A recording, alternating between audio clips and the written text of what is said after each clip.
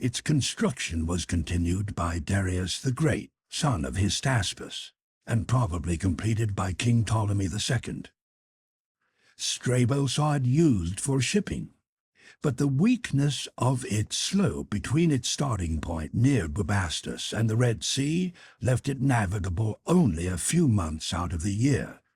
This canal served commerce until the century of Rome's Antonine emperors. It was then abandoned and covered with sand, subsequently reinstated by Arabia's Caliph Omar I, and finally filled in for good in 761 or 762 AD by Caliph al-Mansur in an effort to prevent supplies from reaching Muhammad ibn Abdullah, who had rebelled against him.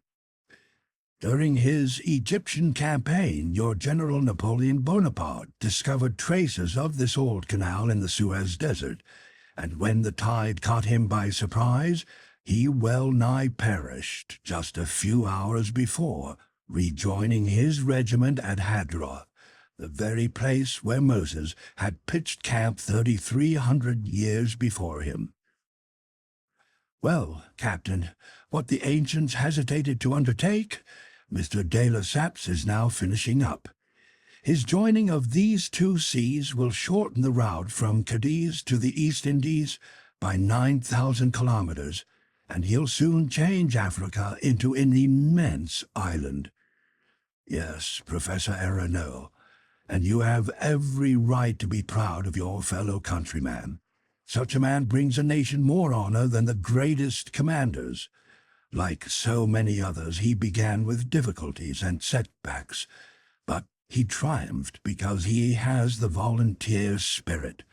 And it's sad to think that this deed, which should have been an international deed, which would have ensured that any administration went down in history, will succeed only through the efforts of one man. So, all hail to Mr. de Lesseps. Yes, all hail to that great French citizen, I replied, quite startled by how emphatically Captain Nemo had just spoken. Unfortunately, he went on, I can't take you through that Suez Canal. But the day after tomorrow, you'll be able to see the long jetties of Port Said when we're in the Mediterranean. In the Mediterranean, I exclaimed. Yes, Professor. Does that amaze you? What amazes me is thinking we'll be there the day after tomorrow. Oh, really?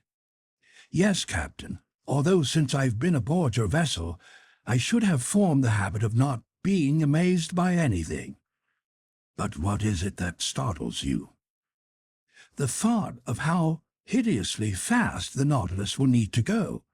If it's to double the Cape of Good Hope, circle around Africa, and lie in the open Mediterranean by the day after tomorrow.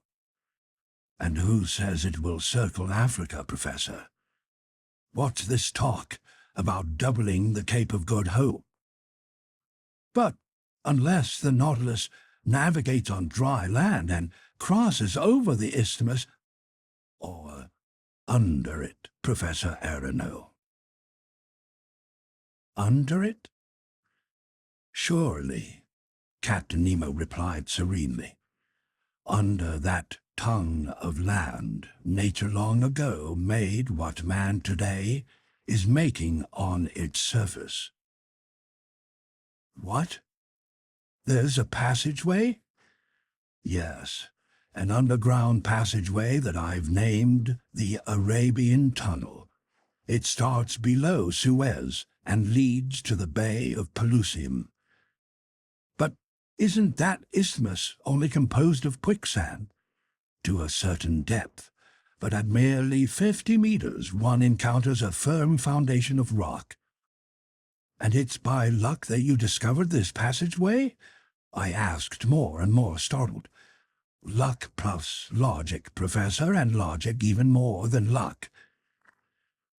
Captain, I hear you, but I can't believe my ears. Oh, sir, the old saying still holds good. Ores habent et non audient. Latin, they have ears, but hear not. Not only does this passageway exist, but I've taken advantage of it on several occasions. Without it, I wouldn't have ventured today into such a blind alley as the Red Sea. Is it indiscreet to ask how you discovered this tunnel? Sir, the captain answered me, there can be no secrets between men who will never leave each other. I ignored this innuendo and waited for Captain Nemo's explanation. Professor, he told me, the simple logic of the naturalist led me to discover this passageway, and I alone am familiar with it. I'd noted that in the Red Sea and the Mediterranean there exist a number of absolutely identical species of fish. Eels, butterfish, greenfish, bass, jewelfish, flying fish. Certain of this fact, I wondered if there weren't a connection between the two seas. If there were, its underground current had to go from the Red Sea to the Mediterranean simply because of their difference in level. So I caught a large number of fish in the vicinity of Suez. I slipped copper rings around their tails and tossed them back into the sea. A few months later, off the coast of Syria, I recaptured a few specimens of my fish, adorned with their telltale rings. So this proved to me that some connection existed between the two seas. I searched for it with my Nautilus. I discovered it. I ventured into it. And soon, Professor, you also will have cleared my Arabic tunnel.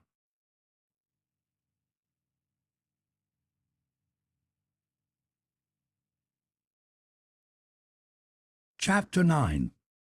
A Lost Continent. The next morning, February 19, I beheld the Canadian entering my stateroom. I was expecting this visit. He wore an expression of great disappointment. "Well, sir," he said to me. "Well, Ned, the fates were against us yesterday." "Yes, that damned captain had to call a halt just as we were going to escape from his boat." "Yes, Ned, he had business with his bakers." "His bakers?" "Or rather his bank vaults, by which I mean this ocean where his wealth is safer than in any national treasury." I then related the evening's incidents to the Canadian, secretly hoping he would come around to the idea of not deserting the captain. But my narrative had no result other than Ned's voicing deep regret that he hadn't strolled across the Vigo battlefield on his own behalf. "Anyhow," he said, "it's not over yet. My first harpoon missed, that's all. We'll succeed the next time as soon as this evening, if need be." "What's the Nautilus's heading?" I asked. "I've no idea," Ned replied. "All right, at noon we'll find out what our position is." The Canadian returned to Conseil's side.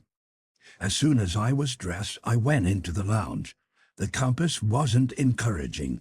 The Nautilus's course was south-southwest. We were turning our backs on Europe. I could hardly wait until our position was reported on the chart. Near 11:30 the ballast tanks emptied, and the submersible rose to the surface of the ocean. I leaped onto the platform. Ned Land was already there. No more shore in sight.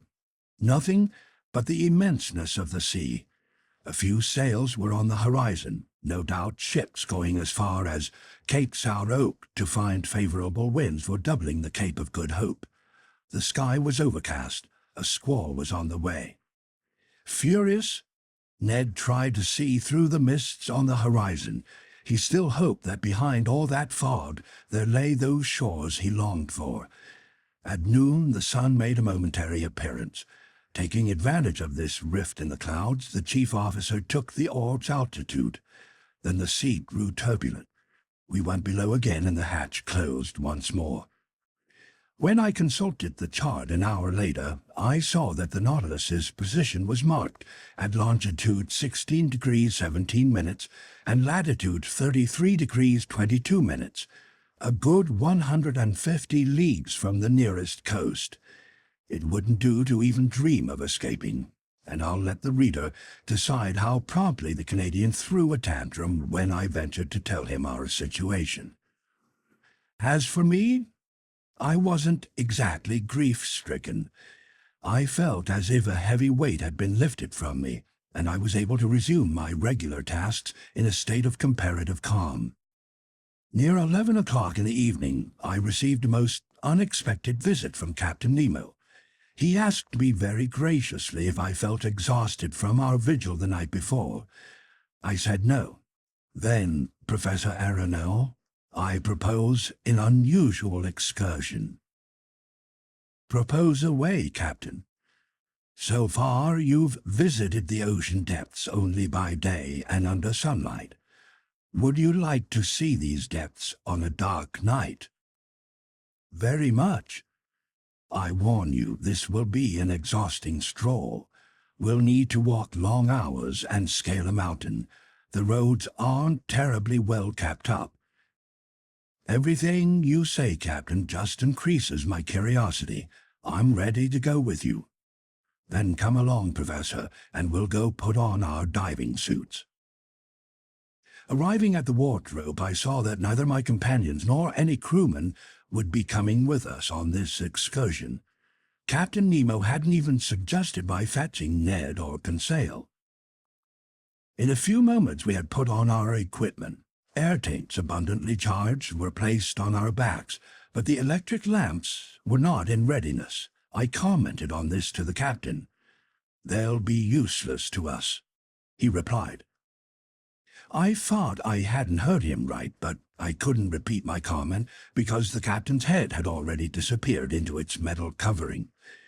I finished harnessing myself. I felt an alpenstock being placed in my hand, and a few minutes later, after the usual procedures, we set foot on the floor of the Atlantic, 300 meters down.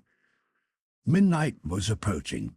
The waters were profoundly dark, but Captain Nemo pointed to a reddish spot in the distance, a sort of wide glow shimmering about 2 miles from the Nautilus. What this fire was, what substances fed it, how and why it kept burning in the liquid mass, I couldn't say. Anyhow, it lit our way, although hazily, but I soon grew accustomed to this unique gloom, and in these circumstances I understood the uselessness of the Ruhmkorff device.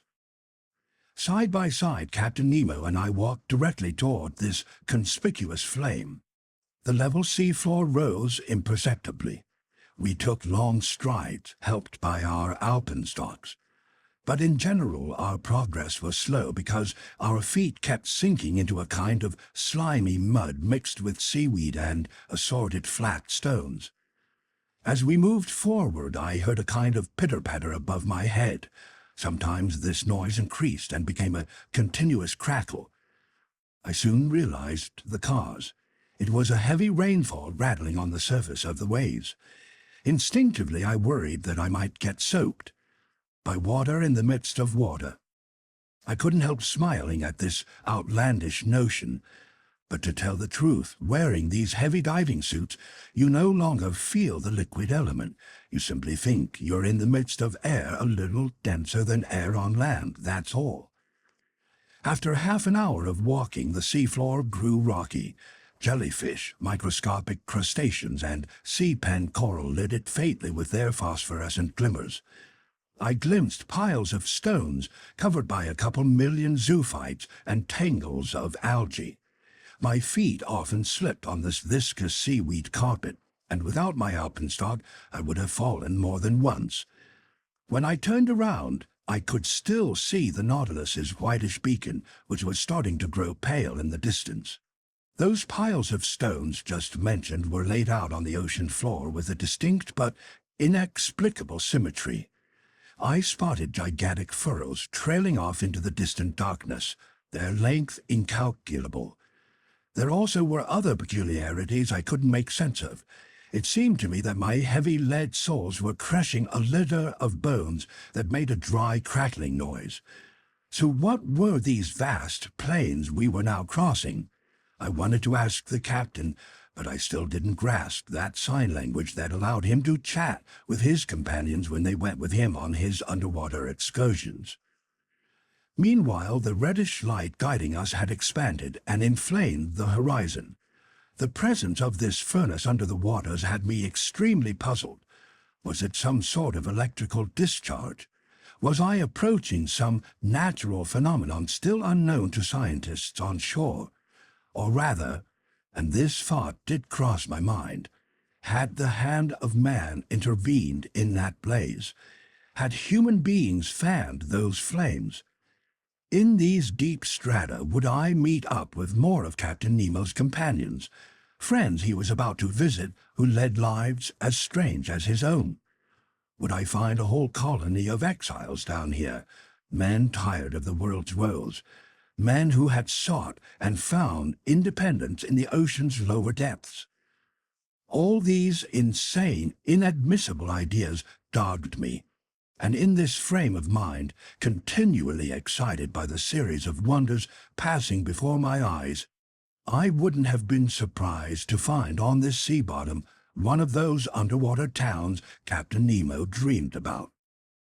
Our path was getting brighter and brighter. The red glow had turned white and was radiating from a mountain peak about 800 feet high.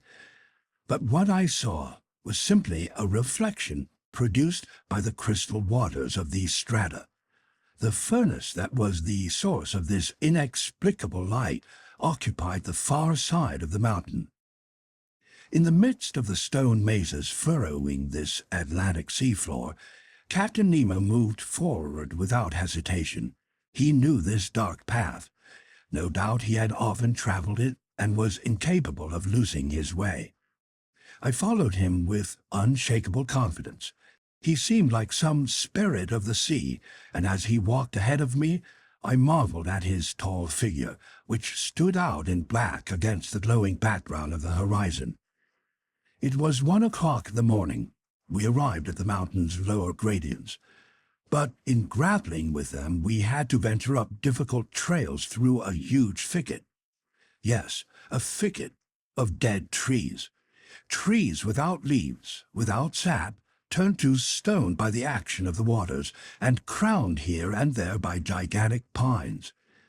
It was like a still, erect coalfield, its roots clutching broken soil, its boughs clearly outlined against the ceiling of the waters like thin, black paper cutouts. Picture a forest clinging to the sides of a peak in the Hartz Mountains, but a submerged forest. The trails were cluttered with algae and fucus plants, hosts of crustaceans swarming among them. I plunged on, scaling rocks, straddling fallen tree trunks, snapping marine creepers that swayed from one tree to another, startling the fish that flitted from branch to branch. Carried away, I didn't feel exhausted anymore. I followed a guide who was immune to exhaustion. What a sight! How can I describe it? How can I portray these woods and rocks in this liquid setting, their lower parts dark and sullen, their upper parts tinted red in this light whose intensity was doubled by the reflecting power of the waters? We scaled rocks that crumbled behind us, collapsing in enormous sections with the hollow rumble of an avalanche. To our right and left there were carved gloomy galleries where the eye lost its way. Huge glades opened up, seemingly cleared by the hand of man, and I sometimes wondered whether some residents of these underwater regions would suddenly appear before me. But Captain Nemo kept climbing. I didn't want to fall behind. I followed him boldly. My alpenstock was a great help. One wrong step would have been disastrous on the narrow paths cut into the sides of these chasms, but I walked along with a firm tread and without the slightest feeling of dizziness. Sometimes I leaped over a crevice whose depth would have made me recoil had I been in the midst of glaciers on shore. Sometimes I ventured out on a wobbling tree trunk fallen across a gorge without looking down, having eyes only for marveling at the wild scenery of this region. There, leaning on erratically cut foundations, monumental rocks seemed to defy the laws of balance. From between their stony knees, trees sprang up like jets under fearsome pressure, supporting other trees that supported them in turn. Next, natural towers with wide, steeply carved battlements leaned at angles that, on dry land, the laws of gravity would never have authorized. And I, too, could feel the difference created by the water's powerful density, despite my heavy clothing, copper headpiece, and metal soles.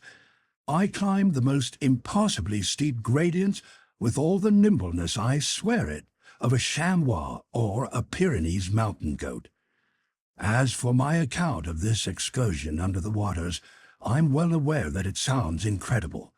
I'm the chronicler of deeds seemingly impossible and yet incontestably real. This was no fantasy. This was what I saw and felt. 2 hours after leaving the Nautilus, we had cleared the timberline, and 100 feet above our heads stood the mountain peak, forming a dark silhouette against the brilliant glare that came from its far slope. Petrified shrubs rambled here and there in sprawling zigzags. Fish rose in a body at our feet like birds startled in tall grass. The rocky mass was gouged with impenetrable crevices, deep caves, unfathomable holes, at whose far ends I could hear fearsome things moving around. My blood would curdle as I watched some enormous antenna bar my path, or saw some frightful pincer snap shut in the shadow of some cavity. 1,000 specks of light glittered in the midst of the gloom.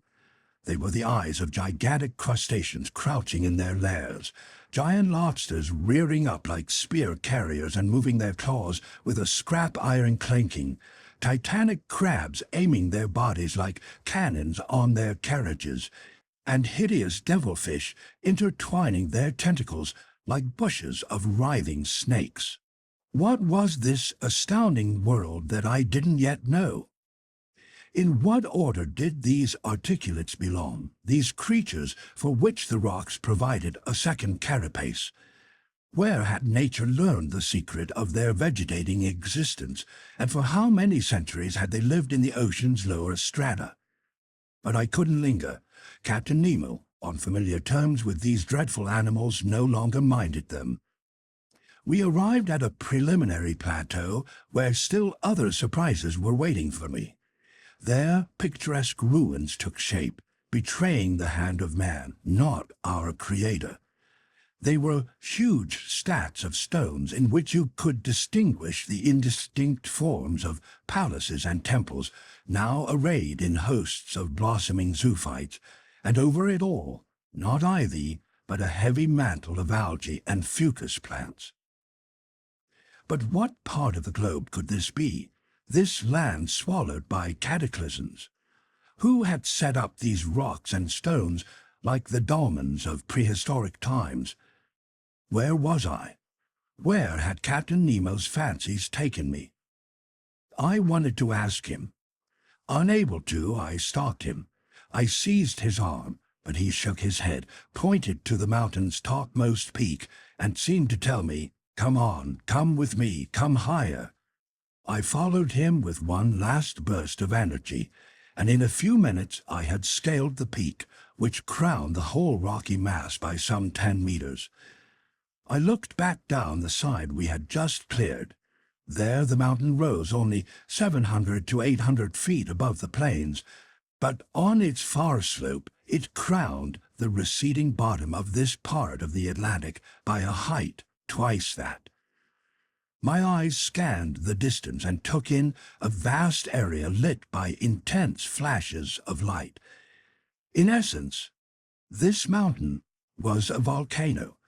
50 feet below its peak, amid a shower of stones and slag, a wide crater vomited torrents of lava that were dispersed in fiery cascades into the heart of the liquid mass. So situated, this volcano was an immense torch that lit up the lower plains all the way to the horizon. As I said, this underwater crater spewed lava, but not flames. Flames need oxygen from the air and are unable to spread underwater, but a lava flow, which contains in itself the principle of its incandescence, can rise to a white heat, overpower the liquid element, and turn it into steam on contact. Swift currents swept away all this diffuse gas, and torrents of lava slid to the foot of the mountain, like the disgorgings of a Mount Vesuvius over the city limits of a second Torre del Greco. In fact, there beneath my eyes was a town in ruins, demolished, overwhelmed, laid low, its roofs caved in, its temples pulled down, its arches dislocated, its columns stretching over the earth. In these ruins you could still detect the solid proportions of a sort of Tuscan architecture, farther off the remains of a gigantic aqueduct. Here the caked heights of an acropolis, along with the fluid forms of a Parthenon.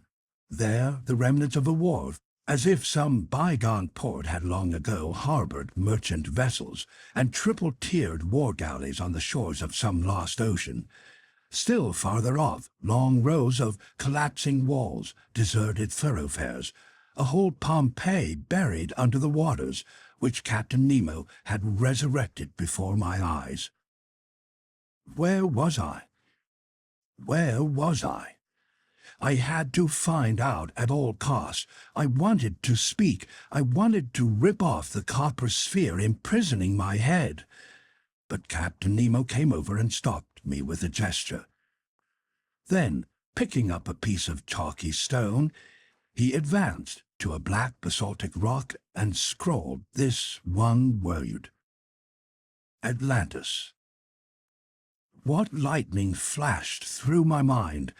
Atlantis, that ancient land of Meropis mentioned by the historian Theopompus, Plato's Atlantis, the continent whose very existence has been denied by such philosophers and scientists as Origen, Porphyry, Iamblichus, Danville, Maltbrun, and Humboldt, who entered its disappearance in the ledger of myths and folk tales.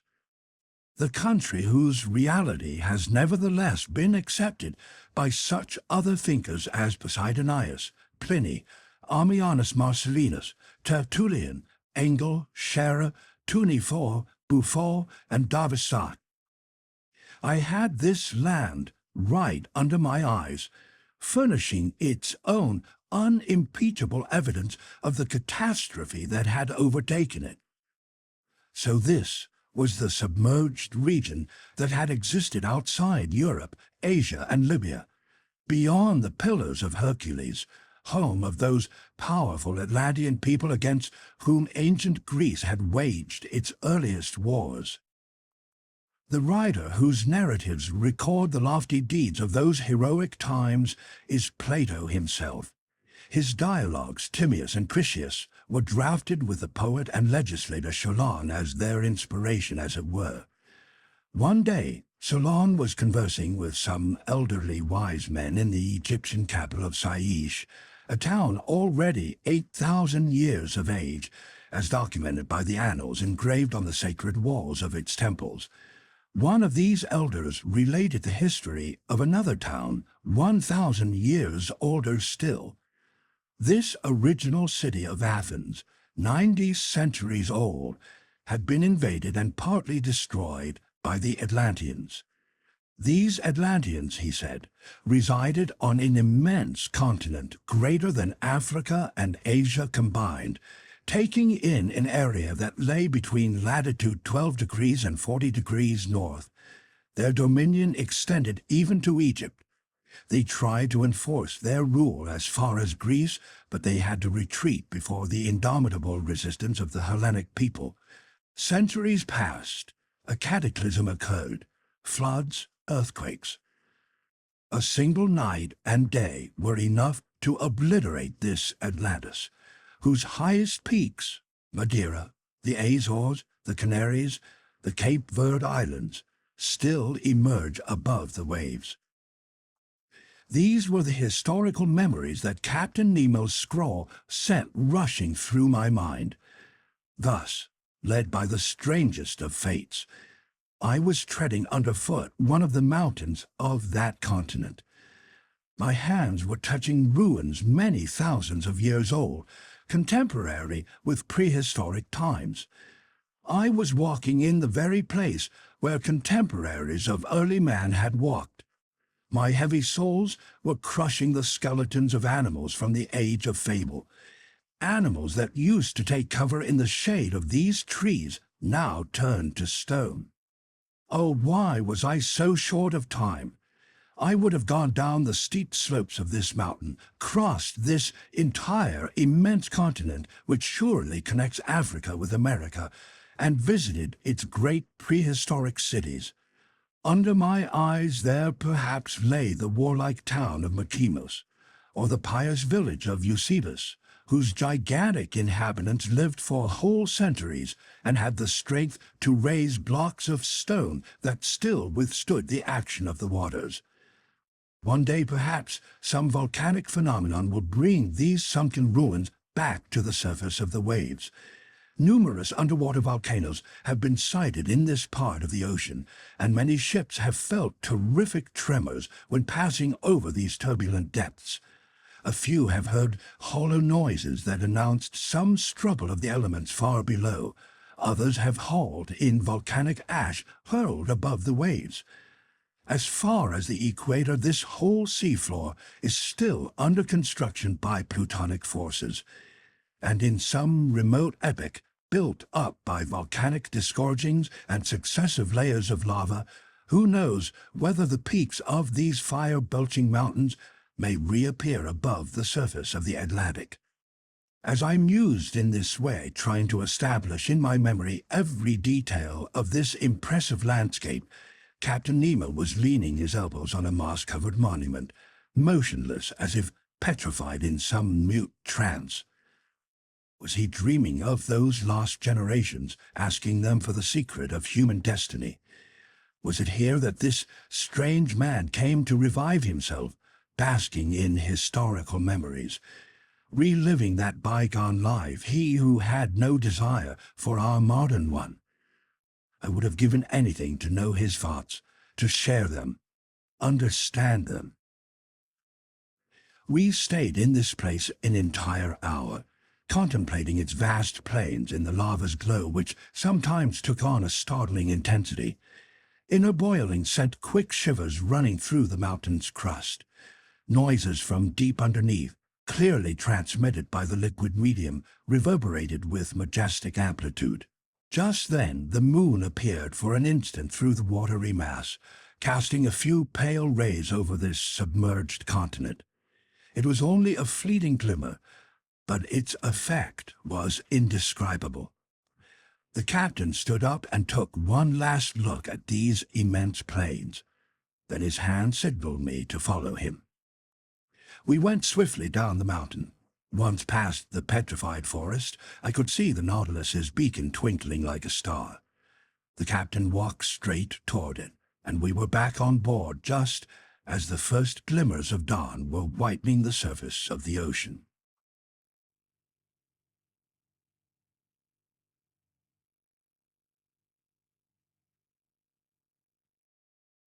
Chapter 5. Arabian Tunnel. The same day I reported to Conseil and Ned Land that part of the foregoing conversation directly concerning them.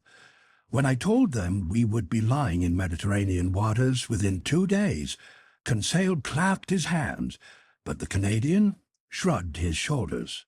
"An underwater tunnel," he exclaimed. "A connection between 2 seas. Who ever heard of such malarkey?" "Ned, my friend," Conseil replied, "had you ever heard of the Nautilus? No, yet here it is. So don't shrug your shoulders so blithely, and don't discount something with the feeble excuse that you've never heard of it." "We'll soon see," Ned Land shot back, shaking his head. After all, I'd like nothing better than to believe in your captain's little passageway, and may heaven grant it really does take us to the Mediterranean. The same evening, at latitude 21 degrees 30 minutes north, the Nautilus was afloat on the surface of the sea and drawing nearer to the Arab coast. I spotted Jeddah, an important financial center for Egypt, Syria, Turkey, and the East Indies. I could distinguish with reasonable clarity the overall effect of its buildings, the ships made fast along its wharves, and those bigger vessels whose draught of water required them to drop anchor at the port's offshore mooring. The sun, fairly low on the horizon, struck full force on the houses in this town, accenting their whiteness. Outside the city limits, some wood or reed huts indicated the quarter where the Bedouins lived. Soon Jeddah faded into the shadows of evening, and the Nautilus went back beneath the mildly phosphorescent waters. The next day, February 10, several ships appeared, running on our opposite tack. The Nautilus resumed its underwater navigating, but at the moment of our noon sights, the sea was deserted and the ship rose again to its waterline. With Ned and Conseil, I went to sit on the platform. The coast to the east looked like a slightly blurred mass in a damp fog. Leaning against the sides of the skiff, we were chatting of one thing or another when Ned Land stretched his hand toward a point in the water, saying to me, "See anything out there, Professor?" "No, Ned," I replied, "but you know I don't have your eyes." "Take a good look," Ned went on. "There, ahead to starboard, almost level with the beacon. Don't you see a mass that seems to be moving around?" "Right," I said after observing carefully. "I can make out something like a long, blackish object on the surface of the water." "A second Nautilus?" Conseil said. "No," the Canadian replied. "Unless I'm badly mistaken, that's some marine animal." "Are there whales in the Red Sea?" Conseil asked. "Yes, my boy," I replied. "They're sometimes found here." "That's no whale," continued Ned Land, whose eyes never strayed from the object they had sighted. "We're old chums, whales and I couldn't mistake their little ways." "Let's wait and see," Conseil said. "The Nautilus is heading that direction, and we'll soon know what we're in for." In fact, that blackish object was soon only a mile away from us. It looked like a huge reef stranded in mid-ocean. What was it? I still couldn't make up my mind. "Oh, it's moving off, it's diving," Ned Land exclaimed. "Damnation, what can that animal be? It doesn't have a forked tail like baleen whales or sperm whales, and its fins look like sawed-off limbs." "But in that case," I put in. "Good Lord," the Canadian went on, "it's rolled over on its back, and it's raising its breasts in the air." "It's a siren," Conseil exclaimed. "With all due respect to Master, it's an actual mermaid." That word siren put me back on track, and I realized that the animal belonged to the order Sirenia, marine creatures that legends have turned into mermaids, half women, half fish. "No," I told Conseil, "that's no mermaid. It's an unusual creature of which only a few specimens are left in the Red Sea. That's a dugong." "Order Sirenia, group Pisciforma, subclass Monodelphia, class Mammalia, branch Vertebrata," Conseil replied. And when Conseil has spoken, there's nothing else to be said. Meanwhile, Ned Land kept staring. His eyes were gleaming with desire at the sight of that animal. His hands were ready to hurl a harpoon. You would have thought he was waiting for the right moment to jump overboard and attack the creature in its own element. "Oh, sir," he told me in a voice trembling with excitement, "I've never killed anything like that." His whole being was concentrated in this last word. Just then, Captain Nemo appeared on the platform. He spotted the dugong. He understood the Canadian's frame of mind and addressed him directly. "If you held a harpoon, Mr. Land, wouldn't your hands be itching to put it to work?" "Positively, sir." "And just for one day, would it displease you to return to your fisherman's trade and add this cetacean to the list of those you've already hunted down?" "It wouldn't displease me one bit." "All right, you can try your luck." "Thank you, sir," Ned Land replied, his eyes ablaze. "Only," the captain went on, "I urge you to aim carefully at this animal in your own personal interest." "Is the dugong dangerous to attack?" I asked, despite the Canadian's shrug of the shoulders. "Yes, sometimes," the captain replied. "These animals have been known to turn on their assailants and capsize their longboats. But with Mr. Land, that danger isn't to be feared. His eye is sharp, his arm is sure. If I recommend that he aim carefully at this dugong, it's because the animal is justly regarded as fine game, and I know Mr. Land doesn't despise a choice morsel."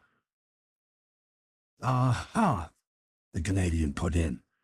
"This beast offers the added luxury of being good to eat?" "Yes, Mr. Land. Its flesh is actual red meat, highly prized and set aside throughout Malaysia for the tables of aristocrats. Accordingly, this excellent animal has been hunted so bloodthirstily that, like its manatee relatives, it has become more and more scarce." "In that case, Captain," Conseil said in all seriousness, "on the off chance that this creature might be the last of its line, wouldn't it be advisable to spare its life in the interests of science?" "Maybe," the Canadian answered, "it would be better to hunt it down in the interests of mealtime." "Then proceed, Mr. Land," Captain Nemo replied. Just then, as mute and emotionless as ever, 7 crewmen climbed onto the platform. One carried a harpoon and line similar to those used in whale fishing. Its deck paneling opened, the skiff was wrenched from its socket and launched to sea. 6 rowers sat on the thwarts, and the coxswain took the tiller. Ned, Conseil, and I found seats in the stern. "Aren't you coming, Captain?" I asked. "No, sir, but I wish you happy hunting." The skiff pulled clear, and carried off by its 6 oars, it headed swiftly toward the dugong, which by then was floating 2 miles from the Nautilus. Arriving within a few cable lengths of the cetacean, our longboat slowed down, and the sculls dipped noiselessly into the tranquil waters. Harpoon in hand, Ned Land went to take his stand in the skiff's bow. Harpoons used for hunting whales are usually attached to a very long rope that pays out quickly when the wounded animal drags it with him. But this rope measured no more than about 10 fathoms, and its end had simply been fastened to a small barrel that, while floating, would indicate the dugong's movements beneath the waters. I stood up and could clearly observe the Canadian's adversary. This dugong, which also boasts the name halicore, closely resembled a manatee. Its oblong body ended in a very long caudal fin, and its lateral fins in actual fingers. It differs from the manatee in that its upper jaw is armed with 2 long pointed teeth that form diverging tusks on either side. This dugong that Ned Land was preparing to attack was of colossal dimensions, easily exceeding 7 meters in length. It didn't stir and seemed to be sleeping on the surface of the waves, a circumstance that should have made it easier to capture. The skiff approached cautiously to within 3 fathoms of the animal. The oars hung suspended above their rowlocks. I was crouching. His body leaning slightly back, Ned Land brandished his harpoon with expert hands. Suddenly a hissing sound was audible, and the dugong disappeared. Although the harpoon had been forcefully hurled, it apparently had hit only water. "Damnation!" exclaimed the furious Canadian. "I missed it." "No," I said. "The animal's wounded. There's its blood. But your weapon didn't stick in its body." "My harpoon! Get my harpoon!" Ned Land exclaimed. The sailors went back to their sculling, and the coxswain steered the longboat toward the floating barrel. We fished up the harpoon, and the skiff started off in pursuit of the animal. The latter returned from time to time to breathe at the surface of the sea. Its wound hadn't weakened it because it went with tremendous speed. Driven by energetic arms, the longboat flew on its trail. Several times we got within a few fathoms of it, and the Canadian hovered in readiness to strike. But then the dugong would steal away with a sudden dive, and it proved impossible to overtake the beast. I'll let you assess the degree of anger consuming our impatient Ned Land. He hurled at the hapless animal the most potent swear words in the English language. For my part, I was simply distressed to see this dugong outwit our every scheme. We chased it unflaggingly for a full hour, and I'd begun to think it would prove too difficult to capture, when the animal got the untimely idea of taking revenge on us, a notion it would soon have cause to regret. It wheeled on the skiff to assault us in its turn. This maneuver did not escape the Canadian. "Watch out," he said. The coxswain pronounced a few words in his bizarre language, and no doubt he alerted his men to keep on their guard.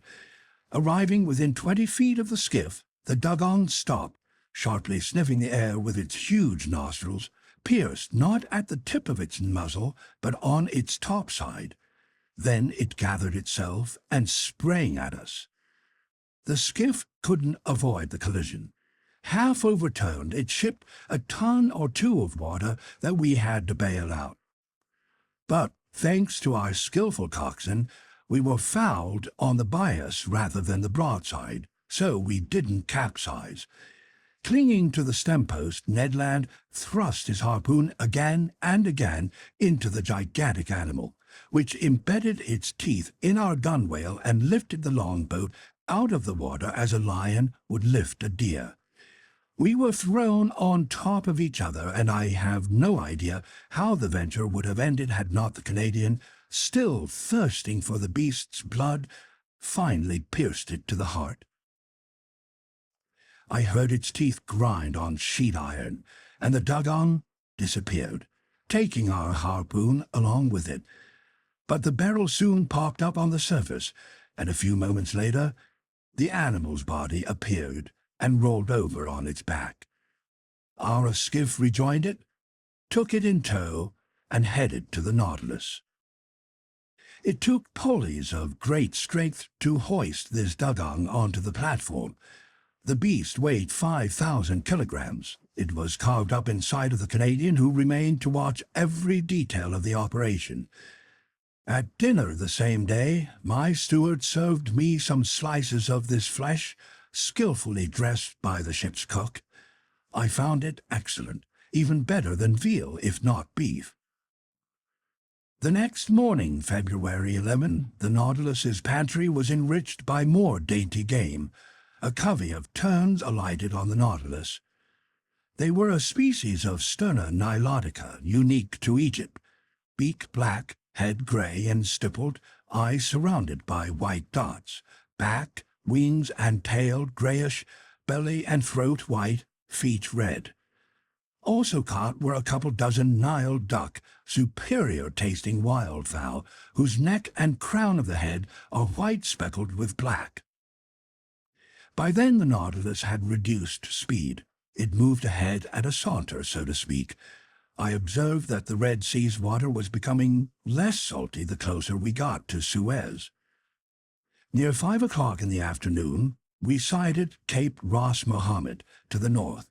This cape forms the tip of Arabia Petraea, which lies between the Gulf of Suez and the Gulf of Aqaba.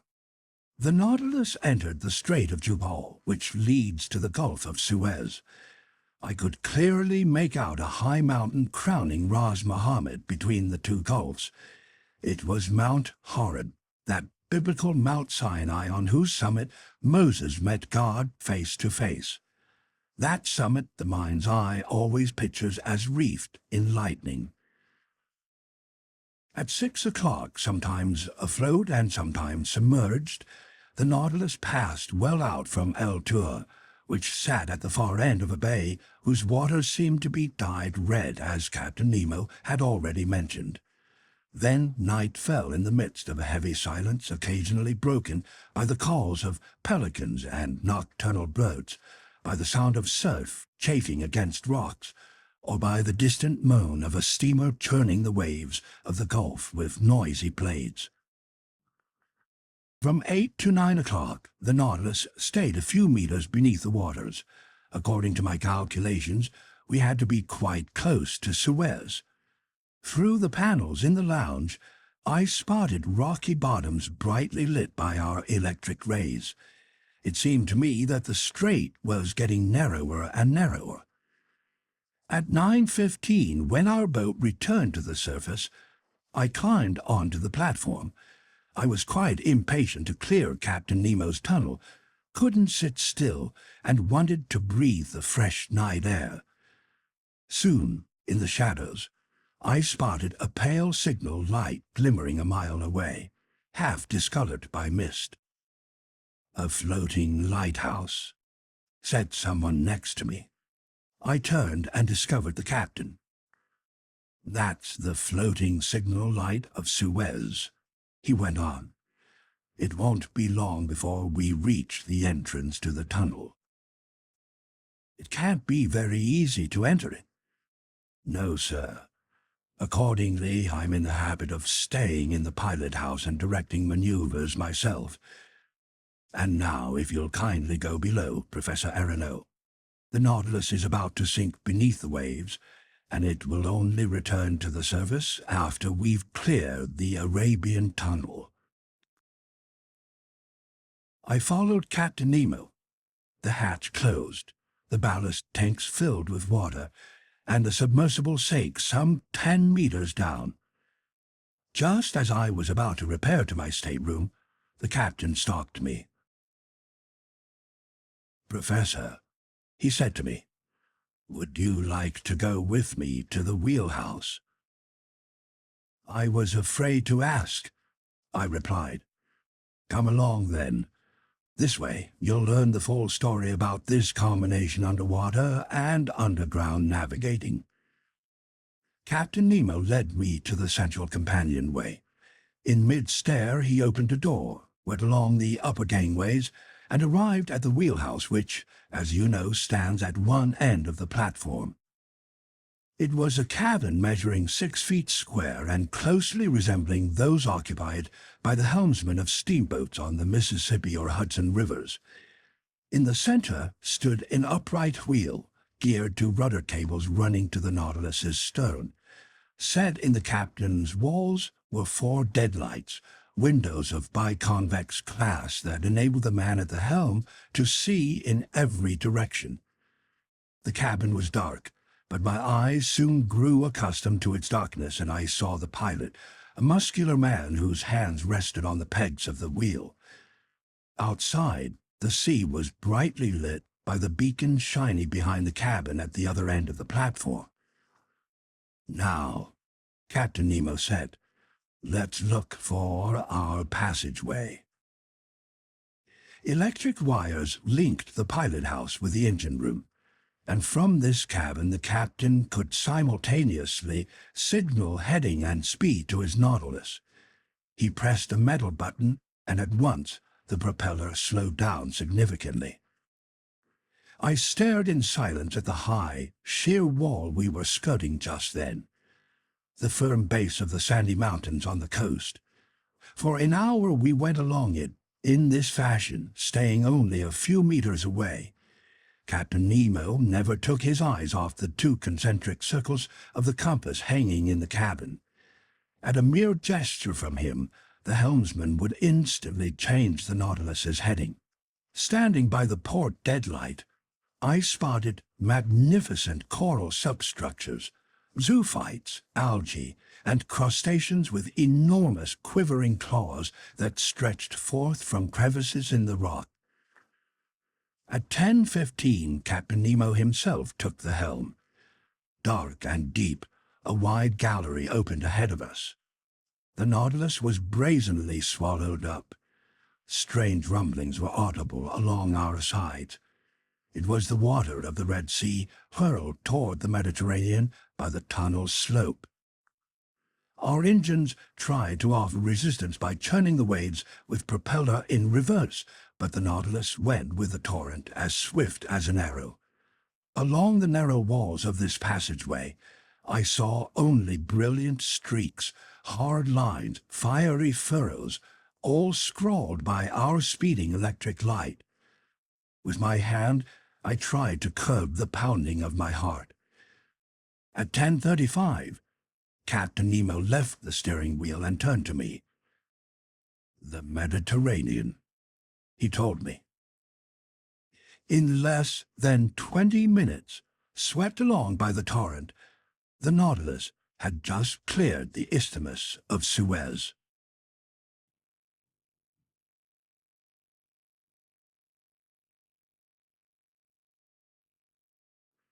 Chapter 6. The Greek Islands.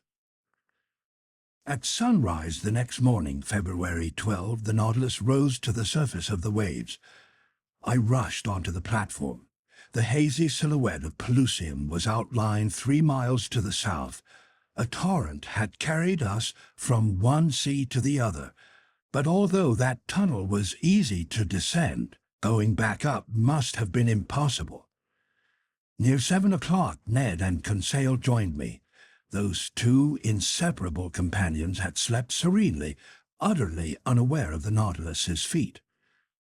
"Well, Mr. Naturalist," the Canadian asked in a gently mocking tone, "and how about that Mediterranean?" "We're floating on its surface, Ned, my friend." "What?" Conseil put in. "Last night?" "Yes, last night. In a matter of minutes, we cleared that insufferable isthmus." "I don't believe a word of it," the Canadian replied. "And you're in the wrong, Mr. Land," I went on. "That flat coastline curving southward is the coast of Egypt." "Tell it to the Marines, sir," answered the stubborn Canadian. "But if master says so," Conseil told him, "then so be it." "What's more, Ned," I said, "Captain Nemo himself did the honors in his tunnel, and I stood beside him in the pilot house while he steered the Nautilus through that narrow passageway." "You hear, Ned?" Conseil said. "And you, Ned, who have such good eyes," I added, "you can spot the jetties of Port Said stretching out to sea." The Canadian looked carefully. "Correct," he said. "You're right, Professor. And your captain's a superman. We're in the Mediterranean. Fine.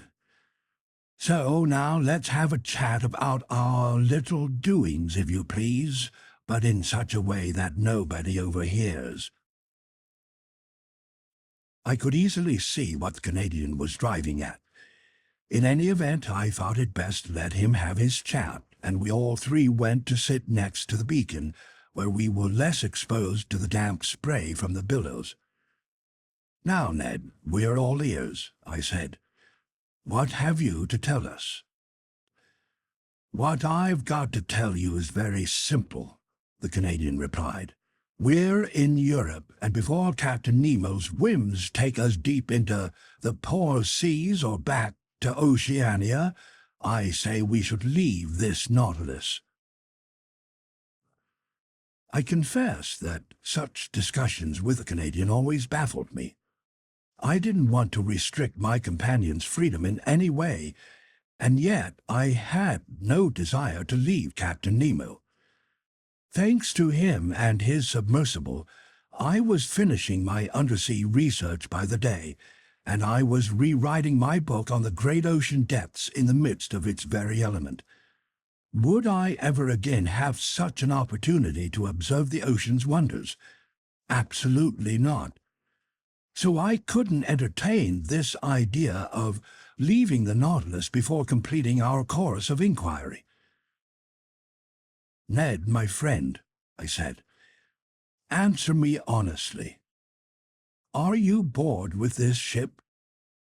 Are you sorry that fate has cast you into Captain Nemo's hands?" The Canadian paused for a short while before replying. Then, crossing his arms, "Honestly," he said, "I'm not sorry about this voyage under the seas. I'll be glad to have done it, but in order to have done it, it has to finish. That's my feeling." "It will finish, Ned.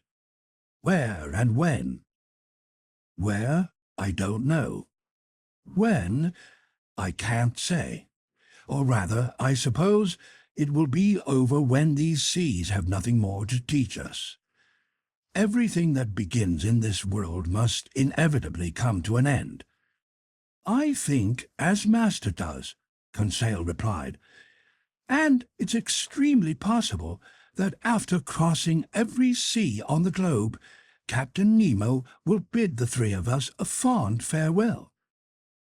"Bid us a fond farewell?" the Canadian exclaimed. "You mean beat us to a fare thee well." "Let's not exaggerate, Mr. Land," I went on. "We have nothing to fear from the captain, but neither do I share Conseil's views.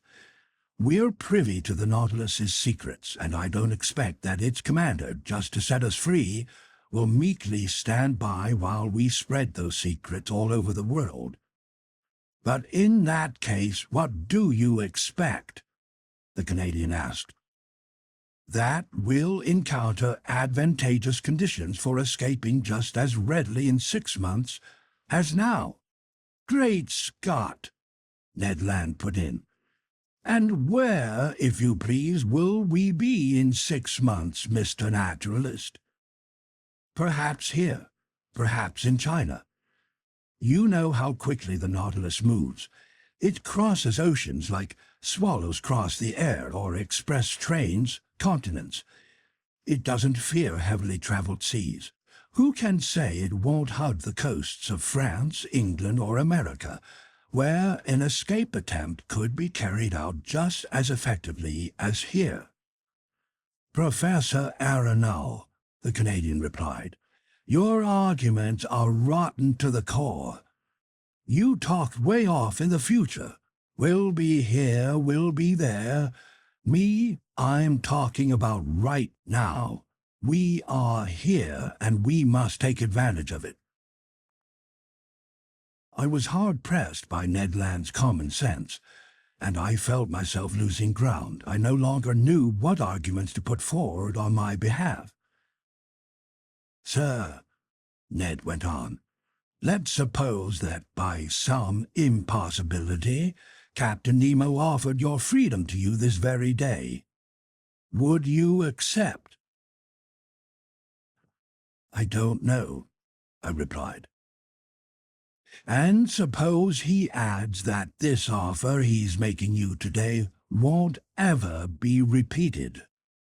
Then would you accept?" I did not reply. "And what thinks our friend Conseil?" Ned Land asked. Your friend, Conseil, the fine lad replied serenely, has nothing to say for himself. He's a completely disinterested party on this question. Like his master, like his comrade Ned, he's a bachelor. Neither wife, parents, nor children are waiting for him back home. He's in master's employ. He thinks like master, he speaks like master, and, much to his regret, he can't be counted on to form a majority. Only two persons face each other here. Master on one side, Ned Land on the other.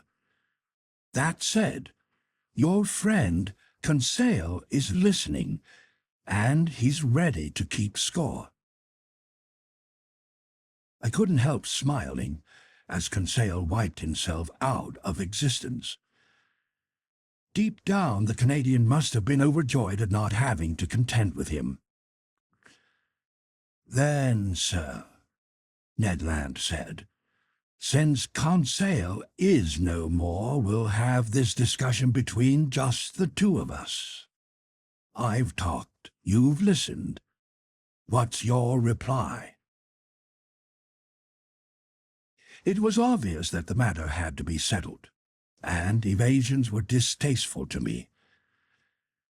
Ned, my friend, I said, here is my reply. You have right on your side, and my arguments can't stand up to yours. It will never do to count on Captain Nemo's benevolence. The most ordinary good sense would forbid him to set us free. On the other hand, good sense decrees that we take advantage of our first opportunity to leave the Nautilus. Fine, Professor Aronnax, that's wisely said. But one proviso, I said, just one. The opportunity must be the real thing. Our first attempt to escape must succeed, because if it misfires, we won't get a second chance, and Captain Nemo will never forgive us. That's also well put, the Canadian replied. But your proviso applies to any escape attempt, whether it happens in 2 years or 2 days. So this is still the question. If a promising opportunity comes up, we have to grab it. Agreed.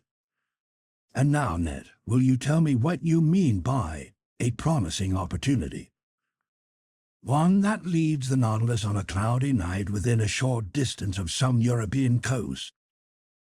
And you'll try to get away by swimming? Yes, if we're close enough to shore and the ship's afloat on the surface. No, if we're well out and the ship's navigating under the waters. And in that event? In that event, I'll try to get hold of the skiff. I know how to handle it. We'll stick ourselves inside, undo the bolts, and rise to the surface without the helmsman in the bow seeing the thing. Fine, Ned. Stay on the lookout for such an opportunity, but don't forget, one slip-up will finish us. I won't forget, sir. And now, Ned, would you like to know my overall thinking on your plan? Gladly, Professor Aronnax. Well then, I think, and I don't mean I hope, that your promising opportunity won't ever arise. Why not? Because Captain Nemo recognizes that we haven't given up all hope of recovering our freedom, and he'll keep on his guard, above all in seas within sight of the coasts of Europe. I'm of master's opinion, Conseil said. We'll soon see, Ned Land replied, shaking his head with a determined expression. And now, Ned Land, I added, let's leave it at that. Not another word on any of this.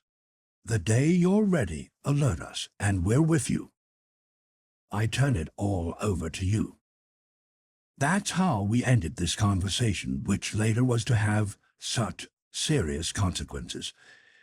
At first, I must say, events seemed to confirm my forecasts, much to the Canadians' despair. Did Captain Nemo view us with distrust in these heavily traveled seas, or did he simply want to hide from the sight of those ships of every nation that plowed the Mediterranean? I have no idea. But usually he stayed in midwater and well out from any coast. Either the Nautilus surfaced only enough to let its pilot house emerge, or it slipped away to the lower depths, although between the Greek islands and Asia Minor we didn't find bottom even at 2,000 meters down. Accordingly, I became aware of the Isle of Carpathos, one of the Sporades Islands, only when Captain Nemo placed his finger over a spot on the world map and quoted me this verse from Virgil. Est in Carpathio Neptuni gurgite vates carulius Proteus. Latin. There in King Neptune's domain by Carpathos, his spokesman is azure-hued Proteus. It was indeed that bygone abode of Proteus, the old shepherd of King Neptune's flocks, an island located between Rhodes and Crete, which Greeks now call Carpathos, Italian Scarpanto. Through the lounge window I could see only its granite bedrock. The next day, February 14, I decided to spend a few hours studying the fish of this island group, but for whatever reason the panels remained hermetically sealed. After determining the Nautilus's heading, I noted that it was proceeding toward the ancient island of Crete, also called Candia. At the time I had shipped aboard the Abraham Lincoln, this whole island was in rebellion against its tyrannical rulers, the Ottoman Empire of Turkey. But since then I had absolutely no idea what happened to this revolution, and Captain Nemo, deprived of all contact with the shore, was hardly the man to keep me informed. So I didn't allude to this event when, that evening, I chanced to be alone with the captain in the lounge. Besides, he seemed silent and preoccupied. Then, contrary to custom, he ordered that both panels in the lounge be opened, and going from the one to the other, he carefully observed the watery mass. For what purpose? I hadn't a guess, and for my part, I spent my time studying the fish that passed before my eyes. Among others, I noted that sand goby mentioned by Aristotle and commonly known by the name sea loach, which is encountered exclusively in the salty waters next to the Nile Delta. Near them, some semi-phosphorescent red porgy rolled by, a variety of gilthead that the Egyptians ranked among their sacred animals, lauding them in religious ceremonies when their arrival in the river's waters announced the fertile flood season. I also noticed some wrasse known as the tapiro, 3 decimeters long, bony fish with transparent scales whose bluish-gray color is mixed with red spots. They're enthusiastic eaters of marine vegetables, which gives them an exquisite flavor. Hence, these tapiro were much in demand by the epicures of ancient Rome, and their entrails were dressed with brains of peacock, tongue of flamingo, and testes of moray to make that divine platter that so enraptured the Roman Emperor of Vitellius. Another resident of these seas caught my attention and revived all my memories of antiquity. This was the remora, which travels attached to the bellies of sharks. As the ancients tell it, when these little fish cling to the undersides of a ship, they can bring it to a halt, and by so impeding Mark Antony's vessel during the Battle of Actium, one of them facilitated the victory of Augustus Caesar. From such slender threads hang the destinies of nations. I also observed some wonderful snappers belonging to the order Lutyanida, sacred fish for the Greeks, who claim they could drive off sea monsters from the waters they frequent. Their Greek name, Anthias, means flower, and they live up to it in the play of their colors and in those fleeting reflections that turn their dorsal fins into watered silk. Their hues are confined to a gamut of reds, from the pallor of pink to the glow of ruby. I couldn't take my eyes off these marine wonders when I was suddenly jolted by an unexpected apparition. In the midst of the waters, a man appeared, a diver carrying a little leather bag at his belt. It was no corpse lost in the waves. It was a living man, swimming vigorously, sometimes disappearing to breathe at the surface, then instantly diving again. I turned to Captain Nemo, and in an agitated voice, "A man, a castaway," I exclaimed. "We must rescue him at all cost." The captain didn't reply, but went to lean against the window. The man drew near, and gluing his face to the panel, he stared at us. To my deep astonishment, Captain Nemo gave him a signal. The diver answered with his hand, immediately swam up to the surface of the sea, and didn't reappear. "Don't be alarmed," the captain told me. "That's Nicholas from Cape Matapan, nicknamed Il Pesce. Italian, the fish. He's well known throughout the Cyclades Islands, a bold diver. Water is his true element, and he lives in the sea more than on shore, going constantly from one island to another, even to Crete." "You know him, Captain?" "Why not, Professor Aronnax?" This said, Captain Nemo went to a cabinet standing near the lounge's left panel. Next to this cabinet I saw a chest bound with hoops of iron, its lid bearing a copper plaque that displayed the Nautilus's monogram with its motto, Mobilis in Mobili. Just then, ignoring my presence, the captain opened this cabinet, a sort of safe that contained a large number of ingots. They were gold ingots, and they represented an enormous sum of money. Where had this precious metal come from? How had the captain amassed this gold, and what was he about to do with it? I didn't pronounce a word. I gaped. Captain Nemo took out the ingots one by one and arranged them methodically inside the chest, filling it to the top, at which point I estimate that it held more than 1,000 kilograms of gold, in other words, close to 5 million francs. After securely fastening the chest, Captain Nemo wrote an address on its lid in characters that must have been modern Greek. This done, the captain pressed a button whose wiring was in communication with the crew's quarters. 4 men appeared and, not without difficulty, pushed the chest out of the lounge. Then I heard them hoist it up the iron companionway by means of pulleys. Just then, Captain Nemo turned to me. "You were saying, Professor?" he asked me. "I wasn't saying a thing, Captain." "Then, sir, with your permission, I'll bid you good evening." And with that, Captain Nemo left the lounge. I re-entered my stateroom very puzzled, as you can imagine. I tried in vain to fall asleep. I kept searching for a relationship between the appearance of the diver and that chest filled with gold. Soon, from certain rolling and pitching movements, I sensed that the Nautilus had left the lower strata and was back on the surface of the water. Then I heard the sound of footsteps on the platform. I realized that the skiff was being detached and launched to sea. For an instant it bumped the Nautilus's side, then all sound ceased.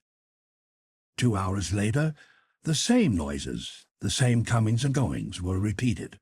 Hoisted on board, the longboat was readjusted into its socket, and the Nautilus plunged back beneath the waves. So those millions had been delivered to their address. At what spot on the continent? Who was the recipient of Captain Nemo's gold? The next day I related the night's events to Conseil and the Canadian, events that had aroused my curiosity to a fever pitch. My companions were as startled as I was. "But where does he get those millions?" Ned Land asked. To this, no reply was possible. After breakfast, I made my way to the lounge and went about my work. I wrote up my notes until 5 o'clock in the afternoon. Just then, was it due to some personal indisposition, I felt extremely hot and had to take off my jacket made of fan muscle fabric. A perplexing circumstance because we weren't in the low latitudes, and besides, once the Nautilus was submerged, it shouldn't be subject to any rise in temperature. I looked at the pressure gauge. It marked a depth of 60 feet, a depth beyond the reach of atmospheric heat. I kept on working, but the temperature rose to the point of becoming unbearable. Could there be a fire on board? I wondered. I was about to leave the lounge when Captain Nemo entered. He approached the thermometer, consulted it, and turned to me. 42 degrees centigrade, he said. "I've detected as much, Captain," I replied. "And if it gets even slightly hotter, we won't be able to stand it." "Oh, Professor, it won't get any hotter unless we want it to." "You mean you can control this heat?" "No, but I can back away from the fireplace producing it." "So it's outside?" "Surely. We're cruising in a current of boiling water." "It can't be," I exclaimed. "Look." The panels had opened, and I could see a completely white sea around the Nautilus, steaming sulphurous fumes uncoiled in the midst of waves bubbling like water in a boiler. I leaned my hand against one of the windows, but the heat was so great I had to snatch it back. "Where are we?" I asked. "Near the island of Santorini, Professor," the captain answered me, "and right in the channel that separates the volcanic islets of Nea Kamenni and Pelea Kamenni. I wanted to offer you the unusual sight of an underwater eruption." "I thought," I said, "that the formation of such new islands had come to an end." "Nothing ever comes to an end in these volcanic waterways," Captain Nemo replied. "And thanks to its underground fires, our globe is continuously under construction in these regions.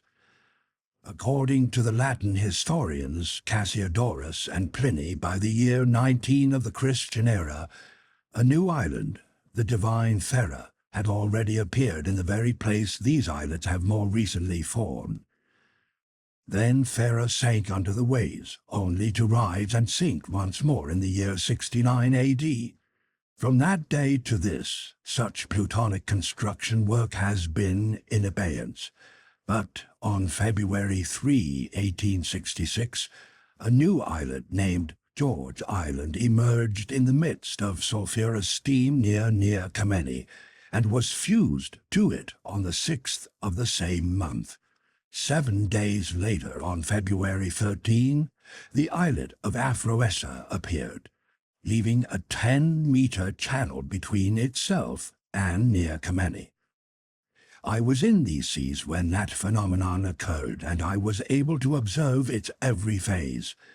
The islet of Aphroessa was circular in shape, measuring 300 feet in diameter and 30 feet in height. It was made of black, glassy lava mixed with bits of feldspar. Finally, on March 10, a smaller islet called Reka appeared next to Nea Kamenni, and since then these 3 islets have fused to form one single self-same island. "What about this channel we're in right now?" I asked. "Here it is," Captain Nemo replied, showing me a chart of the Greek islands. you observe that I've entered the new islets in their place. But will this channel fill up one day? Very likely, Professor Aronnax. Because since 1866, 8 little lava islets have surged up in front of the port of St. Nicholas on Pelea Comedy. So it's obvious that Nia and Pelea will join in days to come. In the middle of the Pacific, tiny infusoria build continents. But here, they're built by volcanic phenomena. Look, sir, look at the construction work going on under these waves. I returned to the window. The Nautilus was no longer moving. The heat had become unbearable. From the white it had recently been, the sea was turning red, a coloration caused by the presence of iron salts. Although the lounge was hermetically sealed, it was filling with an intolerable stink of sulfur, and I could see scarlet flames of such brightness they overpowered our electric light. I was swimming in perspiration. I was stifling. I was about to be cooked. Yes, I felt myself cooking in actual fact. "We can't stay any longer in this boiling water," I told the captain. "No, it wouldn't be advisable," replied Nemo, the emotionless. He gave an order. The Nautilus tacked about and retreated from this furnace it couldn't brave with impunity. A quarter of an hour later, we were breathing fresh air on the surface of the waves. It then occurred to me that if Ned had chosen these waterways for our escape attempt, we wouldn't have come out alive from this sea of fire. The next day, February 16, we left this basin, which tallies depths of 3,000 meters between Rhodes and Alexandria, and passing well out from Serigo Island after doubling Cape Matapan, the Nautilus left the Greek islands behind.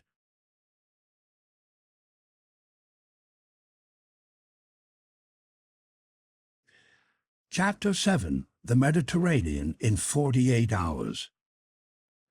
The Mediterranean, your ideal blue sea. To Greeks, simply the sea. To Hebrews, the Great Sea. To Romans, Mare Nostrum. Latin, our sea. Bordered by orange trees, aloes, cactus, and maritime pine trees, perfumed with the scent of myrtle, framed by rugged mountains, saturated with clean, transparent air, but continuously under construction by fires in the earth. This sea is a genuine battlefield where Neptune and Pluto still struggle for world domination. Here on these beaches and waters, says the French historian Michelet, a man is revived by one of the most invigorating climates in the world. But as beautiful as it was, I could get only a quick look at this basin, whose surface area comprises 2 million square kilometers. Even Captain Nemo's personal insights were denied me, because that mystifying individual didn't appear one single time during our high-speed crossing. I estimate that the Nautilus covered a track of some 600 leagues under the waves of this sea, and this voyage was accomplished in just 24 hours times 2. Departing from the waterways of Greece on the morning of February 16, we cleared the Strait of Gibraltar by sunrise on the 18th. It was obvious to me that this Mediterranean, pinned in the middle of those shores he wanted to avoid, gave Captain Nemo no pleasure. Its waves and breezes brought back too many memories, if not too many regrets. Here he no longer had the ease of movement and freedom of maneuver that the oceans allowed him, and his Nautilus felt cramped so close to the coasts of both Africa and Europe. Accordingly, our speed was 25 miles, that is, 12 4-kilometer leads, per hour. Needless to say, Ned Land had to give up his escape plans, much to his distress. Swept along at the rate of 12 to 13 meters per second, he could hardly make use of the skiff. Leading the Nautilus under these conditions would have been like jumping off a train racing at this speed, a rash move if there ever was one. Moreover, to renew our air supply, the submersible rose to the surface of the waves only at night, and relying solely on compass and log, it steered by dead reckoning. Inside the Mediterranean, then, I could catch no more of its fast-passing scenery than a traveller might see from an express train. In other words, I could view only the distant horizons because the foregrounds flashed by like lightning. But Conseil and I were able to observe those Mediterranean fish, whose powerful fins kept pace for a while in the Nautilus's waters. We stayed on watch before the lounge windows, and our notes enabled me to reconstruct in a few words the ichthyology of this sea. Among the various fish inhabiting it, some I viewed, others I glimpsed, and the rest I missed completely because of the Nautilus's speed. Kindly allow me to sort them out using this whimsical system of classification.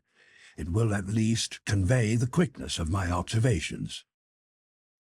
In the midst of the watery mass, brightly lit by our electric beams, there snaked past those 1-meter lampreys that are common to nearly every clime. A type of ray from the genus Oxyrhynchus, 5 feet wide, had a white belly with a spotted ash-gray back, and was carried along by the currents like a huge, wide-open shawl. Other rays passed by so quickly I couldn't tell if they deserved that name, eagle ray, coined by the ancient Greeks, or those designations of rat ray, bat ray, and toad ray that modern fishermen have inflicted on them. Dogfish, known as toques, 12 feet long and especially feared by divers, were racing with each other. Looking like big bluish shadows, thresher sharks went by, 8 feet long, and gifted with an extremely acute sense of smell. Dorados from the genus Sparus, some measuring up to 13 decimeters, appeared in silver and azure costumes encircled with ribbons, which contrasted with the dark color of their fins. Fish sacred to the goddess Venus, their eyes set in brows of gold, a valuable species that patronizes all waters fresh or salt, equally at home in rivers, lakes, and oceans, living in every clime, tolerating any temperature, their line dating back to prehistoric times on this earth, yet preserving all its beauty from those far-off days. Magnificent sturgeons, 9 to 10 meters long and extremely fast, banged their powerful tails against the glass of our paddles, showing bluish backs with small brown spots. They resemble sharks without equaling their strength and are encountered in every sea. In the spring, they delight in swimming up the great rivers, fighting the currents of the Volga, Danube, Po, Rhine, Loire, and Oder, while feeding on herring, mackerel, salmon, and codfish. Although they belong to the class of cartilaginous fish, they rate as a delicacy. They're eaten fresh, dried, marinated, or salt-preserved, and in olden times they were borne in triumph to the table of the Roman epicure Lucullus. But whenever the Nautilus drew near the surface, those denizens of the Mediterranean I could observe most productively belonged to the 63rd genus of bony fish. These were tuna from the genus Scamba, blue-black on top, silver on the belly armor, their dorsal stripes giving off a golden gleam. They are said to follow ships in search of refreshing shade from the hot tropical sun, and they did just that with the Nautilus, as they had once done with the vessels of the Count de la Pérouse. For long hours they competed in speed with our submersible. I couldn't stop marveling at these animals so perfectly cut out for racing, their heads small, their bodies sleek, spindle-shaped, and in some cases over 3 meters long, their pectoral fins gifted with remarkable strength, their caudal fins forked. Like certain flocks of birds whose speed they equal, these tuna swim in triangle formation, which prompted the ancients to say they'd boned up on geometry and military strategy. And yet they can't escape the Provençal fishermen, who prized them as highly as did the ancient inhabitants of Turkey and Italy. And these valuable animals, as oblivious as if they were deaf and blind, leap right into the Marseille tuna nets and perish by the thousands. Just for the record, I'll mention those Mediterranean fish that Conseil and I barely glimpsed. There were whitish eels of the species Gymnotus fasciatus that passed like elusive wisps of steam, conger eels 3 to 4 meters long that were tricked out in green, blue, and yellow 3-foot hake with a liver that makes a dainty morsel, wormfish drifting like finned seaweed, sea robins that poets call lyrefish, and seamen pipers and whose snouts have 2 jagged triangular plates shaped like old Homer's lyre. Swallowfish swimming as fast as the bird they're named after, red-headed groupers whose dorsal fins are trimmed with filaments, some shad spotted with black, gray, brown, blue, yellow, and green that actually respond to tinkling handbells, splendid diamond-shaped turbot that were like aquatic pheasants with yellowish fins stippled in brown and the left topside mostly marbled in brown and yellow. Finally, schools of wonderful red mullet, real oceanic birds of paradise that ancient Romans bought for as much as 10,000 sesterces apiece, and which they killed at the table so they could heartlessly watch it change color from cinnabar red when alive to pallid white when dead. And as for other fish common to the Atlantic and Mediterranean, I was unable to observe merlets, triggerfish, puffers, seahorses, jewelfish, trumpetfish, blennies, grey mullet, wrasse, smelt, flying fish, anchovies, sea bream, porgies, garfish, or any of the chief representatives of the order Pleuronecta, such as sole, flounder, plaice, dab, and brill, simply because of the dizzying speed with which the Nautilus hustled through these opulent waters. As for marine animals, on passing by the mouth of the Adriatic Sea, I thought I recognized 2 or 3 sperm whales equipped with a single dorsal fin, denoting the genus Physeter, some pilot whales from the genus Globicephalus, exclusive to the Mediterranean, the forepart of the head striped with small distinct lines, and also a dozen seals with white bellies and black coats, known by the name monk seals, and just as solemn as if they were 3-meter Dominicans. For his part, Conseil thought he spotted a turtle 6 feet wide and adorned with 3 protruding ridges that ran lengthwise. I was sorry to miss this reptile because from Conseil's description, I believe I recognized the leatherback turtle, a pretty rare species. For my part, I noted only some loggerhead turtles with long carapaces. As for zoophytes, for a few moments I was able to marvel at a wonderful orange-hued hydra from the genus Galliolaria that clung to the glass of our port paddle. It consisted of a long, lean filament that spread out into countless branches and ended in the most delicate lace ever spun by the followers of Arachne. Unfortunately, I couldn't fish up this wonderful specimen, and surely no other Mediterranean zoophytes would have been offered to my gaze if, on the evening of the 16th, the Nautilus hadn't slowed down in an odd fashion. This was the situation. By then we were passing between Sicily and the coast of Tunisia. In the cramped space between Cape Bon and the Strait of Messina, the sea bottom rises almost all at once. It forms an actual ridge with only 17 meters of water remaining above it, while the depth on either side is 170 meters. Consequently, the Nautilus had to maneuver with caution so as not to bump into this underwater barrier. I showed Conseil the position of this long reef on our chart of the Mediterranean. "But, with all due respect to master," Conseil ventured to observe, "it's like an actual isthmus connecting Europe to Africa." "Yes, my boy," I replied. "It cuts across the whole Strait of Sicily, and Smith's soundings prove that in the past these 2 continents were genuinely connected between Cape Bow and Cape Farina."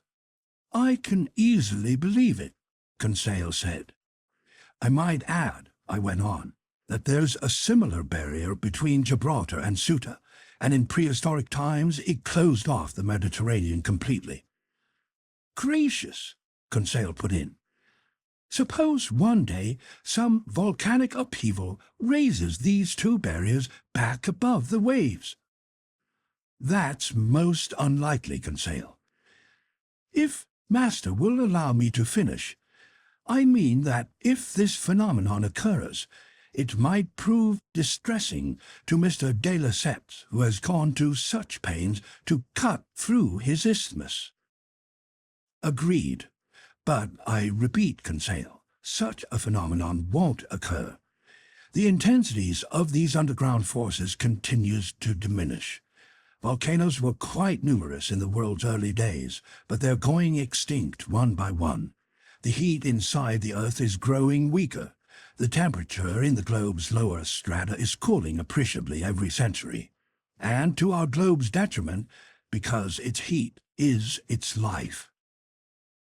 But the sun isn't enough, Conseil. Can it restore heat to a corpse? Not that I've heard. Well, my friend, someday the Earth will be just such a cold corpse. Like the moon, which long ago lost its vital heat, our globe will become lifeless and unlivable.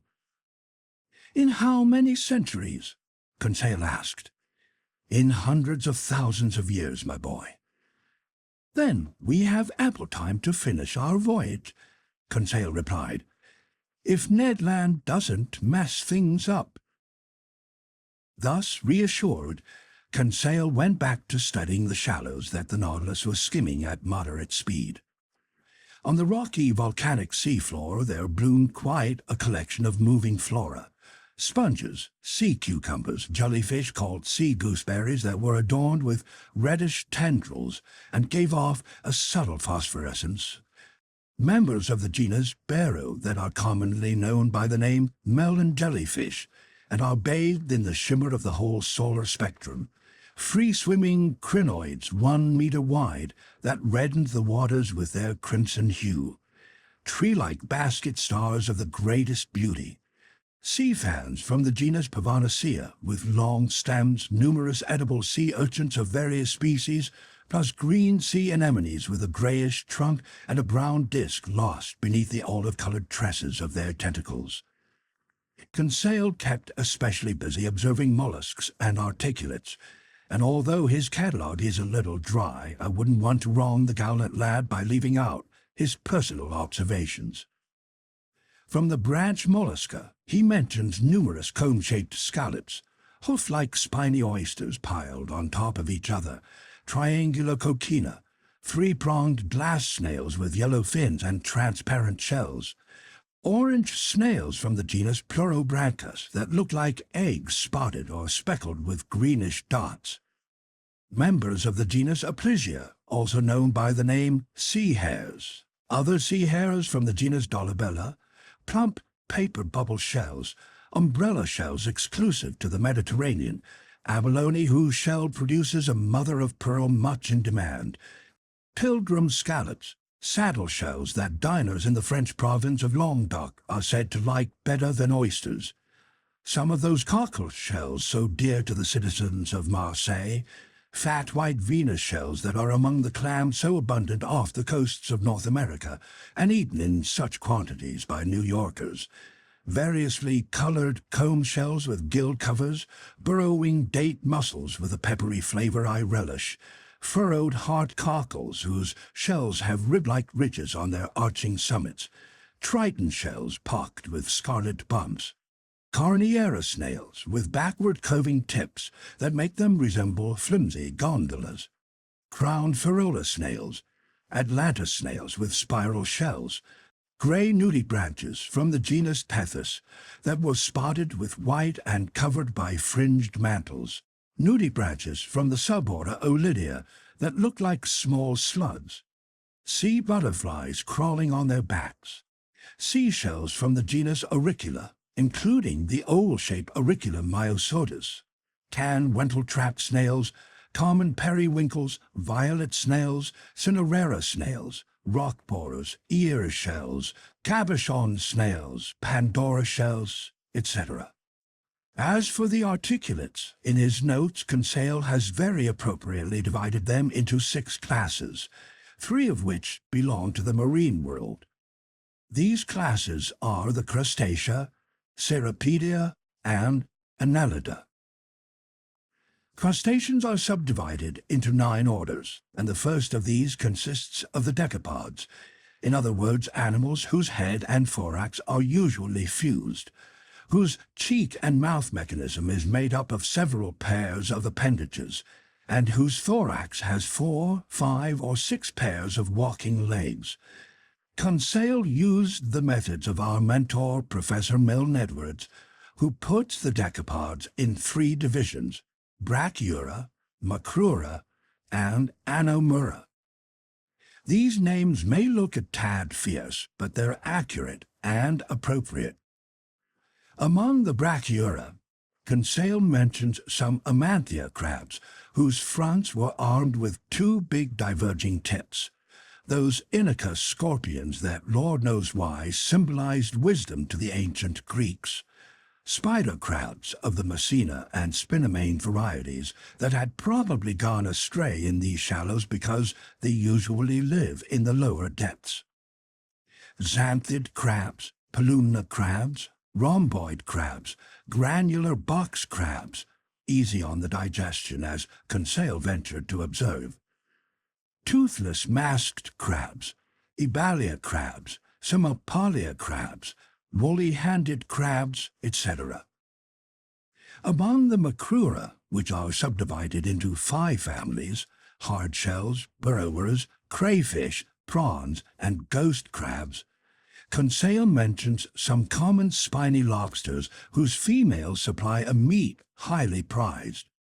Slipper lobsters or common shrimp, waterside gebbia shrimp, and all sorts of the edible species, but he says nothing of the crayfish subdivision that includes the true lobster, because spiny lobsters are the only type in the Mediterranean.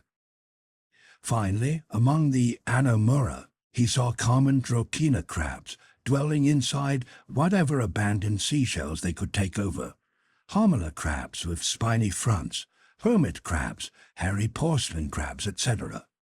There Conseil's work came to a halt. He didn't have time to finish off the class Crustacea through an examination of its stomatopods, amphipods, homopods, isopods, trilobites, branchiopods, ostracods, and entomostrations. And in order to complete his study of marine articulates, he needed to mention the class Cirripedia, which contains water fleas and carplies, plus the class Annelida, which he would have divided without fail into tubifex worms and dorsibranchian worms. But having gone past the shallows of the Strait of Sicily, the Nautilus resumed its usual deep-water speed. From then on, no more mollusks, no more zoophytes, no more articulates, just a few large fish sweeping by like shadows. During the night of February 16 to 17, we entered the second Mediterranean basin, whose maximum depth we found at 3,000 meters. The Nautilus, driven downward by its propeller and slanting fins, descended to the lowest strata of this sea. There, in place of natural wonders, the watery mass offered some thrilling and dreadful scenes to my eyes. In essence, we were then crossing that part of the whole Mediterranean so fertile in casualties.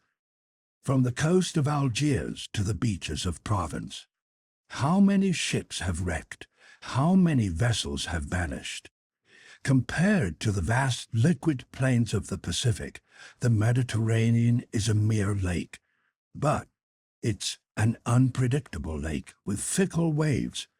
Today, kindly and affectionate to those frail single masters drifting between a double ultramarine of sky and water. Tomorrow, bad-tempered and turbulent, agitated by the winds, demolishing the strongest ships beneath sudden waves that smash down with a headlong wallop. So, in our swift cruise through these deep strata, how many vessels I saw lying on the sea floor, some already caked with coral, others clad only in a layer of rust, plus acres, cannons, shells, iron fittings, propeller plates, parts of engines, cracked cylinders, staved-in boilers, then hulls floating in mid-water, here upright, there overturned. Some of these wrecked ships had perished in collisions, others from hitting granite reefs. I saw a few that had sunk straight down, their masting still upright, their rigging stiffened by the water. They looked like they were at anchor by some immense open offshore mooring where they were waiting for their departure time. When the Nautilus passed between them, covering them with sheets of electricity, they seemed ready to salute us with their colors and send us their serial numbers. But no, nothing but silence and death filled this field of catastrophes. I observed that these Mediterranean depths became more and more cluttered with such gruesome wreckage as the Nautilus drew nearer to the Strait of Gibraltar. By then the shores of Africa and Europe were converging, and in this narrow space collisions were commonplace. There I saw numerous iron undersides, the phantasmagoric ruins of steamers, some lying down, others rearing up like fearsome animals. One of these boats made a dreadful first impression. Sides torn open, funnel bent, paddle wheel stripped to the mountings, rudder separated from the sternpost and still hanging from an iron chain. The board on its stern eaten away by marine salts. How many lives were dashed in this shipwreck? How many victims were swept under the waves? Had some sailor on board lived to tell the story of this dreadful disaster, or do the waves still keep this casualty a secret? It occurred to me, Lord knows why, that this boat buried under the sea might have been the Atlas, lost with all hands some 20 years ago and never heard from again. Oh, what a gruesome tale these Mediterranean depths could tell. This huge boneyard where so much wealth has been lost, where so many victims have met their deaths. Meanwhile, briskly unconcerned, the Nautilus ran at full propeller through the midst of these ruins. On February 18, near 3 o'clock in the morning, it hove before the entrance to the Strait of Gibraltar. There are two currents here. An upper current, long known to exist, that carries the ocean's waters into the Mediterranean basin. Then a lower countercurrent, the only present-day proof of its existence being logic. In essence, the Mediterranean receives a continual influx of water, not only from the Atlantic, but from rivers emptying into it. Since local evaporation isn't enough to restore the balance, the total amount of added water should make this sea's level higher every year. Yet this isn't the case, and we're naturally forced to believe in the existence of some lower current that carries the Mediterranean surplus through the Strait of Gibraltar and into the Atlantic basin. And so it turned out. The Nautilus took full advantage of this countercurrent. It advanced swiftly through this narrow passageway. For an instant, I could glimpse the wonderful ruins of the Temple of Hercules, buried under sea, as Pliny and Avianus have mentioned, together with the flat island they stand on. And a few minutes later, we were floating on the waves of the Atlantic.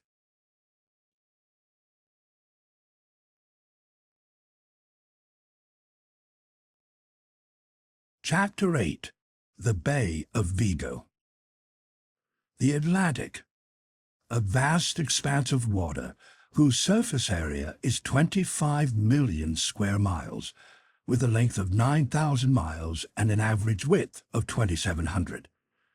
A major sea nearly unknown to the ancients, except perhaps the Carthaginians, those Dutchmen of antiquity who went along the west coasts of Europe and Africa on their commercial junkets.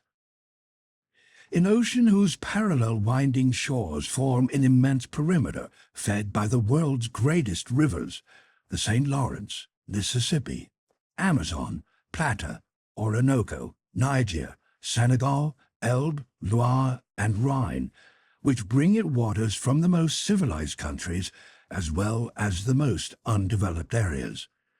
A magnificent plain of waves plowed continuously by ships of every nation, shaded by every flag in the world, and ending in those two dreadful headlands so feared by navigators, Cape Horn and the Cape of Tempests. The Nautilus broke these waters with the edge of its spur after doing nearly 10,000 leagues in 3.5 months, a track longer than a great circle of the earth. Where were we heading now, and what did the future have in store for us? Emerging from the Strait of Gibraltar, the Nautilus took to the high seas. It returned to the surface of the waves, so our daily strolls in the platform were restored to us. I climbed onto it instantly, Ned Land and Conseil along with me. 12 miles away, Cape St. Vincent was hazily visible, the southwestern tip of the Hispanic Peninsula. The wind was blowing a pretty strong gust from the south. The sea was swelling and surging. Its waves made the Nautilus roll and jerk violently. It was nearly impossible to stand up on the platform, which was continuously buffeted by this enormously heavy sea. After inhaling a few breaths of air, we went below once more. I repaired to my stateroom. Conseil returned to his cabin, but the Canadian, looking rather worried, followed me. Our quick trip through the Mediterranean hadn't allowed him to put his plans into execution, and he could barely conceal his disappointment. After the door to my stateroom was closed, he sat and stared at me silently. "Ned, my friend," I told him, "I know how you feel, but you mustn't blame yourself. Given the way the Nautilus was navigating, it would have been sheer insanity to think of escaping." Ned Land didn't reply. His pursed lips and frowning brow indicated that he was in the grip of his monomania. "Look here," I went on. "As yet there's no cause for despair. We're going up the coast of Portugal. France and England aren't far off, and there we'll easily find refuge. Oh, and I grant you, if the Nautilus had emerged from the Strait of Gibraltar and made for that cape in the south, if it were taking us toward those regions that have no continents, then I'd share your alarm. But we now know that Captain Nemo doesn't avoid the seas of civilization, and in a few days I think we can safely take action." Ned Land stared at me still more intently and finally unpursed his lips. "We'll do it this evening," he said. I straightened suddenly. I admit that I was less than ready for this announcement. I wanted to reply to the Canadian, but words failed me. "We agreed to wait for the right circumstances," Ned Land went on. "Now we've got those circumstances. This evening will be just a few miles off the coast of Spain. It'll be cloudy tonight, the wind's blowing toward shore. You gave me your promise, Professor Aronnax, and I'm counting on you." Since I didn't say anything, the Canadian stood up and approached me. "We'll do it this evening at 9 o'clock, he said. "I've alerted Conseil. By that time, Captain Nemo will be locked in his room and probably in bed. Neither the mechanics or the crewmen will be able to see us. Conseil and I will go to the central companionway. As for you, Professor Aronnax, you'll stay in the library 2 steps away and wait for my signal. The oars, mast, and sail are in the skiff. I've even managed to stow some provisions inside. I've gotten hold of a monkey wrench to unscrew the nuts bolting the skiff to the Nautilus's hull. So everything's ready. I'll see you this evening." "The sea is rough," I said. "Admit it," the Canadian replied. "But we've got to risk it. Freedom is worth paying for. Besides, the longboat's solidly built, and a few miles of the wind behind us is no big deal. By tomorrow, who knows if this ship won't be 100 leagues out to sea. If circumstances are in our favor between 10 and 11 this evening, we'll be landing on some piece of solid ground, or we'll be dead. So we're in God's hands, and I'll see you this evening." This said, the Canadian withdrew, leaving me close to dumbfounded. I had imagined that if it came to this, I would have time to think about it, to talk it over. My stubborn companion hadn't granted me this courtesy. But after all, what would I have said to him? Ned Land was right 100 times over. These were near-ideal circumstances, and he was taking full advantage of them. In my selfish personal interests, could I go back on my word and be responsible for ruining the future lives of my companions? Tomorrow might not Captain Nemo take us far away from any shore. Just then, a fairly loud hissing told me that the ballast tanks were filling, and the Nautilus sank beneath the waves of the Atlantic. I stayed in my stateroom. I wanted to avoid the captain, to hide from his eyes the agitation overwhelming me. What an agonizing day I spent, torn between my desire to regain my free will and my regret at abandoning this marvelous Nautilus, leaving my underwater research incomplete. How could I relinquish this ocean, my own Atlantic, as I like to call it, without observing its lower strata, without wresting from it the kinds of secrets that had been revealed to me by the seas of the East Indies and the Pacific? I was putting down my novel half-read. I was waking up as my dream neared its climax. How painfully the hours passed, as I sometimes envisioned myself safe on shore with my companions, or, despite my better judgment, as I sometimes wished that some unforeseen circumstances would prevent Ned Land from carrying out his plans. Twice I went to the lounge. I wanted to consult the compass. I wanted to see if the Nautilus's heading was actually taking us closer to the coast or spiriting us farther away. But no, the Nautilus was still in Portuguese waters. Heading north, it was cruising along the ocean's beaches. So I had to resign myself to my fate and get ready to escape. My baggage wasn't heavy, my notes, nothing more. As for Captain Nemo, I wondered what he would make of our escaping, what concern, or perhaps what distress it might cause him, and what he would do in the twofold event of our attempt either failing or being found out. Certainly I had no complaints to register with him, on the contrary. Never was hospitality more wholehearted than his. Yet in leaving him I couldn't be accused of ingratitude. No solemn promises bound us to him. In order to keep us captive, he had counted only on the force of circumstances and not on our word of honor. But his avowed intention to imprison us forever on his ship justified our every effort. I hadn't seen the captain since our visit to the island of Santorini. Would fate bring me into his presence before our departure? I both desired and dreaded it. I listened for footsteps in the stateroom adjoining mine. Not a sound reached my ear. His stateroom had to be deserted. Then I began to wonder if this eccentric individual was even on board. Since that night when the skiff had left the Nautilus on some mysterious mission, my ideas about him had subtly changed. In spite of everything, I thought that Captain Nemo must have kept up some type of relationship with the shore. Did he himself never leave the Nautilus? Whole weeks had often gone by without my encountering him. What was he doing all the while? During all those times I thought he was convalescing in the grip of some misanthropic fit. Was he instead far away from the ship, involved in some secret activity whose nature still eluded me? All these ideas and 1,000 others assaulted me at the same time. In these strange circumstances, the scope for conjecture was unlimited. I felt an unbearable queasiness. This day of waiting seemed endless.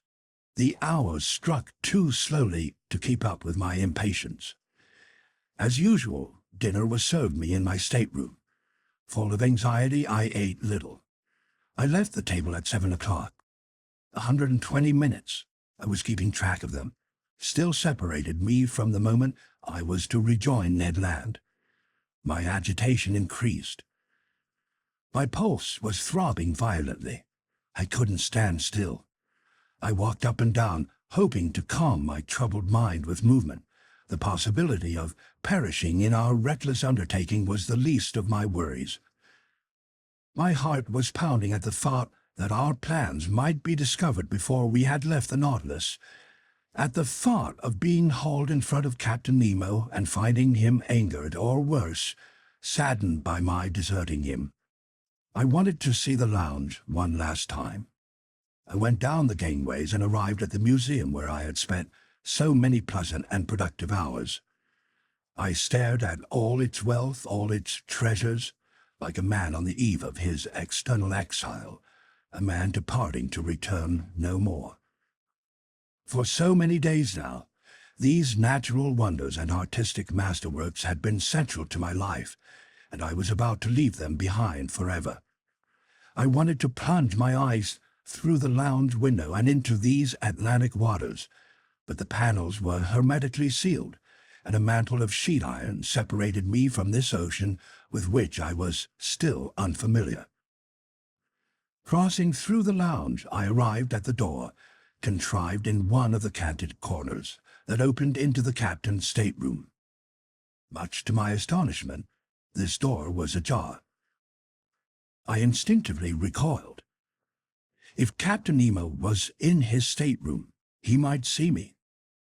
But, not hearing any sounds, I approached. The stateroom was deserted. I pushed the door open. I took a few steps inside. Still, the same austere monastic appearance. Just then my eye was caught by some etchings hanging on the wall which I had noticed during my first visit. They were portraits of great men of history who had spent their lives in perpetual devotion to a great human ideal. Thaddeus Kosciuszko, the hero whose dying words had been Finis Poloniae, Latin, save Poland's borders. Marcos Botzaris, for modern Greece the reincarnation of Sparta's King Leonidas. Daniel O'Connell, Ireland's defender.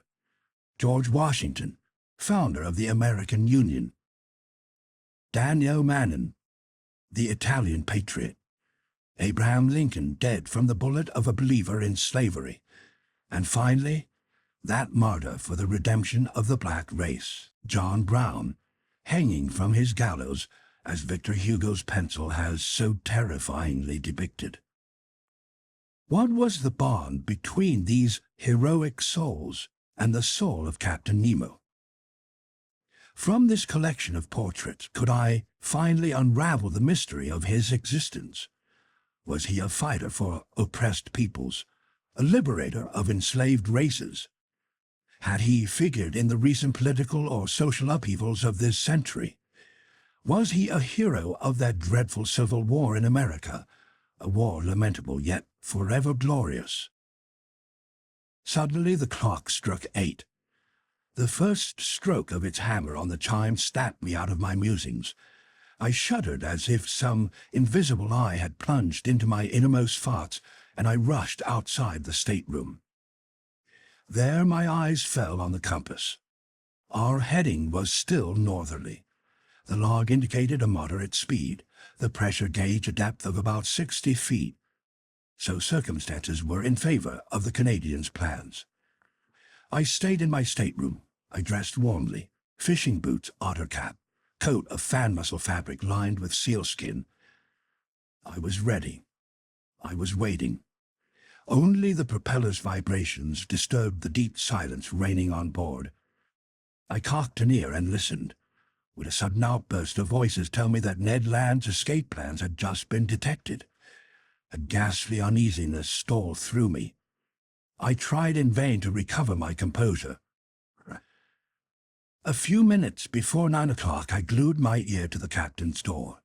Not a sound.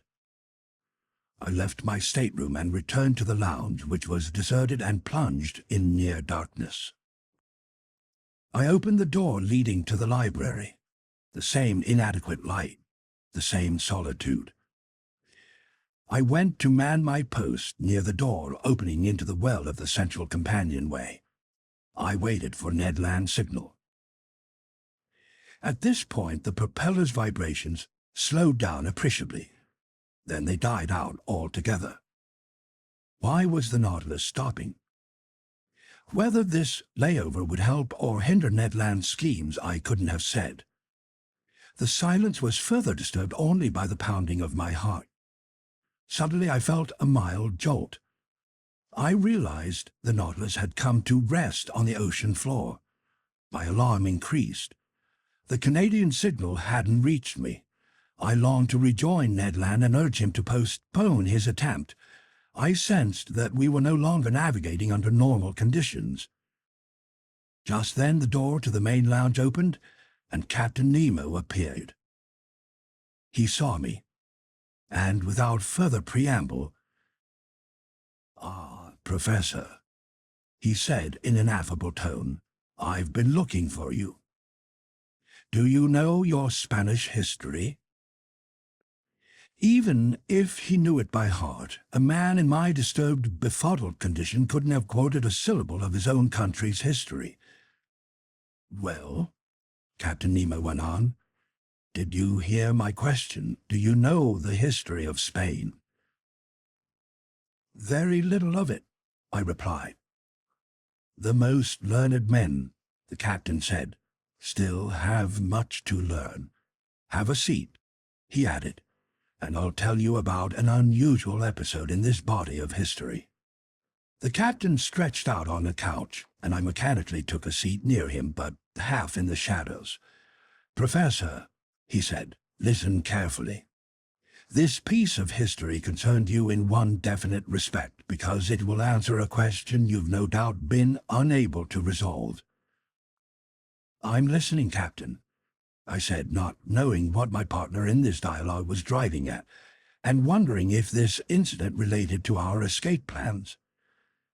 "Professor," Captain Nemo went on, "if you're amenable, we'll go back in time to 1702.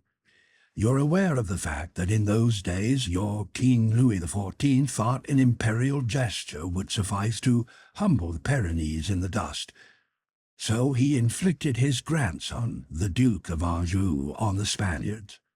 Reigning more or less poorly under the name King Philip V, this aristocrat had to deal with mighty opponents abroad. In essence, the year before, the royal houses of Holland, Austria, and England had signed a treaty of alliance at The Hague, aiming to wrest the Spanish crown from King Philip V and to place it on the head of an archduke whom they prematurely dubbed King Charles III. Spain had to withstand these allies, but the country had practically no army or navy. Yet it wasn't short of money, provided that its galleons laden with gold and silver from America could enter its ports. Now then, late in 1702, Spain was expecting a rich convoy, which France ventured to escort with a fleet of 23 vessels, under the command of Admiral de Chateau-Renaud, because by that time the Allied navies were roving the Atlantic. This convoy was supposed to put into Cadiz, but after learning that the English fleet lay across those waterways, the admiral decided to make for a French port. The Spanish commanders in the convoy objected to this decision. They wanted to be taken to a Spanish port, if not to Cadiz, then to the Bay of Vigo, located on Spain's northwest coast and not blockaded. Admiral de Chateau-Renaud was so indecisive as to obey this directive, and the galleons entered the Bay of Vigo. Unfortunately, This bay forms an open, offshore mooring that's impossible to defend, so it was essential to hurry and empty the galleons before the Allied fleets arrived, and there would have been ample time for this unloading if a wretched question of trade agreements hadn't suddenly come up. "Are you clear on the chain of events?" Captain Nemo asked me. "Perfectly clear," I said, not yet knowing why I was being given this history lesson. "Then I'll continue. Here's what came to pass. The tradesmen of Cadiz had negotiated a charter whereby they were to receive all merchandise coming from the West Indies. Now then, unloading the ingots from those galleons at the port of Vigo would have been a violation of their rights. So they lodged a complaint in Madrid, and they obtained an order from the indecisive King Philip V. Without unloading, the convoy would stay in custody at the offshore mooring of Vigo until the enemy fleets had retreated. Now then, just as this decision was being handed down, English vessels arrived in the Bay of Vigo on October 22, 1702. Despite his inferior forces, Admiral de Chateau-Renaud fought courageously. But when he saw that the convoy's wealth was about to fall into enemy hands, he burned and scuttled the galleons, which went to the bottom with their immense treasures. Captain Nemo stopped. I admitted. I still couldn't see how this piece of history concerned me. "Well?" I asked him. "Well, Professor Aronnax," Captain Nemo answered me, "we're actually in that Bay of Vigo, and all that's left is for you to probe the mysteries of the place." The captain stood up and invited me to follow him. I'd had time to collect myself. I did so. The lounge was dark, but the sea's waves sparkled through the transparent windows. I stared. Around the Nautilus for a half-mile radius, the waters seemed saturated with electric light. The sandy bottom was clear and bright. Dressed in diving suits, crewmen were busy clearing away half-rotted barrels and disemboweled trunks in the midst of the dingy hulks of ships. Out of these trunks and kegs spilled ingots of gold and silver, cascades of jewels, pieces of eight. The sand was heaped with them. Then, laden with these valuable spoils, the men returned to the Nautilus, dropped off their burdens inside, and went to resume this inexhaustible fishing for silver and gold. I understood. This was the setting of that battle on October 22, 1702. Here, in this very place, those galleons carrying treasure to the Spanish government had gone to the bottom. Here, whenever he needed, Captain Nemo came to withdraw these millions to ballast his Nautilus. It was for him alone, that America had yielded up its precious metals. He was the direct, sole heir to these treasures wrested from the Incas and those peoples conquered by Hernando Cortez. "Did you know, Professor," he asked me with a smile, "that the sea contained such wealth?" "I know it's estimated," I replied, "that there are 2 million metric tons of silver held in suspension in seawater." "Surely. But in extracting that silver, your expenses would outweigh your profits. Here, by contrast, I have only to pick up what other men have lost, and not only in this Bay of Vigo, but at 1,000 other sites where ships have gone down, whose positions are marked on my underwater chart. Do you understand now that I'm rich to the tune of billions?" "I understand, Captain. Nevertheless, Allow me to inform you that by harvesting this very bay of Vigo, you're simply forestalling the efforts of a rival organization. What organization? A company chartered by the Spanish government to search for these sunken galleons. The company's investors were lured by the bait of enormous gains, because this scuttled treasure is estimated to be worth 500 million francs. It was 500 million francs, Captain Nemo replied, but no more. Right, I said. Hence, a timely warning to those investors would be an act of charity. Yet, who knows if it would be well received? Usually, what gamblers regret the most isn't the loss of their money so much as the loss of their insane hopes. But ultimately, I feel less sorry for them than for the thousands of unfortunate people who would have benefited from a fair distribution of this wealth, whereas now it will be of no help to them. No sooner had I voiced this regret than I felt it must have wounded Captain Nemo. "No help," he replied with growing animation. "Sir, what makes you assume this wealth goes to waste when I'm the one amassing it? Do you think I toil to gather this treasure out of selfishness? Who says I don't put it to good use? Do you think I'm unaware of the suffering beings and oppressed races living on this earth? Poor people to comfort, victims to avenge. Don't you understand?" Captain Nemo stopped on these last words, perhaps sorry that he had said too much, but I had guessed. Whatever motives had driven him to seek independence under the seas, he remained a human being before all else. His heart still throbbed for suffering humanity, and his immense philanthropy went out both to downtrodden races and to individuals. And now I knew where Captain Nemo had delivered those millions, when the Nautilus navigated the waters where Crete was in rebellion against the Ottoman Empire.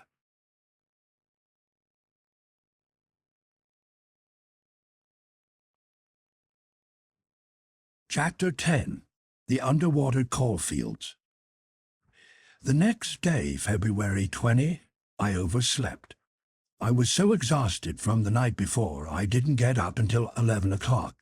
I dressed quickly. I hurried to find out the Nautilus's heading. The instruments indicated that it was running southward at a speed of 20 miles per hour and a depth of 100 meters. Conseil entered.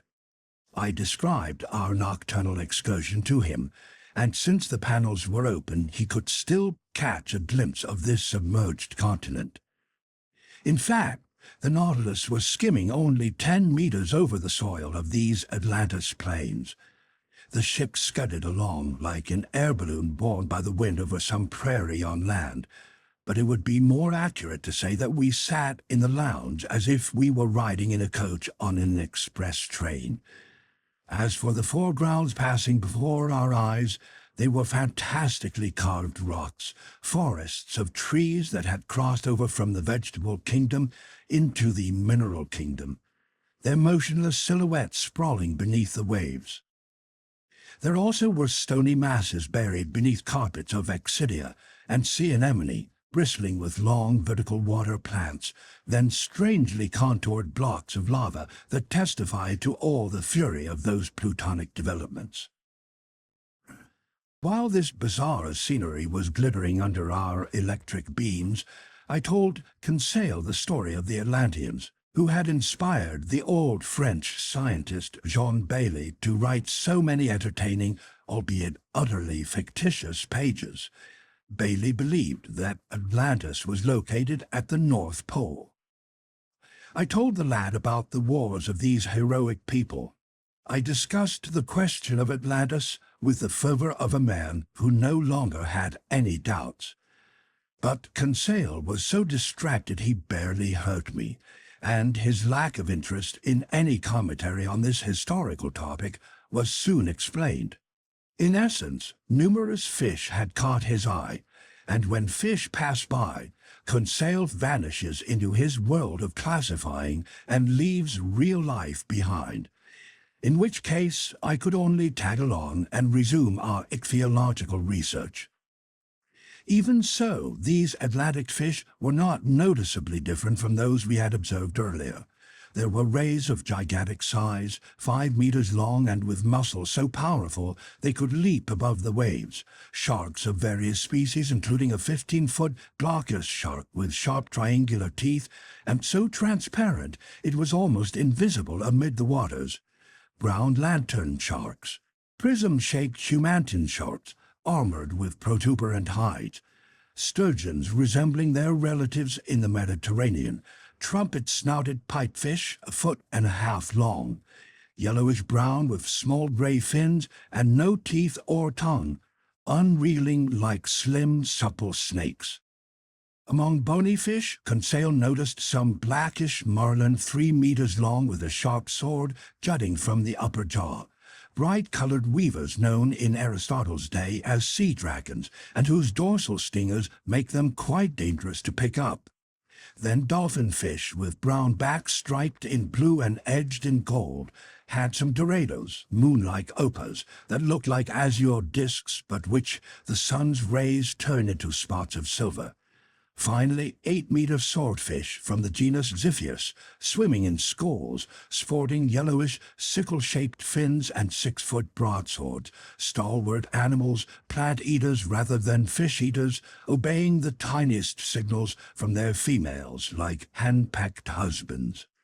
But while observing these different specimens of marine fauna, I didn't stop examining the long plains of Atlantis. Sometimes an unpredictable irregularity in the seafloor would force the Nautilus to slow down, and then it would glide into the narrow channels between the hills with the cetacean's dexterity. If the labyrinth became hopelessly tangled, the submersible would rise above it like an airship, and after clearing the obstacle, it would resume its speedy course just a few meters above the ocean floor. It was an enjoyable and impressive way of navigating that did indeed recall the maneuvers of an airship ride, with a major difference that the Nautilus faithfully obeyed the hands of its helmsman. The terrain consisted mostly of thick slime mixed with petrified branches, but it changed little by little near 4 o'clock in the afternoon. It grew rockier and seemed to be strewn with pudding stones and a basaltic gravel called tuff, together with bits of lava and sulfurous obsidian. I expected these long plains to change into mountain regions, and in fact, as the Nautilus was executing certain turns, I noticed that the southerly horizon was blocked by a high wall that seemed to close off every exit. Its summit obviously poked above the level of the ocean. It had to be a continent or at least an island, either one of the Canaries or one of the Cape Verde Islands. Our bearings hadn't been marked on the chart, perhaps deliberately, and I had no idea what our position was. In any case, this wall seemed to signal the end of Atlantis, of which, all in all, we had crossed only a small part. Nightfall didn't interrupt my observations. I was left to myself. Conseil had repaired to his cabin. The Nautilus slowed down, hovering above the muddled masses on the sea floor, sometimes grazing them as if wanting to come to rest, sometimes rising unpredictably to the surface of the waves. Then I glimpsed a few bright constellations through the crystal waters, specifically 5 or 6 of those zodiacal stars trailing from the tail end of Orion. I would have stayed longer at my window, marveling at these beauties of sea and sky, but the panels closed. Just then the Nautilus had arrived at the perpendicular face of that high wall. How the ship would maneuver I hadn't a guess. I repaired to my stateroom. The Nautilus did not stir. I fell asleep with a firm intention of waking up in just a few hours. But it was 8 o'clock the next day when I returned to the lounge. I stared at the pressure gauge. It told me that the Nautilus was afloat on the surface of the ocean. Furthermore, I heard the sound of footsteps on the platform, yet there were no rolling movements to indicate the presence of waves undulating above me. I climbed as far as the hatch. It was open, but instead of the broad daylight I was expecting, I found that I was surrounded by total darkness. Where were we? Had I been mistaken? Was it still night? No. Not one star was twinkling, and nighttime is never so utterly black. I wasn't sure what to think when a voice said to me, "Is that you, Professor?" "Ah, Captain Nemo," I replied. "Where are we?" "Underground, Professor." "Underground?" I explained. "And the Nautilus is still floating?" "It always floats." "But I don't understand." "Wait a little while. Our beacon is about to go on, and if you want some light on the subject, you'll be satisfied." I set foot on the platform and waited. The darkness was so profound I couldn't see even Captain Nemo. However, looking at the zenith directly overhead, I thought I caught sight of a feeble glimmer, a sort of twilight filtering through a circular hole. Just then the beacon suddenly went on, and its intense brightness made that hazy light vanish. This stream of electricity dazzled my eyes, and after momentarily shedding them, I looked around. The Nautilus was stationary. It was floating next to an embankment shaped like a wharf. As for the water now buoying the ship, it was a lake completely encircled by an inner wall about 2 miles in diameter, hence 6 miles around. Its level, as indicated by the pressure gauge, would be the same as the outside level, because some connection had to exist between this lake and the sea. Slanting inward over their base, these high walls converged to form a vault shaped like an immense upside-down funnel that measured 500 or 600 meters in height. At its summit there gaped the circular opening through which I had detected that faint glimmer, obviously daylight. Before more carefully examining the interior features of this enormous cavern, and before deciding if it was the work of nature or humankind, I went over to Captain Nemo. "Where are we?" I said. "In the very heart of an extinct volcano," the captain answered me.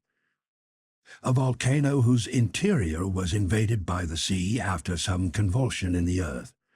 While you were sleeping, Professor, the Nautilus entered this lagoon through a natural channel that opens 10 meters below the surface of the ocean. This is our home port, secure, convenient, secret, and sheltered against winds from any direction. Along the coasts of your continents or islands, show me any offshore mooring that can equal this safe refuge for withstanding the fury of hurricanes." "Indeed," I replied. "Here you're in perfect safety, Captain Nemo. Who could reach you in the heart of a volcano? But don't I see an opening at its summit?"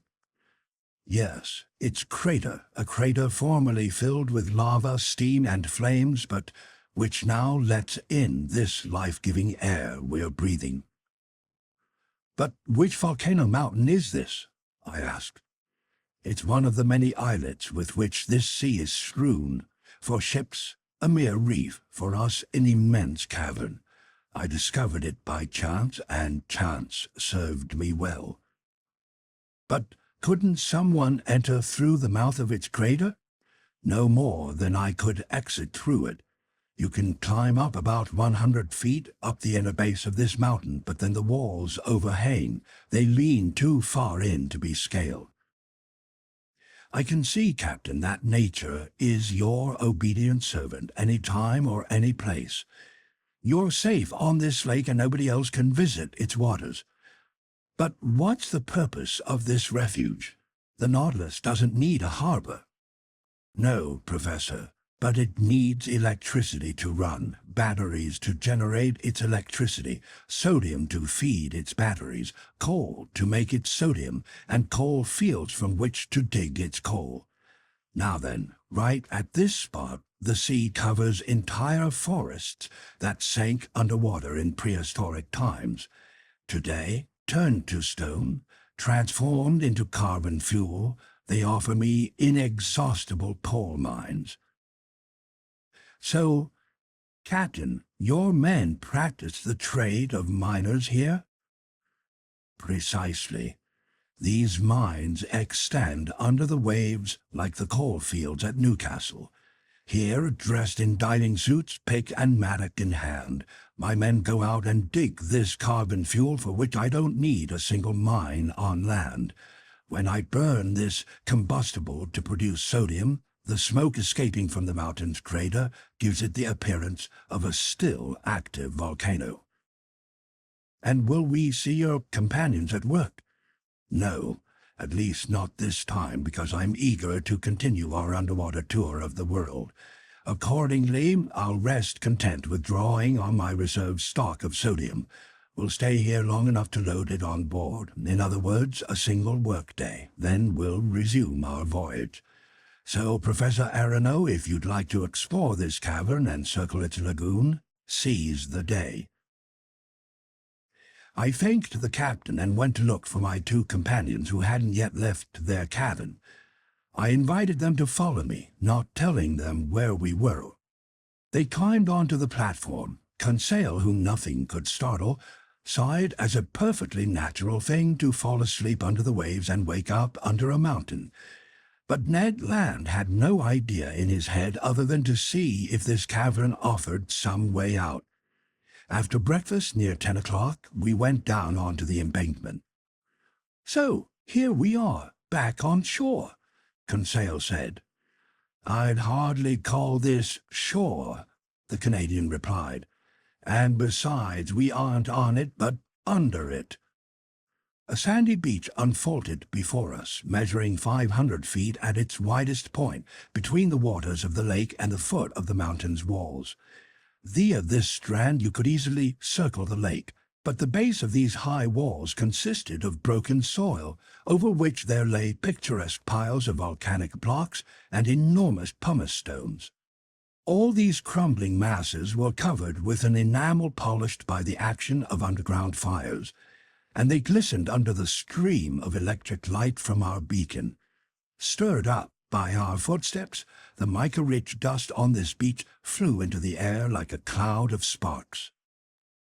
The ground rose appreciably as it moved away from the sand flats by the waves, and we soon arrived at some long, winding gradients, genuinely steep paths that allowed us to climb little by little. But we had to tread cautiously in the midst of pudding stones that weren't cemented together, and our feet kept skidding on glassy trachyte made of feldspar and quartz crystals. The volcanic nature of this enormous pit was apparent all around us. I ventured to comment on it to my companions. "Can you picture," I asked them, "what this funnel must have been like when it was filled with boiling lava, and the level of that incandescent liquid rose right to the mountain's mouth, like cast iron up the insides of a furnace?" "I can picture it perfectly," Conseil replied. "But will Master tell me why this huge smelter suspended operations, and how it is that an oven was replaced by the tranquil waters of a lake?"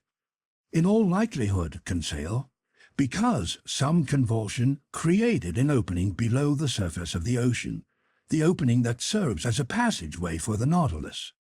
Then the waters of the Atlantic rushed inside the mountain. There ensued a dreadful struggle between the elements of fire and water, a struggle ending in King Neptune's favor. But many centuries have passed since then, and this submerged volcano has changed into a peaceful cavern." "That's fine," Ned Land answered.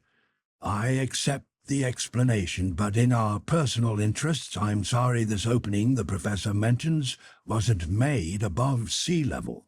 "But, Ned, my friend," Conseil answered, "if it weren't an underwater passageway, the Nautilus couldn't enter it."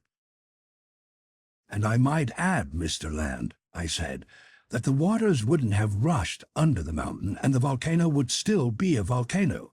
So you have nothing to be sorry about." Our climb continued. The gradients got steeper and narrower. Sometimes they were cut across by deep pits that had to be cleared. Masses of overhanging rock had to be gotten around. You slid on your knees, you crept on your belly. But helped by the Canadian strength and Conseil's dexterity, we overcame every obstacle. At an elevation of about 30 meters, the nature of the terrain changed without becoming any easier. Pudding stones and trachyte gave way to black basaltic rock, here lying in slabs all swollen with blisters, there shaped like actual prisons and arranged into a series of columns that supported the springings of this immense vault, a wonderful sample of natural architecture. Then, among this basaltic rock, there snaked long, hardened lava flows inlaid with veins of bituminous coal and in places covered by wide carpets of sulfur. The sunshine coming through the crater had grown stronger, shedding a hazy light over all the volcanic waste forever buried in the heart of this extinct mountain. But when we had ascended to an elevation of about 250 feet, we were stopped by insurmountable obstacles. The converging inside walls changed into overhangs, and our climb into a circular stroll. At this topmost level, the vegetable kingdom began to challenge the mineral kingdom. Shrubs and even a few trees emerged from crevices in the walls. I recognized some spurges that let their caustic, purgative sap trickle out. There were heliotropes, very remiss at living up to their sun-worshipping reputations, since no sunlight ever reached them. Their clusters of flowers drooped sadly. Their colors and scents were faded. Here and there chrysanthemums sprouted timidly at the feet of aloes with long, sad, sickly leaves. But between these lava flows I spotted little violets that still gave off a subtle fragrance, and I confess that I inhaled it with delight. The soul of a flower is its scent, and those splendid water plants, flowers of the sea, have no souls. We had arrived at the foot of a sturdy clump of dragon trees, which were splitting the rocks with exertions of their muscular roots, when Ned Land exclaimed, "Oh, sir, a hive!" "A hive?" I answered, with a gesture of utter disbelief. "Yes, a hive," the Canadian repeated, "with bees buzzing around." I went closer, and was forced to recognize the obvious.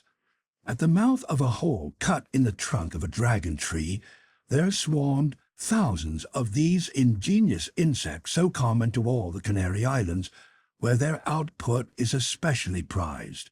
Naturally enough, the Canadian wanted to lay in a supply of honey, and it would have been ill-mannered of me to say no.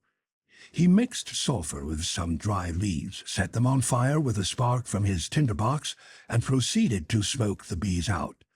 Little by little the buzzing died down, and the disemboweled hive yielded several pounds of sweet honey. Ned Land stuffed his haversack with it. "When I've mixed this honey with our breadfruit batter," he told us, "I'll be ready to serve you a delectable piece of cake." "But of course," Conseil put in, "it will be gingerbread." "I'm all for gingerbread," I said, "but let's resume this fascinating stroll." At certain turns in the trail we were going along, the lake appeared in its full expanse. The ship's beacon lit up that whole placid surface, which experienced neither ripples nor undulations. The Nautilus lay perfectly still. On its platform and on the embankment, crewmen were bustling around, black shadows that stood out clearly in the midst of the luminous air. Just then we went around the highest ridge of these rocky foothills that supported the vault. Then I saw that bees weren't the animal kingdom's only representatives inside this volcano. Here and in the shadows, birds of prey soared and whirled, flying away from nests perched on tips of rock. There were sparrowhawks with white bellies and screeching kestrels. With all the speed their stilt-like legs could muster, fine fat bustards scampered over the slopes. I'll let the reader decide whether the Canadian's appetite was aroused by the sight of this tasty game, and whether he regretted having no rifle in his hands. He tried to make stones do the work of bullets, and after several fruitless attempts, he managed to wound one of these magnificent bustards. To say he risked his life 20 times in order to capture this bird is simply the unadulterated truth. But he fared so well, the animal went into a sack to join the honeycombs. By then we were forced to go back down to the beach because the ridge had become impassable. Above us the yawning crater looked like the wide mouth of a well. From where we stood the sky was pretty easy to see, and I watched clouds race by, disheveled by the west wind, letting tatters of mist trail over the mountain summit. Proof positive that those clouds kept at a moderate altitude, because this volcano didn't rise more than 1,800 feet above the level of the ocean. Half an hour after the Canadian's latest exploits, we were back on the inner beach.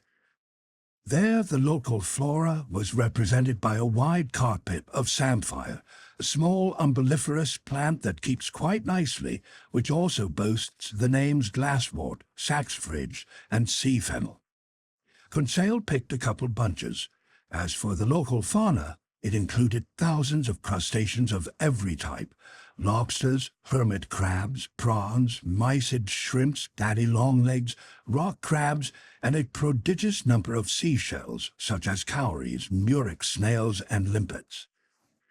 In this locality there gaped the mouth of a magnificent cave. My companions and I took great pleasure in stretching out on its fine-grained sand. Fire had polished the sparkling enamel of its inner walls, sprinkled all over with mica-rich dust.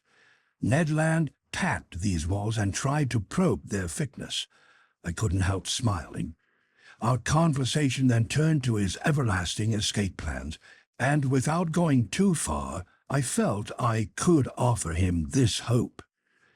Captain Nemo had gone down south only to replenish his sodium supplies, so I hoped he would now hug the coasts of Europe and America, which would allow the Canadian to try again with a greater chance of success. We were stretched out in this delightful cave for an hour. Our conversation, lively at the outset, then languished. A definite drowsiness overcame us. Since I saw no good reason to resist the call of sleep, I fell into a heavy doze. I dreamed, one doesn't choose his dreams, that my life had been reduced to the vegetating existence of a simple mollusk. It seemed to me that this cave made up my double-valved shell. Suddenly Conseil's voice startled me awake. "Get up! Get up!" shouted the fine lad. "What is it?" I asked in a sitting position. "The water's coming up to us." I got back on my feet. Like a torrent, the sea was rushing into our retreat, and since we definitely were not mollusks, we had to clear out. In a few seconds we were safe on top of the cave. "What happened?" Conseil asked. "Some new phenomenon?"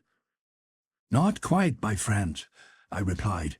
"It was the tide, merely the tide, which well-nigh caught us by surprise, just as it did Sir Walter Scott's hero. The ocean outside is rising, and by a perfectly natural law of balance, the level of this lake is also rising. We've gotten off with a mild dunking. Let's go change clothes on the Nautilus." 3/4 of an hour later, we had completed our circular stroll and were back on board. Just then the crewmen finished loading the sodium supplies, and the Nautilus could have departed immediately. But Captain Nemo gave no orders. Would he wait for nightfall and exit through his underwater passageway in secrecy? Perhaps.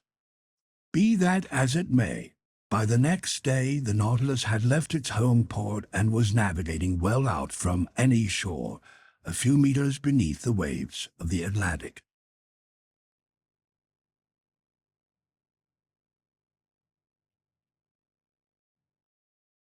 Chapter 11. The Sargasso Sea. The Nautilus didn't change direction. For the time being, then, we had to set aside any hope of returning to European seas. Captain Nemo kept his prow pointing south. Where was he taking us? I was afraid to guess.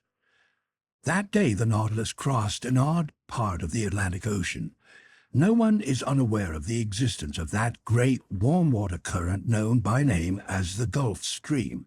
After emerging from channels off Florida, it heads toward Spitzbergen. But before entering the Gulf of Mexico, near latitude 44 degrees north, this current divides into two arms. Its chief arm makes for the shores of Ireland and Norway, while the second flexes southward at the level of the Azores. Then it hits the coast of Africa, sweeps in a long oval, and returns to the Caribbean Sea. Now then, this second arm, more accurately a collar, forms a ring of warm water around a section of cool, tranquil, motionless ocean called the Sargasso Sea. This is an actual lake in the open Atlantic, and the great current's waters take at least 3 years to circle it. Properly speaking, the Sargasso Sea covers every submerged part of Atlantis. Certain authors have even held that the many weeds strewn over this sea were torn loose from the prairies of that ancient continent. But it's more likely that these grasses, algae, and fucus plants were carried off from the beaches of Europe and America, then taken as far as this zone by the Gulf Stream. This is one of the reasons why Christopher Columbus assumed the existence of a new world. When the ships of that bold investigator arrived in the Sargasso Sea, they had great difficulty navigating in the midst of these weeds, which, much to their crew's dismay, slowed them down to a halt, and they wasted 3 long weeks crossing this sector. Such was the region our Nautilus was visiting just then. A genuine prairie, a tidally woven carpet of algae, gulfweed, and bladderwrack so dense and compact a craft's stem post couldn't tear through it without difficulty. Accordingly, not wanting to entangle his propeller in this weed-choked mass, Captain Nemo stayed at a depth some meters below the surface of the waves. The name Sargasso comes from the Spanish word sargazo, meaning gulfweed. This gulfweed, the swimming gulfweed or berry carrier, is the chief substance making up this immense shoal. And here's why these water plants collect in this placid Atlantic basin, according to the expert on the subject, Commander Maury, author of The Physical Geography of the Sea. The explanation he gives seems to entail a set of conditions that everybody knows. Now, Maury says, if bits of cork or chaff or any floating substance be put into a basin and a circular motion be given to the water, all the light substances will be found crowding together near the center of the pool, where there is the least motion. Just such a basin is the Atlantic Ocean to the Gulf Stream, and the Sargasso Sea is the center of the whirl. I share Maury's view, and I was able to study the phenomenon in this exclusive setting where ships rarely go. Above us, huddled among the brown weeds, there floated objects originating from all over.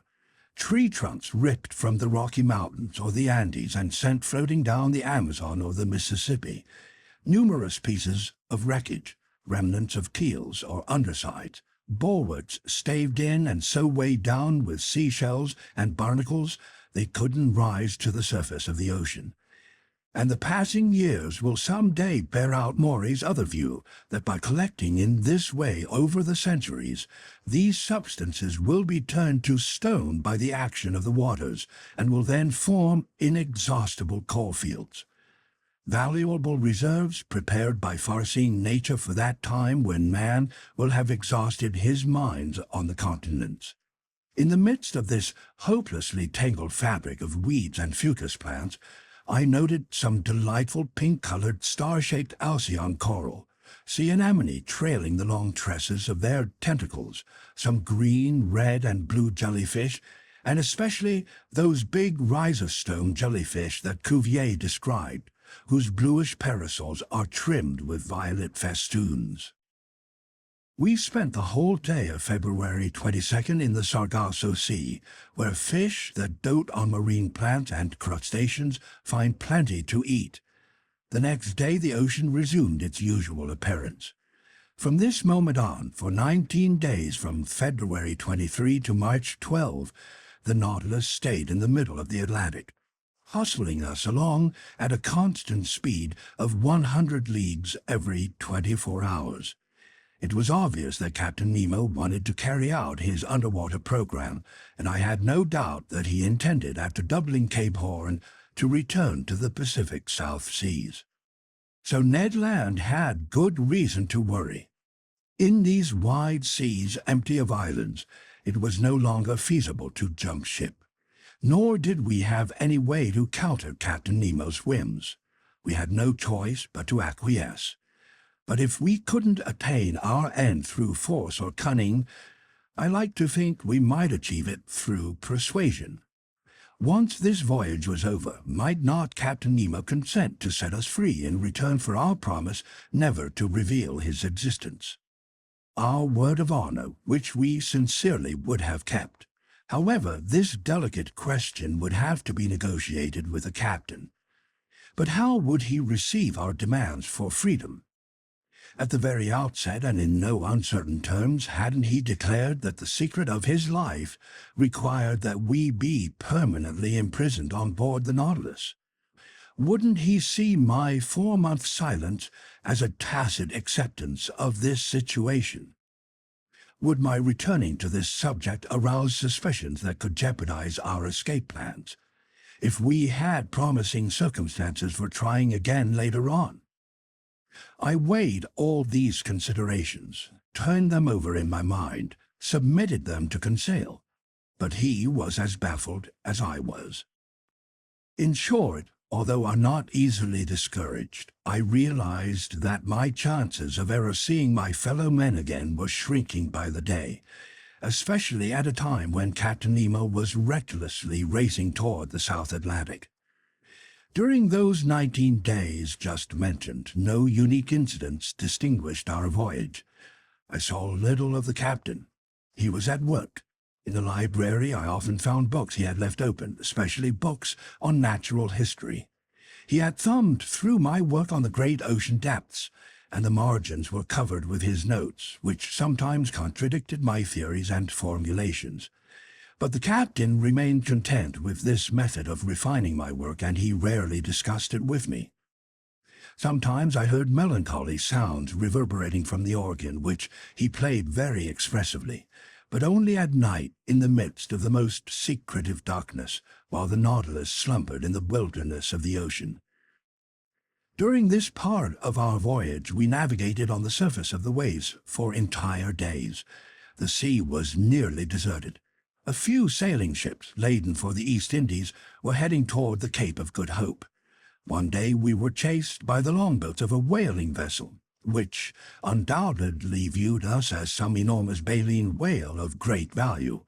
But Captain Nemo didn't want these gallant gentlemen wasting their time and energy, so he ended the hunt by diving beneath the waters. This incident seemed to fascinate Ned Land intensely. I'm sure the Canadian was sorry that these fishermen couldn't harpoon our sheet iron Cetacean and mortally wound it. During this period, the fish Conseil and I observed differed little from those we had already studied in other latitudes. Chief among them were specimens of that dreadful cartilaginous genus that's divided into 3 subgenera numbering at least 32 species.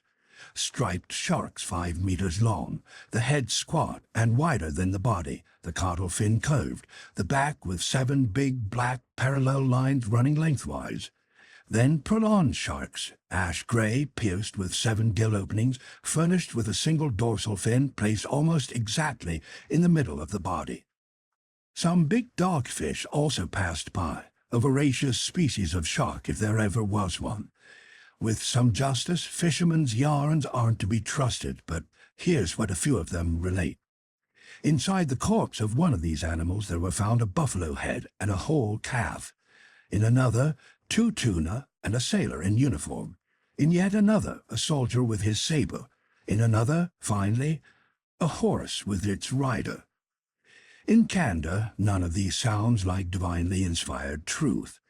But the fact remains that not a single dogfish let itself get caught in the Nautilus's nets, so I can't vouch for their veracity. Schools of elegant, playful dolphins swam alongside for entire days.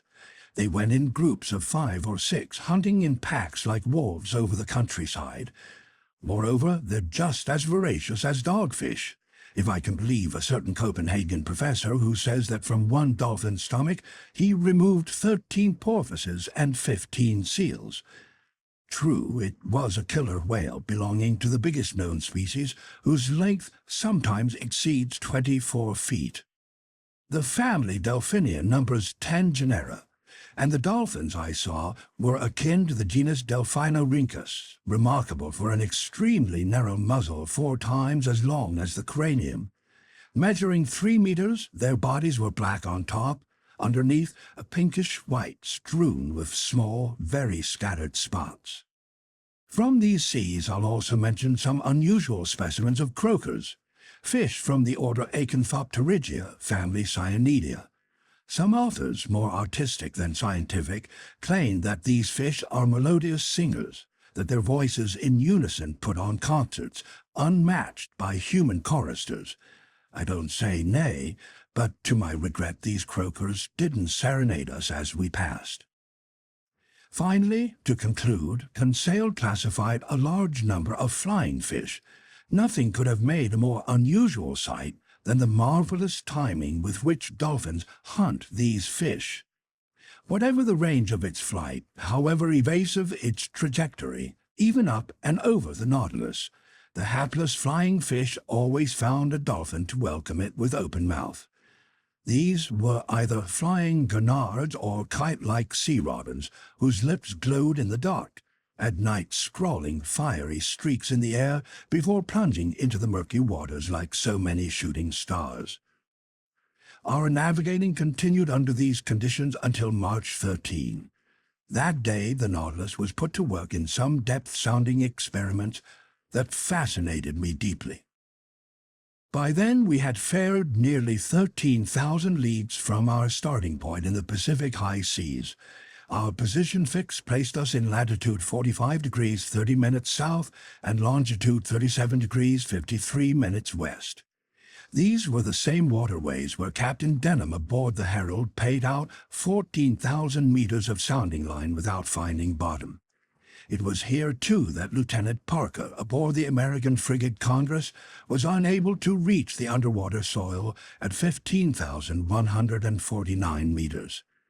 Captain Nemo decided to take his Nautilus down to the lowest depths in order to double-check these different soundings.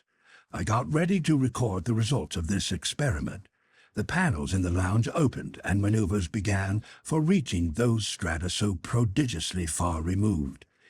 It was apparently considered out of the question to dive by filling the ballast tanks. Perhaps they wouldn't sufficiently increase the Nautilus's specific gravity. Moreover, in order to come back up, it would be necessary to expel the excess water, and our pumps might not have been strong enough to overcome the outside pressure. Captain Nemo decided to make for the ocean floor by submerging on an appropriately gradual diagonal with the help of his side fins, which were set at a 45 degrees angle to the Nautilus's waterline. Then the propeller was brought to its maximum speed, and its 4 blades turned the waves with indescribable violence. Under this powerful thrust, the Nautilus's hull quivered like a resonating cord, and the ship sank steadily under the waters. Stationed in the lounge, the captain and I watched the needle swerving swiftly over the pressure gauge. Soon we had gone below the livable zone where most fish reside. Some of these animals can thrive only at the surface of seas or rivers, but a minority can dwell at fairly great depths. Among the latter I observed a species of dogfish called the cow shark that's equipped with 6 respiratory slits, the telescope fish with its enormous eyes, the armored gurnard with gray thoracic fins, plus black pectoral fins and a breastplate protected by pale red slabs of bone. Then finally the grenadier, living at a depth of 1,200 meters, by that point tolerating a pressure of 120 atmospheres.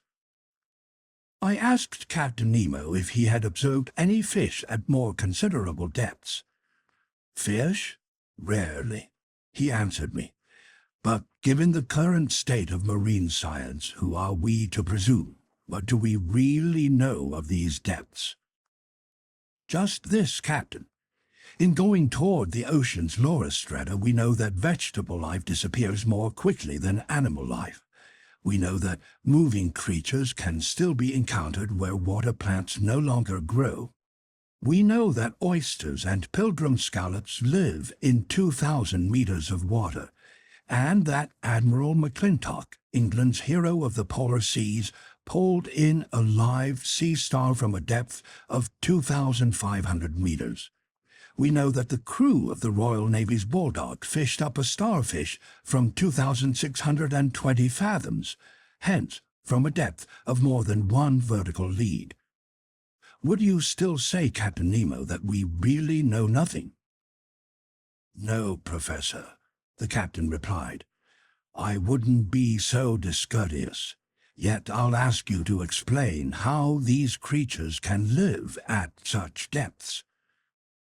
I explain it on 2 grounds, I replied.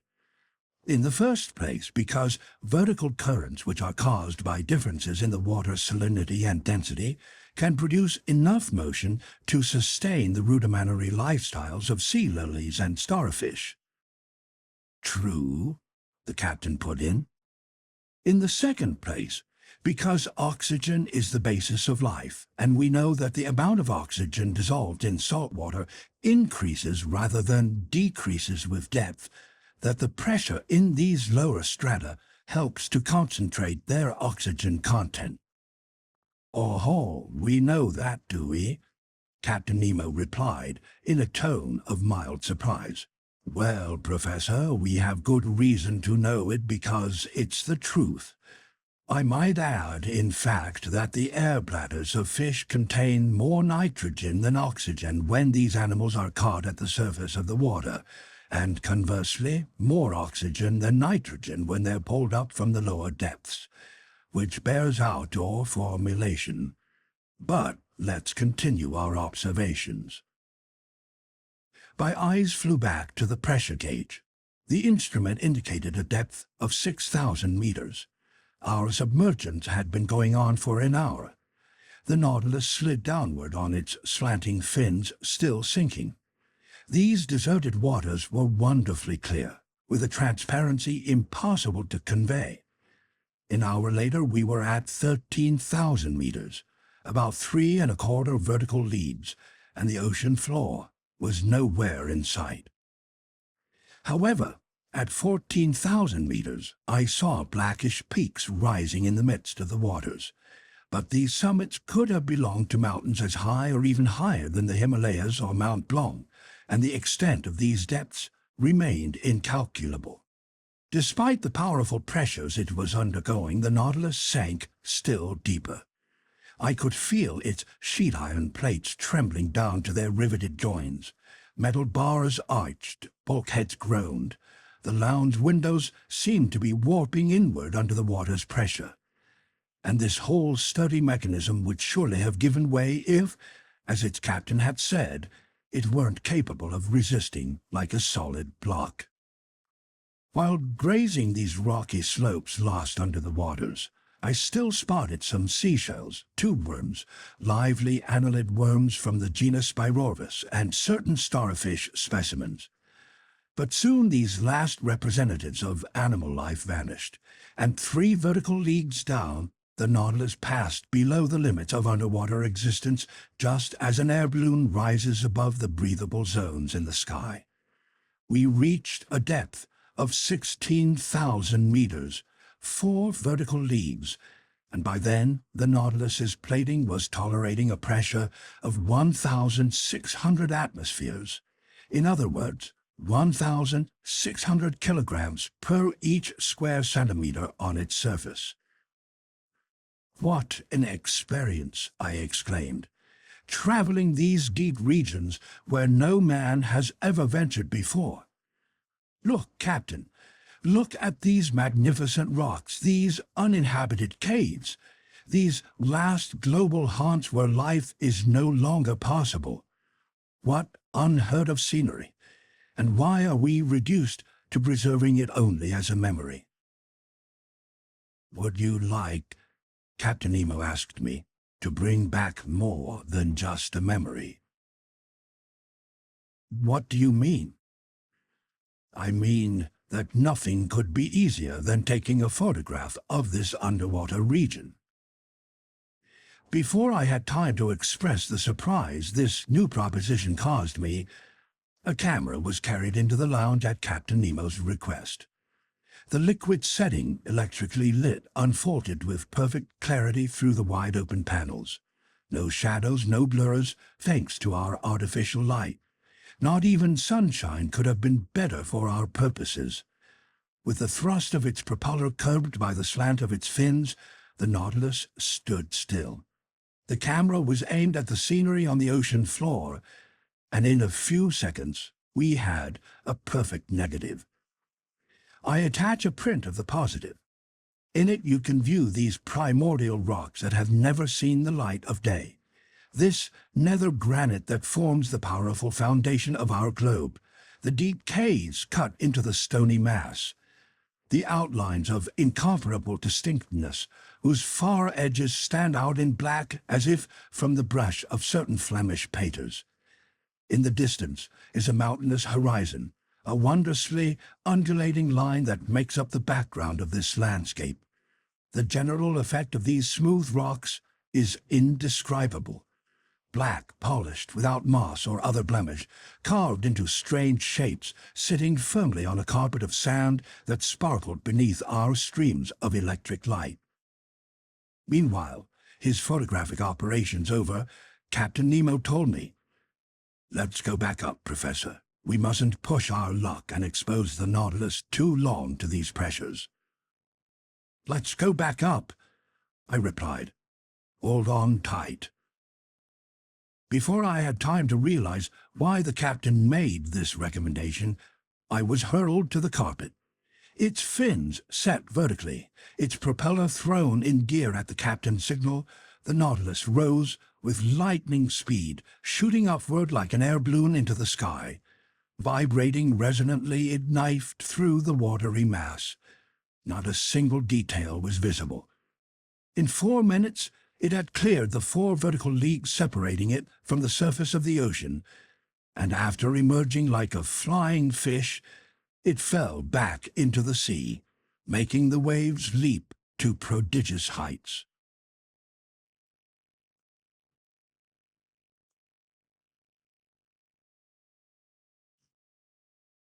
Chapter 12. Sperm Whales and Baleen Whales. During the night of March 13 to 14, the Nautilus resumed its southward heading. Once it was abreast of Cape Horn, I thought it would strike west of the Cape, make for Pacific seas, and complete its tour of the world. It did nothing of the sort, and kept moving toward the southernmost regions. So where was it bound? The pole? That was insanity. I was beginning to think that the captain's recklessness more than justified Ned Land's worst fears. For a good while the Canadian had said nothing more to me about his escape plans. He had become less sociable, almost sullen. I could see how heavily this protracted imprisonment was weighing on him. I could feel the anger building in him. Whenever he encountered the captain, his eyes would flicker with dark fire, and I was in constant dread that his natural vehemence would cause him to do something rash. That day, March 14, he and Conseil managed to find me in my stateroom. I asked them the purpose of their visit. "To put a simple question to you, sir," the Canadian answered me. "Go on, Ned." "How many men do you think are on board the Nautilus?" "I'm unable to say, my friend." "It seems to me," Ned Land went on, "that it wouldn't take much of a crew to run a ship like this one." "Correct," I replied. Under existing conditions, some 10 men at the most should be enough to operate it. All right, the Canadian said. Then why should there be any more than that? Why? I answered. I stared at Ned Land, whose motives were easy to guess. Because, I said, if I can trust my hunches, if I truly understand the captain's way of life, his Nautilus isn't simply a ship. It's meant to be a refuge for people like its commander, people who have severed all ties with the shore. Perhaps, Conseil said, but in a nutshell, the Nautilus can hold only a certain number of men, so couldn't Master estimate their maximum? How, Conseil? By calculating it. Master is familiar with the ship's capacity, hence the amount of air it contains. On the other hand, Master knows how much air each man consumes in the act of breathing, and he can compare this data with the fact that the Nautilus must rise to the surface every 24 hours. Conseil didn't finish his sentence, but I could easily see what he was driving at. I follow you, I said. But while they're simple to do, such calculations can give only a very uncertain figure. No problem, the Canadian went on insistently. Then here's how to calculate it, I replied. In 1 hour, each man consumes the oxygen contained in 100 liters of air. Hence, during 24 hours, the oxygen contained in 2,400 liters. Therefore, we must look for the multiple of 2,400 liters of air that gives us the amount found in the Nautilus. Precisely, Conseil said.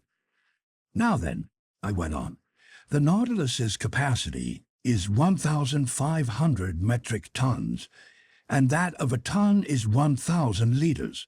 So the Nautilus holds 1,500,000 liters of air, which, divided by 2,400, I did a quick pencil calculation, gives us the quotient of 625, which is tantamount to saying that the air contained in the Nautilus would be exactly enough for 625 men over 24 hours.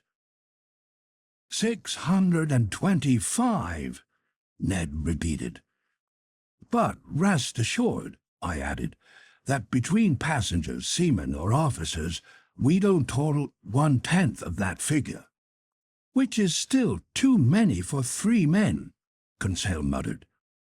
So, my poor Ned, I can only counsel patience. And, Conseil replied, even more than patience, resignation. Conseil had said the true word.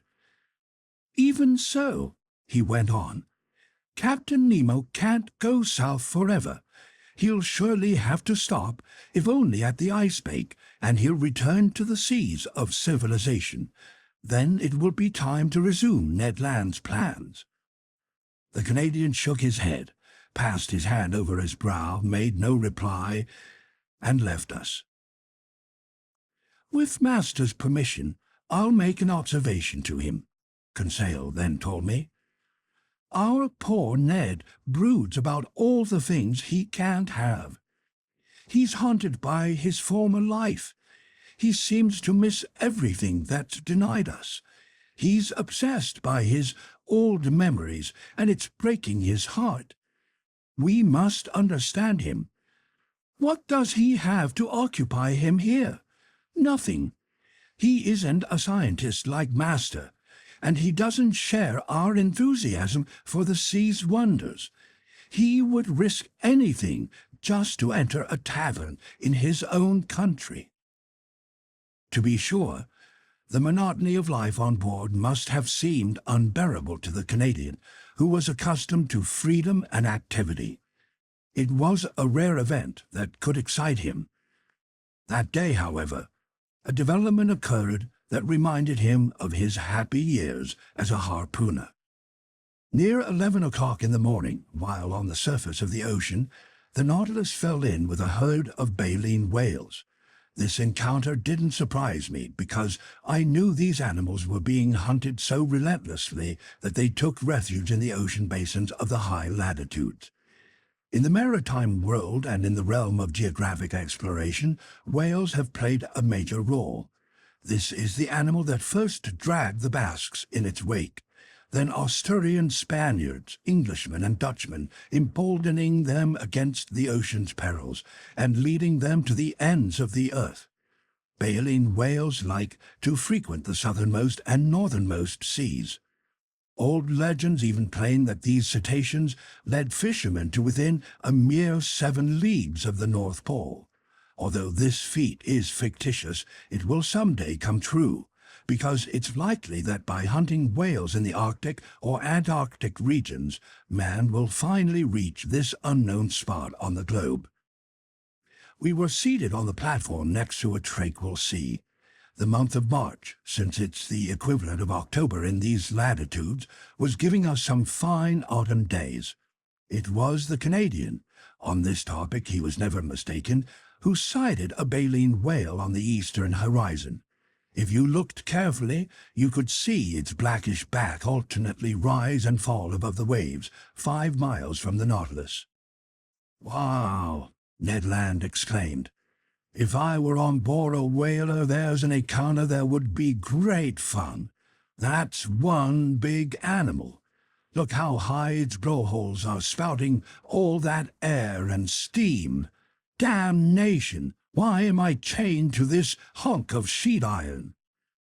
"Why, Ned," I replied, "you still aren't over your old fishing urges?" "How could a whale fisherman forget his old trade, sir? Who could ever get tired of such exciting hunting?" "You've never fished these seas, Ned?" "Never, sir. Just the northernmost seas equally in the Bering Strait and the Davis Strait." "So the southern right whale is still unknown to you. Until now it's the bowhead whale you've hunted, and it won't risk going past the warm waters of the equator." "Oh, Professor, what are you feeding me?" the Canadian answered in a tolerably skeptical tone. "I'm feeding you the facts. By thunder, in 65, just 2.5 years ago, I, to whom you speak, I myself stepped onto the carcass of a whale near Greenland, and its flank still carried the marked harpoon of a whaling ship from the Bering Sea. Now I ask you, after it had been wounded west of America, how could this animal be killed in the east, unless it had cleared the equator and doubled Cape Horn or the Cape of Good Hope?" "I agree with our friend Ned," Conseil said, "and I'm waiting to hear how Master will reply to him." Master will reply, my friends, that baleen whales are localized according to species within certain seas that they never leave, and if one of these animals went from the Bering Strait to the Davis Strait, it's quite simply because there's some passageway from the one sea to the other, either along the coasts of Canada or Siberia. "You expect us to fall for that?" the Canadian asked, tipping me a wink. "If Master says so," Conseil replied. "Which means," the Canadian went on, "since I've never fished these waterways, I don't know the whales that frequent them." "That's what I've been telling you, Ned." "All the more reason to get to know them," Conseil answered. "Look, look!" the Canadian exclaimed, his voice full of excitement. "It's approaching! It's coming toward us. It's thumbing its nose at me. It knows I can't do a blessed thing to it." Ned stamped his foot. Brandishing an imaginary harpoon, his hands positively trembled. "These cetaceans," he asked, "are they as big as the ones in the northernmost seas?" "Pretty nearly, Ned. Because I've seen big baleen whales, sir, whales measuring up to 100 feet long. I've even heard that those rorqual whales off the Aleutian Islands sometimes get over 150 feet. "That strikes me as exaggerated," I replied. "Those animals are only members of the genus Balanoptera, furnished with dorsal fins and, like sperm whales, they're generally smaller than the bowhead whale. Oh, exclaimed the Canadian, whose eyes hadn't left the ocean. It's getting closer. It's coming into the Nautilus's waters. Then, going on with his conversation, "You talk about sperm whales," he said, "as if they were little beasts. But there are stories of gigantic sperm whales. They're shrewd cetaceans. I hear that some will cover themselves with algae and fucus plants.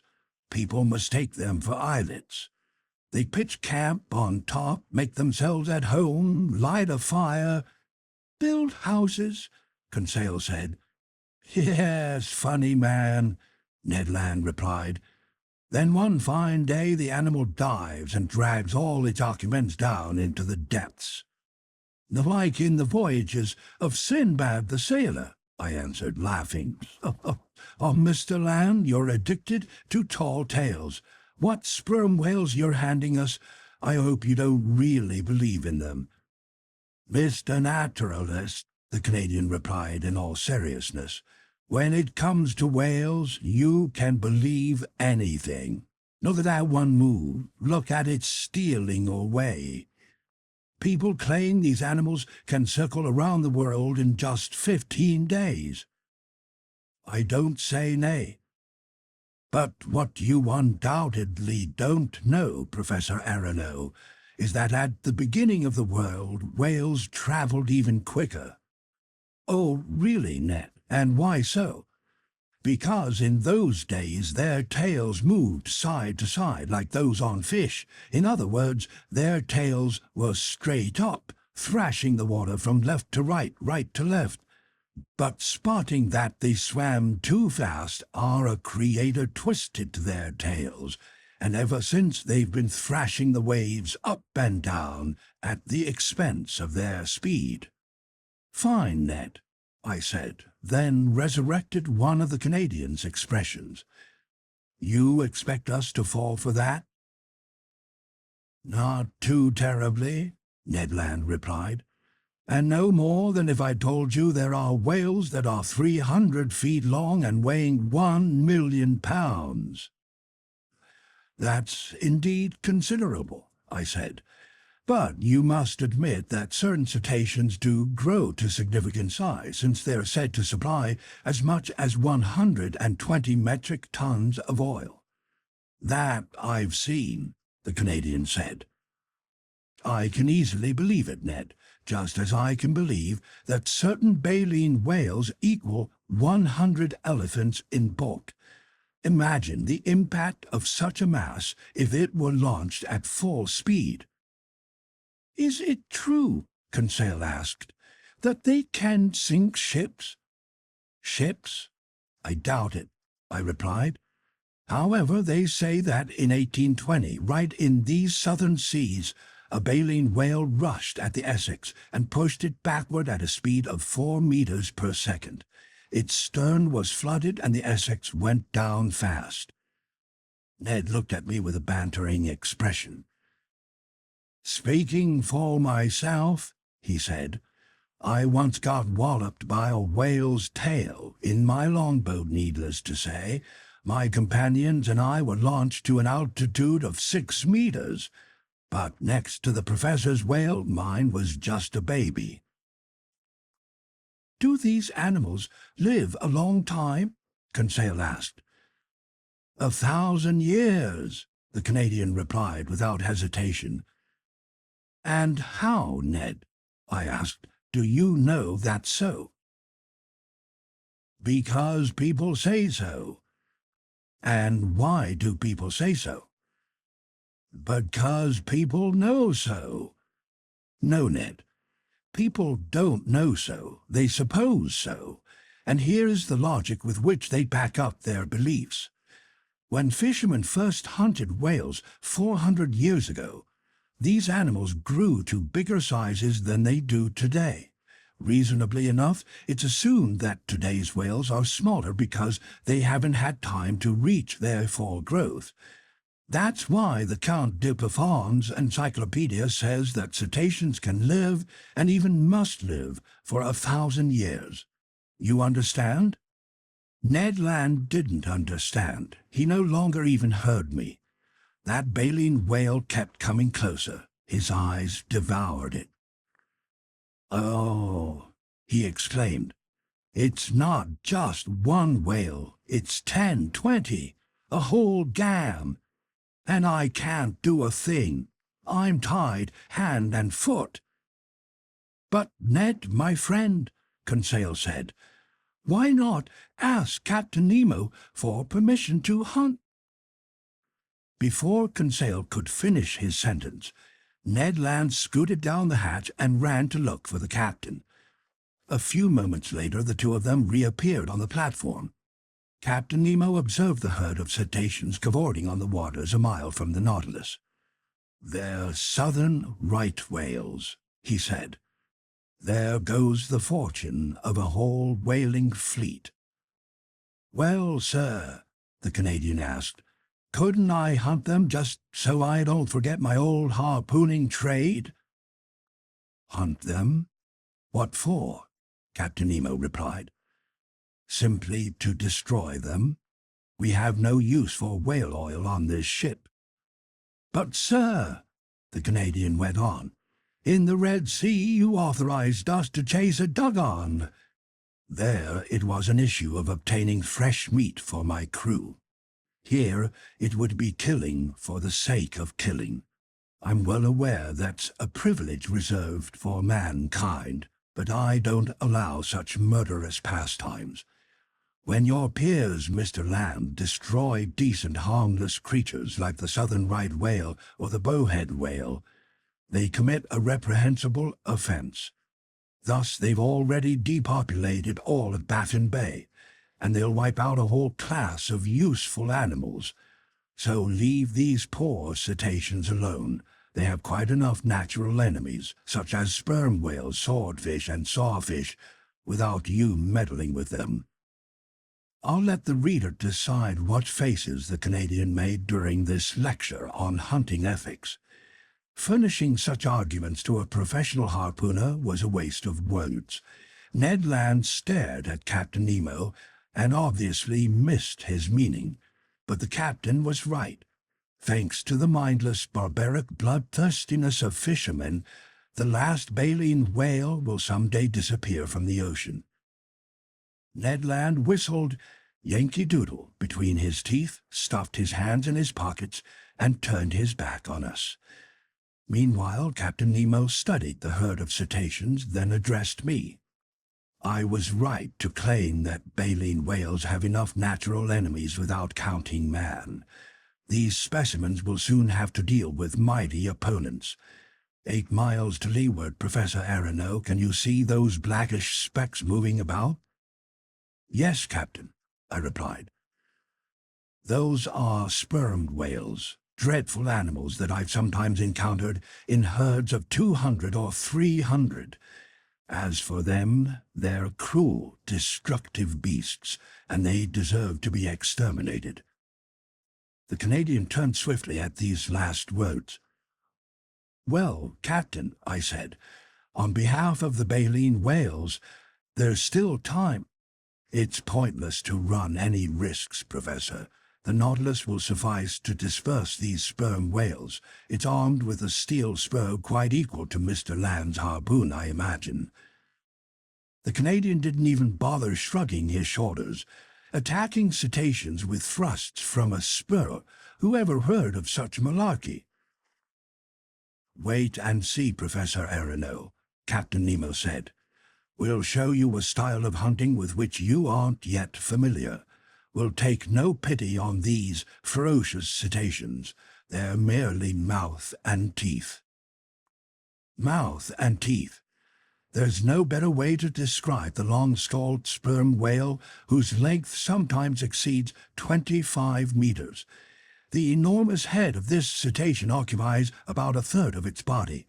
Better armed than a baleen whale whose upper jaw is adorned solely with whalebone, the sperm whale is equipped with 25 huge teeth that are 20 centimeters high, have cylindrical conical summits, and weigh 2 pounds each.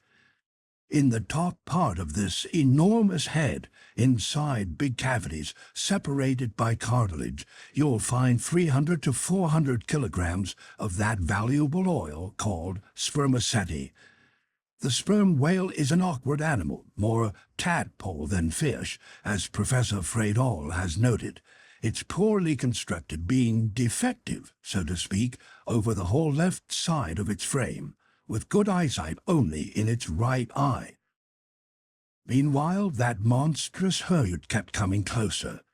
It had seen the baleen whales and was preparing to attack. You could tell in advance that the sperm whales would be victorious, not only because they were better built for fighting than their harmless adversaries, but also because they could stay longer underwater before returning to breathe at the surface. There was just time to run to the rescue of the baleen whales. The Nautilus proceeded to midwater. Conseil, Ned, and I sat in front of the lounge windows. Captain Nemo made his way to the helmsman's side to operate his submersible as an engine of destruction. Soon I felt the beats of our propeller getting faster, and we picked up speed. The battle between sperm whales and baleen whales had already begun when the Nautilus arrived. It maneuvered to cut into the herd of long-skulled predators. At first, the latter showed little concern at the sight of this new monster meddling in the battle, but they soon had to sidestep its thrusts. What a struggle!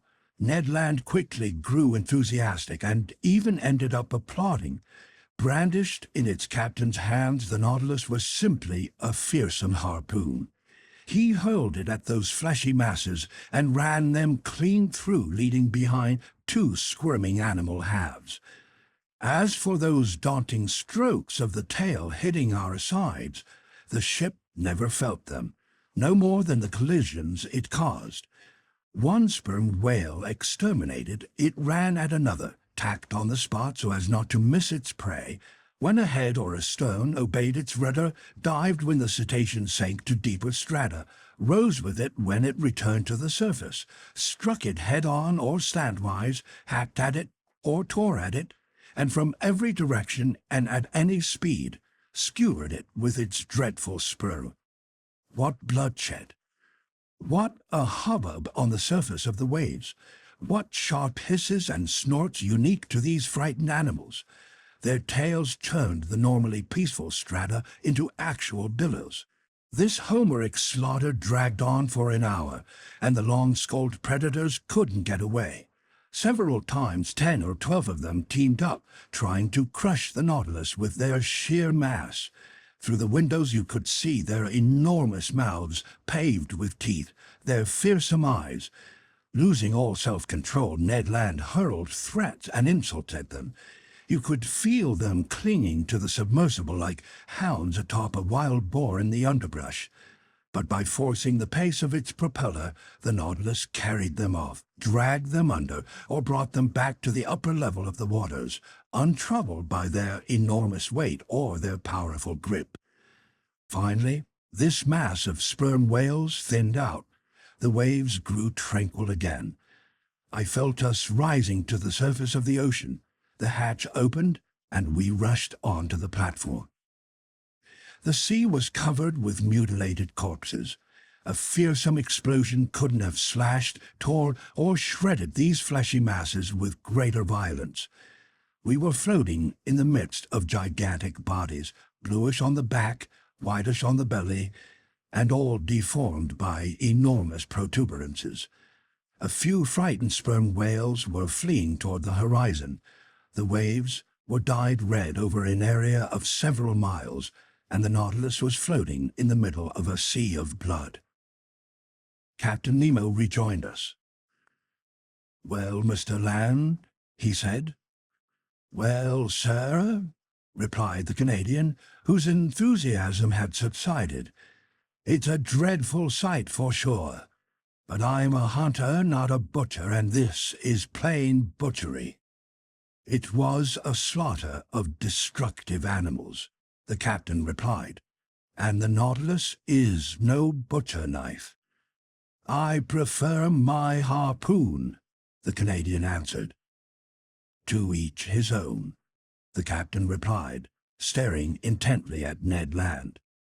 I was in dread the latter would give way to some violent outburst that might have had deplorable consequences, but his anger was diverted by the sight of a baleen whale that the Nautilus had pulled alongside of just then.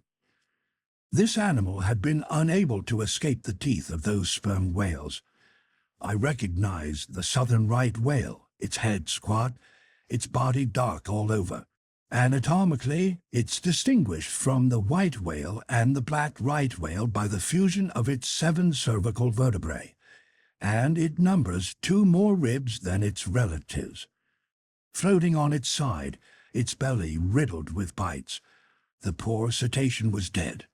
Still hanging from the tip of its mutilated fin was a little baby whale that it had been unable to rescue from the slaughter. Its open mouth let water flow through its whalebone like a murmuring surf. Captain Nemo guided the Nautilus next to the animal's corpse. 2 of his men climbed onto the whale's flake, and to my astonishment, I saw them draw from its udders all the milk they held.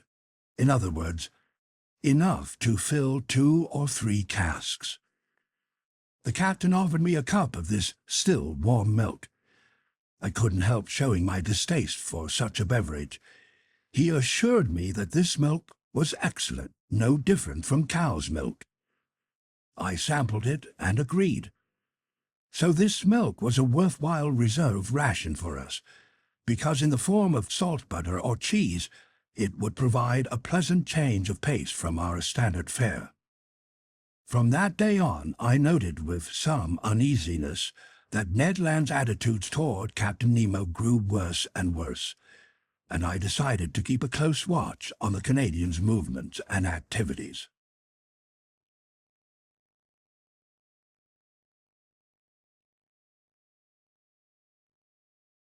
Chapter 13. The Ice Bake. The Nautilus resumed its unruffled southbound heading. It went along the 50th meridian with considerable speed. Would it go to the pole? I didn't think so, because every previous attempt to reach this spot on the globe had failed. Besides, the season was already quite advanced. Since March 13 on Antarctic shores corresponds with September 13 in the northernmost regions, which marks the beginning of the equinoctial period. On March 14, at latitude 55 degrees, I spotted floating ice, plain, pale bits of rubble 20 to 25 feet long, which formed reefs over which the sea burst into foam.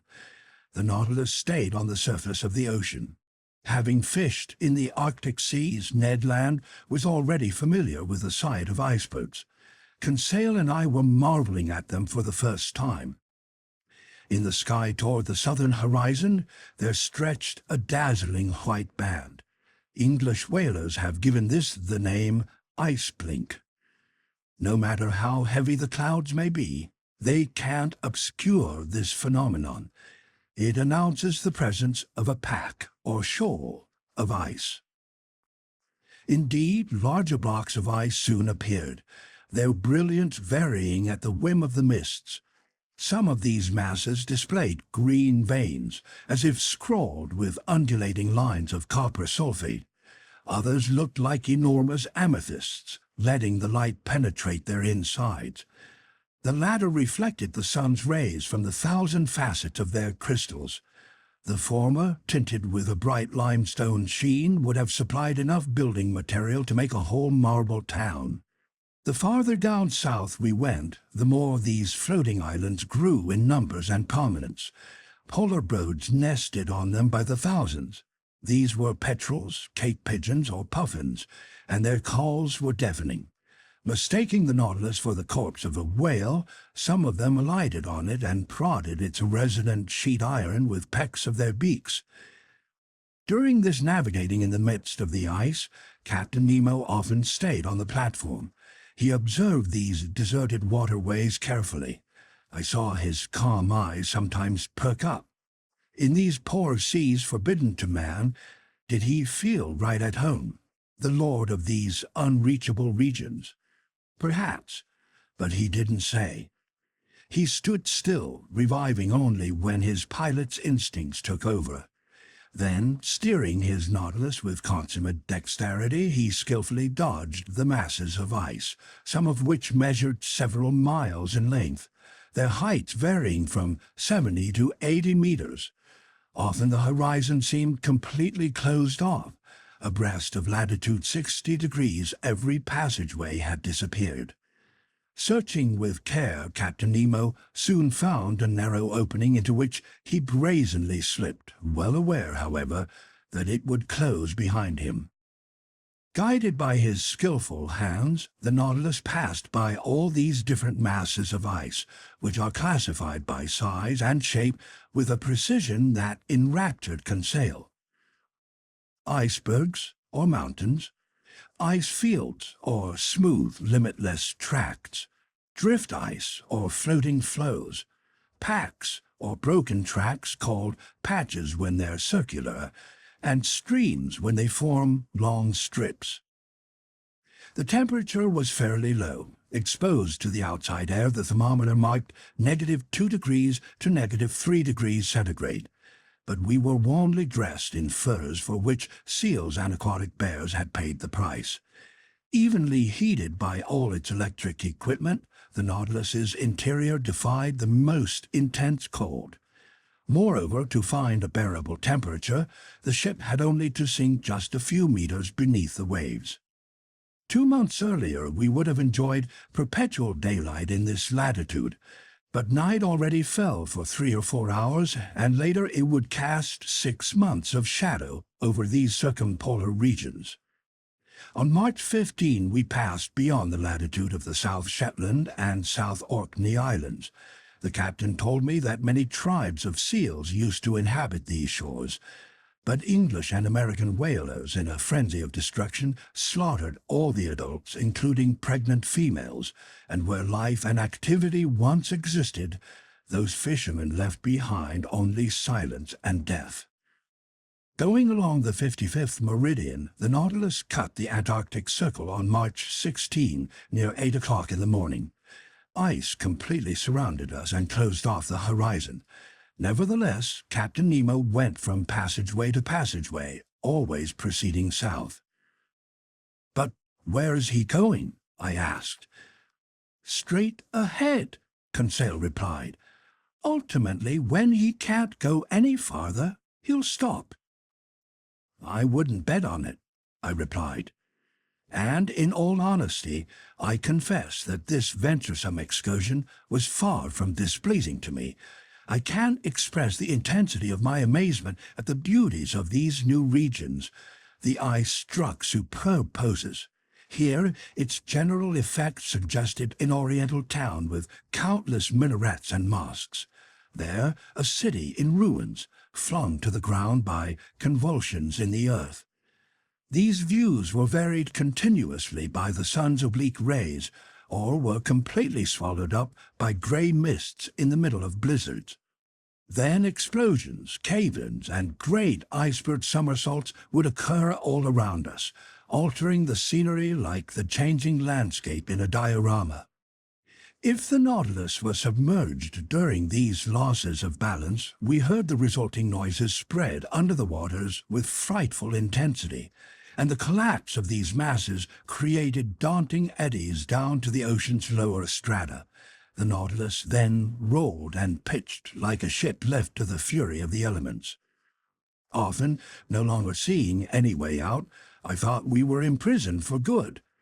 But Captain Nemo, guided by his instincts, discovered new passageways from the tiniest indications. He was never wrong when he observed slender threads of bluish water streaking through these ice fields. Accordingly, I was sure that he had already risked his Nautilus in the midst of the Antarctic seas. However, during the day of March 16, these tracts of ice completely barred our path. It wasn't the ice make as yet, just huge ice fields cemented together by the cold. This obstacle couldn't stop Captain Nemo, and he launched his ship against the ice fields with hideous violence. The Nautilus went into these brittle masses like a wedge, splitting them with dreadful cracklings. It was an old-fashioned battering ram propelled with infinite power. Hurled aloft, ice rubble fell back around us like hail. Through brute force alone, the submersible carved out a channel for itself. Carried away by its momentum, the ship sometimes mounted on top of these tracts of ice and crushed them with its weight, or at other times, when cooped up beneath the ice fields, it split them with simple pitching movements, creating wide punctures. Violent squalls assaulted us during the daytime. Thanks to certain heavy mists, we couldn't see from one end of the platform to the other. The wind shifted abruptly to every point on the compass. The snow was piling up in such packed layers it had to be pitched loose with blows from picks. Even in a temperature of merely -5 degrees centigrade, every outside part of the Nautilus was covered with ice. A ship's rigging would have been unusable, because all its tackle would have jammed in the grooves of the pulleys. Only a craft without sails, driven by an electric motor that needed no coal, could face such high latitudes. Under these conditions, the barometer generally stayed quite low. It fell as far as 73.5 centimeters. Our compass indications no longer offered any guarantees. The deranged needles would mark contradictory directions as we approached the southern magnetic pole, which doesn't coincide with the South Pole proper. In fact, according to the astronomer Hanstein, this magnetic pole is located fairly close to latitude 70 degrees and longitude 130 degrees, or abiding by the observations of Louis Isidore Duperrey, in longitude 135 degrees and latitude 70 degrees 30 minutes. Hence we had to transport compasses to different parts of the ship, take many readings, and strike an average. Often we could chart our course only by guesswork, a less than satisfactory method in the midst of these winding passageways whose landmarks change continuously. At last, on March 18, after 20 futile assaults, the Nautilus was decisively held in check. No longer was it an ice stream, patch, or field. It was an endless, immovable barrier formed by ice mountains fused to each other. The Ice Bank, the Canadian told me. For Ned Land, as well as for every navigator before us, I knew that this was the great insurmountable obstacle. When the sun appeared for an instant near noon, Captain Nemo took a reasonably accurate sight that gave our position as longitude 51 degrees 30 minutes and latitude 67 degrees 39 minutes south. This was a position already well along in these Antarctic regions. As for the liquid surface of the sea, there was no longer any semblance of it before our eyes. Before the Nautilus's spur there lay vast broken plains, a tangle of confused chunks with all the helter-skelter unpredictability typical of a river's surface a short while before its ice breakup. But in this case the proportions were gigantic. Here and there stood sharp peaks, lean spires that rose as high as 200 feet. Farther off, a succession of steeply cut cliffs sporting a grayish tint, huge mirrors that reflected the sparse rays of a sun half drowned in mist. Beyond, a stark silence reigned in this desolate natural setting, a silence barely broken by the flapping wings of petrels or puffins. By this point everything was frozen, even sound. So the Nautilus had to halt in its venturesome course among these tracts of ice. "Sir," Ned Land told me that day, "if your captain goes any farther—" "Yes?" "He'll be a superman." "How so, Ned?" "Because nobody can clear the Ice Bank. Your captain's a powerful man, but damnation, he isn't more powerful than nature. If she draws a boundary line, there you stop, like it or not." "Correct, Ned Land, but I still want to know what's behind this Ice Bank. Behold my greatest source of irritation, a wall." "Master is right," Conseil said. Walls were invented simply to frustrate scientists. All walls should be banned. Fine, the Canadian put in, but we already know what's behind this ice bank. What? I asked. Ice, ice, and more ice. You may be sure of that, Ned, I answered, but I'm not. That's why I want to see for myself. Well, Professor, the Canadian replied, you can just drop that idea. You've made it to the ice bank, which is already far enough, but you won't get any farther, neither your Captain Nemo or his Nautilus, and whether he wants to or not, we'll head north again, in other words, to the land of sensible people. I had to agree that Ned Land was right, and until ships are built to navigate over tracts of ice, they'll have to stop at the ice bank. Indeed, despite its efforts, despite the powerful methods it used to split this ice, the Nautilus was reduced to immobility. Ordinarily, when someone can't go any farther, he still has the option of returning in his tracks. But here it was just as impossible to turn back as to go forward, because every passageway had closed behind us, and if our submersible remained even slightly stationary, it would be frozen in without delay. Which is exactly what happened near 2 o'clock in the afternoon, and fresh ice kept forming over the ship's sides with astonishing speed.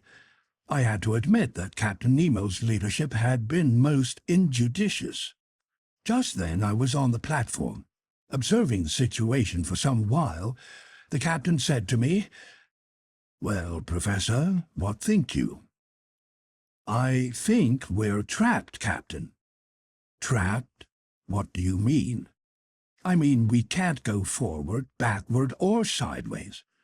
I think that's the standard definition of trapped, at least in the civilized world." "So, Professor Aronnax, you think the Nautilus won't be able to float clear?" "Only with the greatest difficulty, Captain, since the season is already too advanced for you to depend on an ice breakup." "Oh, Professor," Captain Nemo replied in an ironic tone, "you never change. You see only impediments and obstacles. I promise you not only will the Nautilus float clear, it will go farther still." "Farther south?" I asked, gaping at the captain. "Yes, sir, it will go to the pole." "To the pole?" I exclaimed, unable to keep back movement of disbelief. "Yes," the captain replied coldly. "The Antarctic pole, that unknown spot crossed by every meridian on the globe. As you know, I do whatever I like with my Nautilus." Yes, I did know that. I knew this man was daring to the point of being foolhardy. But to overcome all the obstacles around the South Pole, even more unattainable than the North Pole, which still hadn't been reached by the boldest navigators, wasn't this an absolutely insane undertaking, one that could occur only in the brain of a madman? It then dawned on me to ask Captain Nemo if he had already discovered this pole, which no human being had ever trod underfoot. "No, sir," he answered me, "but we'll discover it together. Where others have failed, I'll succeed. Never before has my Nautilus cruised so far into these southernmost seas, but, I repeat, it will go farther still." "I'd like to believe you, Captain," I went on in a tone of some sarcasm. "Oh, I do believe you. Let's forge ahead. There are no obstacles for us.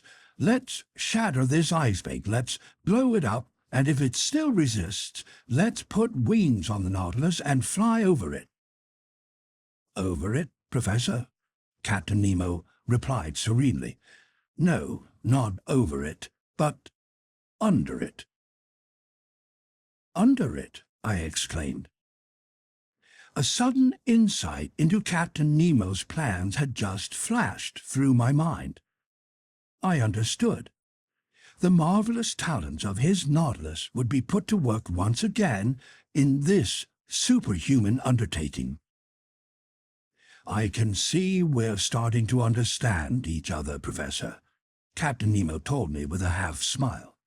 You already glimpse the potential. Myself, I'd say the success of this attempt.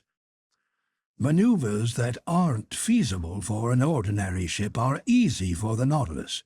If a continent emerges at the pole, we'll stop at that continent. But on the other hand, if open sea washes the pole, we'll go to that very place.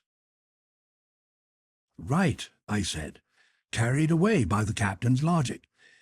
Even though the surface of the sea has solidified into ice, its lower strata are still open, thanks to that divine justice that puts the maximum density of salt water 1 degree above its freezing point.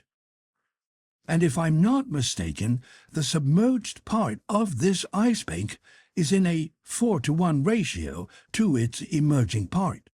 Very nearly, Professor. For each foot of iceberg above the sea, there are 3 more below.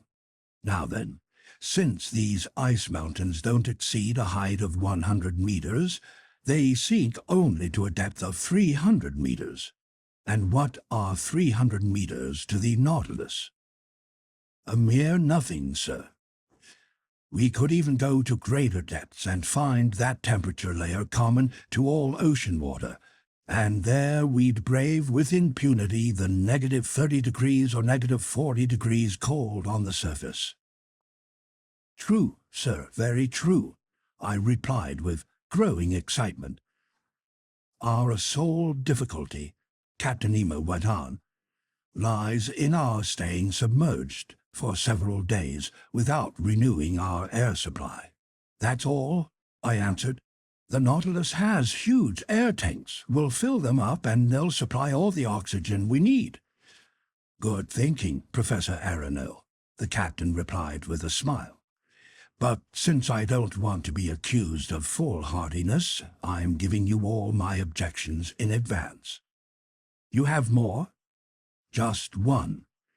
If a sea exists at the South Pole, it's possible this sea may be completely frozen over, so we couldn't come up to the surface. My dear sir, have you forgotten that the Nautilus is armed with a fearsome spur? Couldn't it be launched diagonally against those tracts of ice, which would break open from the impact? Ah, Professor, you're full of ideas today. Besides, Captain, I added with still greater enthusiasm, why wouldn't we find open sea at the South Pole just as at the North Pole?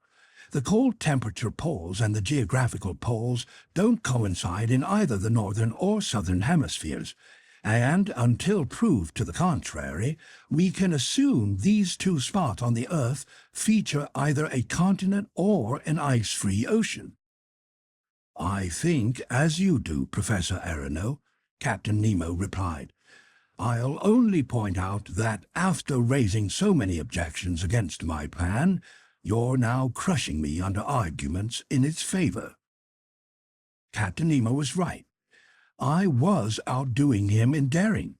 It was I who was sweeping him to the pole. I was leading the way. I was out in front. But no, you silly fool. Captain Nemo already knew the pros and cons of this question, and it amused him to see you flying off into impossible fantasies. Nevertheless, he didn't waste an instant. At his signal, the chief officer appeared. The 2 men held a quick exchange in their incomprehensible language, and either the chief officer had been alerted previously or he found the plan feasible, because he showed no surprise. But as unemotional as he was, he couldn't have been more impeccably emotionless than Conseil when I told the fine lad our intention of pushing on to the South Pole. He greeted my announcement with the usual, "As master wishes," and I had to be content with that. As for Ned Land, No human shoulders ever executed a higher shrug than the pair belonging to our Canadian. "Honestly, sir," he told me, "you and your Captain Nemo, I pity you both." "But we will go to the pole, Mr. Land." "Maybe, but you won't come back." And Ned Land re-entered his cabin. "To keep from doing something desperate," he said as he left me. Meanwhile, preparations for this daring attempt were getting underway. The Nautilus's powerful pumps forced air down into the tanks and stored it under high pressure. Near 4 o'clock, Captain Nemo informed me that the platform hatches were about to be closed. I took a last look at the dense ice bank we were going to conquer. The weather was fair, the skies reasonably clear, the cold quite brisk, namely -12°C. But after the wind had lulled, this temperature didn't seem too unbearable. Equipped with picks, some 10 men climbed onto the Nautilus's sides and cracked loose the ice around the ship's lower plating, which was soon set free. This operation was swiftly executed because the fresh ice was still thin. We all re-entered the interior. The main ballast tanks were filled with the water that hadn't yet congealed at our line of flotation. The Nautilus submerged without delay. I took a seat in the lounge with Conseil. Through the open window we stared at the lower strata of this southernmost ocean. The thermometer rose again. The needle on the pressure gauge swerved over its dial. About 300 meters down, just as Captain Nemo had predicted, we cruised beneath the undulating surface of the ice bank. But the Nautilus sank deeper still. It reached a depth of 800 meters. At the surface, this water gave a temperature of -12°C, but now it gave no more than -10°. 2 degrees had already been gained. Thanks to its heating equipment, the Nautilus's temperature, needless to say, stayed at a much higher degree. Every maneuver was accomplished with extraordinary precision. "With all due respect to Master," Conseil told me, "we'll pass it by." "I fully expect to," I replied in a tone of deep conviction. Now in open water, the Nautilus took a direct course to the pole without veering from the 52nd meridian. From 67 degrees 30 minutes to 90 degrees 22.5 degrees of latitude were left to cross. In other words, slightly more than 500 leagues. The Nautilus adopted an average speed of 26 miles per hour, the speed of an express train. If it kept up this pace, 40 hours would do it for reaching the pole. For part of the night, the novelty of our circumstances kept Conseil and me at the lounge window. The sea was lit by our beacon's electric rays, but the depths were deserted. Fish didn't linger in these imprisoned waters. Here they found merely a passageway for going from the Antarctic Ocean to open sea at the pole. Our progress was swift. You could feel it in the vibrations of the long steel hull. Near 2 o'clock in the morning, I went to snatch a few hours of sleep. Conseil did likewise. I didn't encounter Captain Nemo while going down the gangways. I assumed that he was keeping to the pilot house. The next day, March 19, at 5 o'clock in the morning, I was back at my post in the lounge. The electric log indicated that the Nautilus had reduced speed. By then it was rising to the surface, but cautiously, while slowly emptying its ballast tanks. My heart was pounding. Would we emerge into the open and find the polar air again? No. A jolt told me that the Nautilus had bumped the underbelly of the ice bank, still quite thick to judge from the hollowness of the accompanying noise. Indeed, we had struck bottom, to use nautical terminology, but in the opposite direction, and at a depth of 3,000 feet. That gave us 4,000 feet of ice overhead, of which 1,000 feet emerged above water. So the ice bank was higher here than we had found it on the outskirts, a circumstance less than encouraging. Several times that day, the Nautilus repeated the same experiment, and always it bumped against this surface that formed a ceiling above it. At certain moments the ship encountered ice at a depth of 900 meters, denoting a thickness of 1,200 meters, of which 300 meters rose above the level of the ocean. This height had tripled since the movement the Nautilus had dived beneath the waves.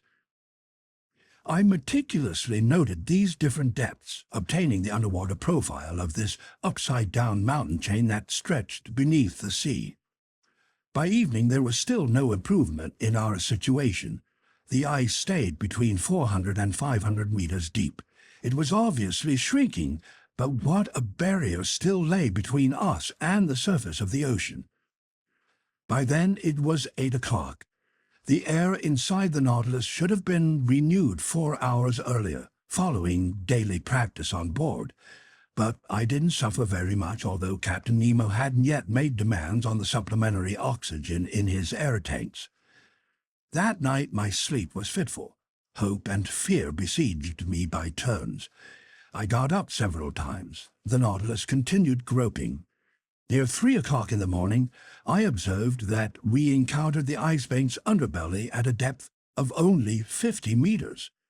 So only 150 feet separated us from the surface of the water. Little by little, the Ice Bank was turning into an ice field again. The mountains were changing back into plains. My eyes didn't leave the pressure gauge. We kept rising on a diagonal, going along this shiny surface that sparkled beneath our electric rays. Above and below, the Ice Bank was subsiding in long gradients. Mile after mile, it was growing thinner. Finally, at 6 o'clock in the morning, on that memorable day of March 19, the lounge door opened. Captain Nemo appeared. "Open sea," he told me.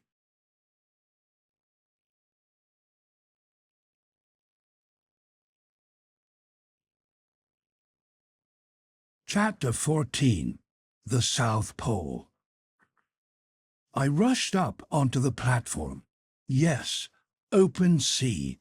Barely a few sparse floes, some moving icebergs, a sea stretching into the distance, hosts of birds in the air and myriads of fish under the waters, which varied from intense blue to olive green depending on the depth. The thermometer marked 3 degrees centigrade. It was as if a comparative springtime had been locked up behind that ice bank, whose distant masses were outlined on the northern horizon. "Are we at the pole?" I asked the captain, my heart pounding. "I've no idea," he answered me. "At noon we'll fix our position." "But will the sun show through this mist?" I said, staring at the grayish sky. "No matter how faintly it shines, it will be enough for me," the captain replied. To the south, 10 miles from the Nautilus, a solitary islet rose to a height of 200 meters. We proceeded toward it, but cautiously, because this sea could have been strewn with reefs. In an hour we had reached the islet. 2 hours later we had completed a full circle around it. It measured 4 to 5 miles in circumference. A narrow channel separated it from a considerable shore, perhaps a continent whose limits we couldn't see. The existence of this shore seemed to bear out Commander Maury's hypotheses. In essence, this ingenious American has noted that between the South Pole and the 60th parallel, the sea is covered with floating ice of dimensions much greater than any found in the North Atlantic. From this fact, he drew the conclusion that the Antarctic Circle must contain considerable shores, since icebergs can't form on the high seas, but only along coastlines. According to his calculations, this frozen mass enclosing the southernmost pole forms a vast ice cap whose width must reach 4,000 kilometers. Meanwhile, to avoid running aground, the Nautilus halted 3 cable lengths from a strand crowned by superb piles of rocks. The skiff was launched to sea. 2 crewmen carrying instruments, the captain, Conseil, and I were on board. It was 10 o'clock in the morning. I hadn't seen Ned Land. No doubt in the presence of the South Pole, the Canadian hated having to eat his words. A few strokes of the oar brought the skiff to the sand where it ran aground. Just as Conseil was about to jump ashore, I held him back. "Sir," I told Captain Nemo, "to you belongs the honor of first setting foot on this shore."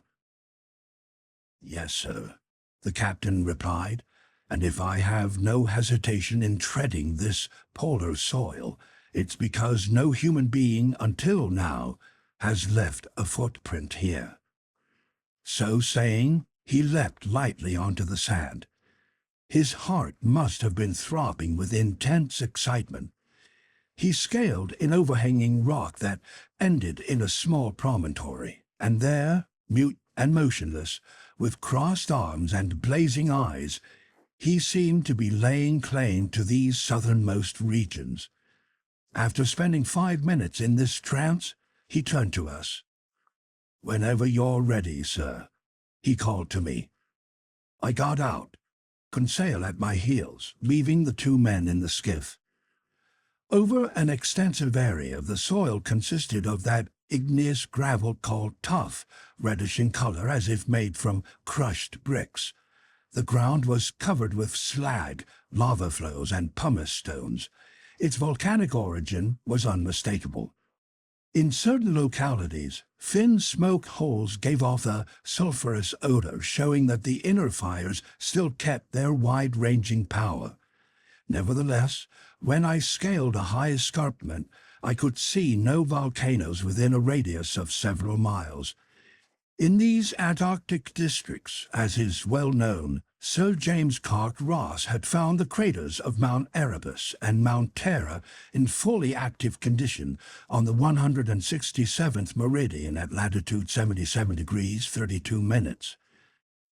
The vegetation on this desolate continent struck me as quite limited. A few lichens of the species Usnea melanoxanthera sprawled over the black rocks. The whole meager flora of this region consisted of certain microscopic buds, rudimentary diatoms made up of a type of cell positioned between 2 quartz-rich shells, plus long purple and crimson fucus plants, buoyed by small air bladders and washed up on the coast by the surf. The beach was strewn with mollusks, small mussels, limpets, smooth heart-shaped cockles, and especially some sea butterflies with oblong membrane-filled bodies whose heads are formed from 2 rounded lobes. I also saw myriads of those northernmost sea butterflies 3 centimeters long, which a baleen whale can swallow by the thousands in one gulp. The open waters at the shoreline were alive with these delightful pteropods, true butterflies of the sea.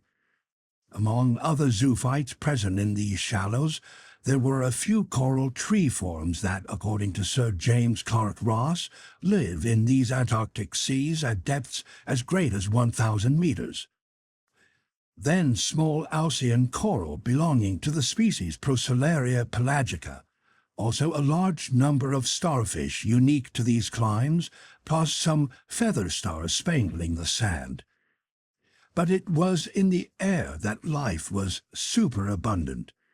There various species of birds flew and fluttered by the thousands, deafening us with their calls. Crowding the rocks, other fowl watched without fear as we passed and pressed familiarly against our feet.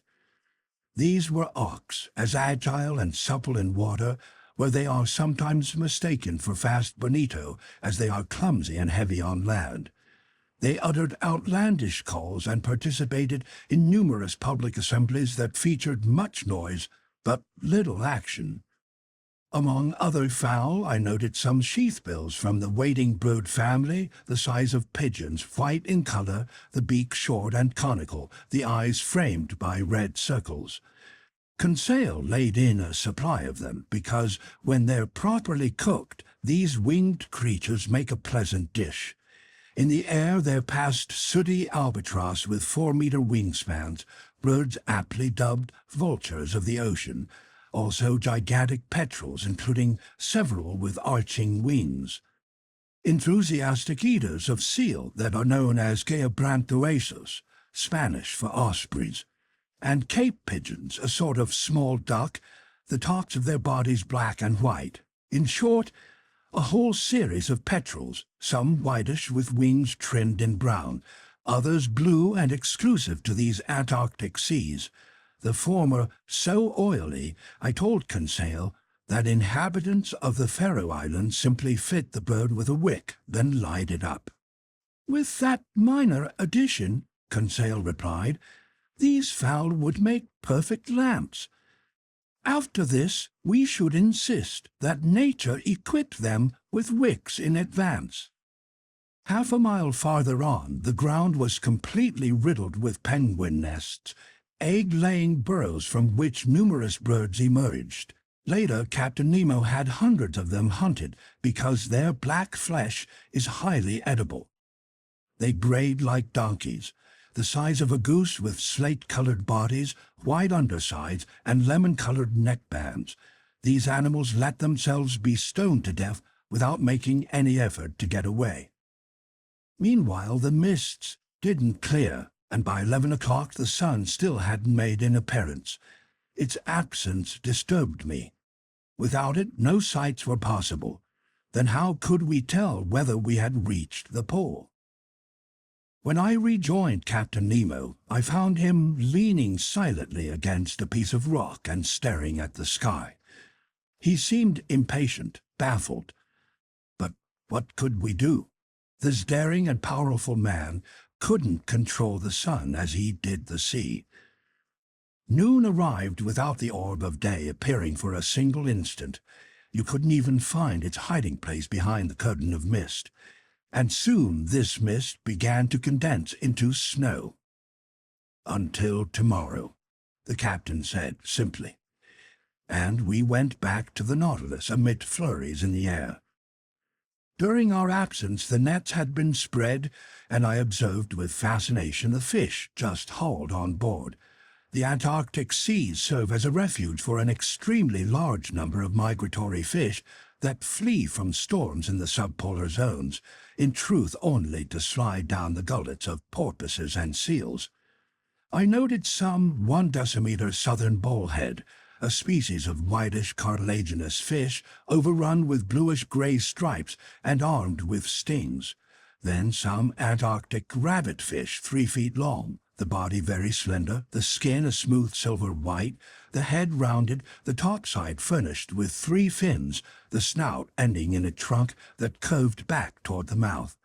I sampled its flesh, but found it tasteless, despite Conseil's views, which were largely approving. The blizzard lasted until the next day. It was impossible to stay on the platform.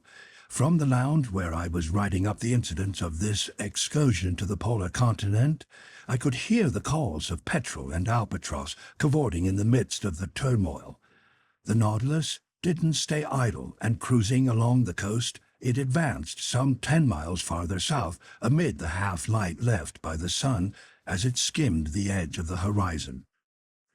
The next day, March 20, it stopped snowing. The cold was a little more brisk. The thermometer marked -2 degrees centigrade.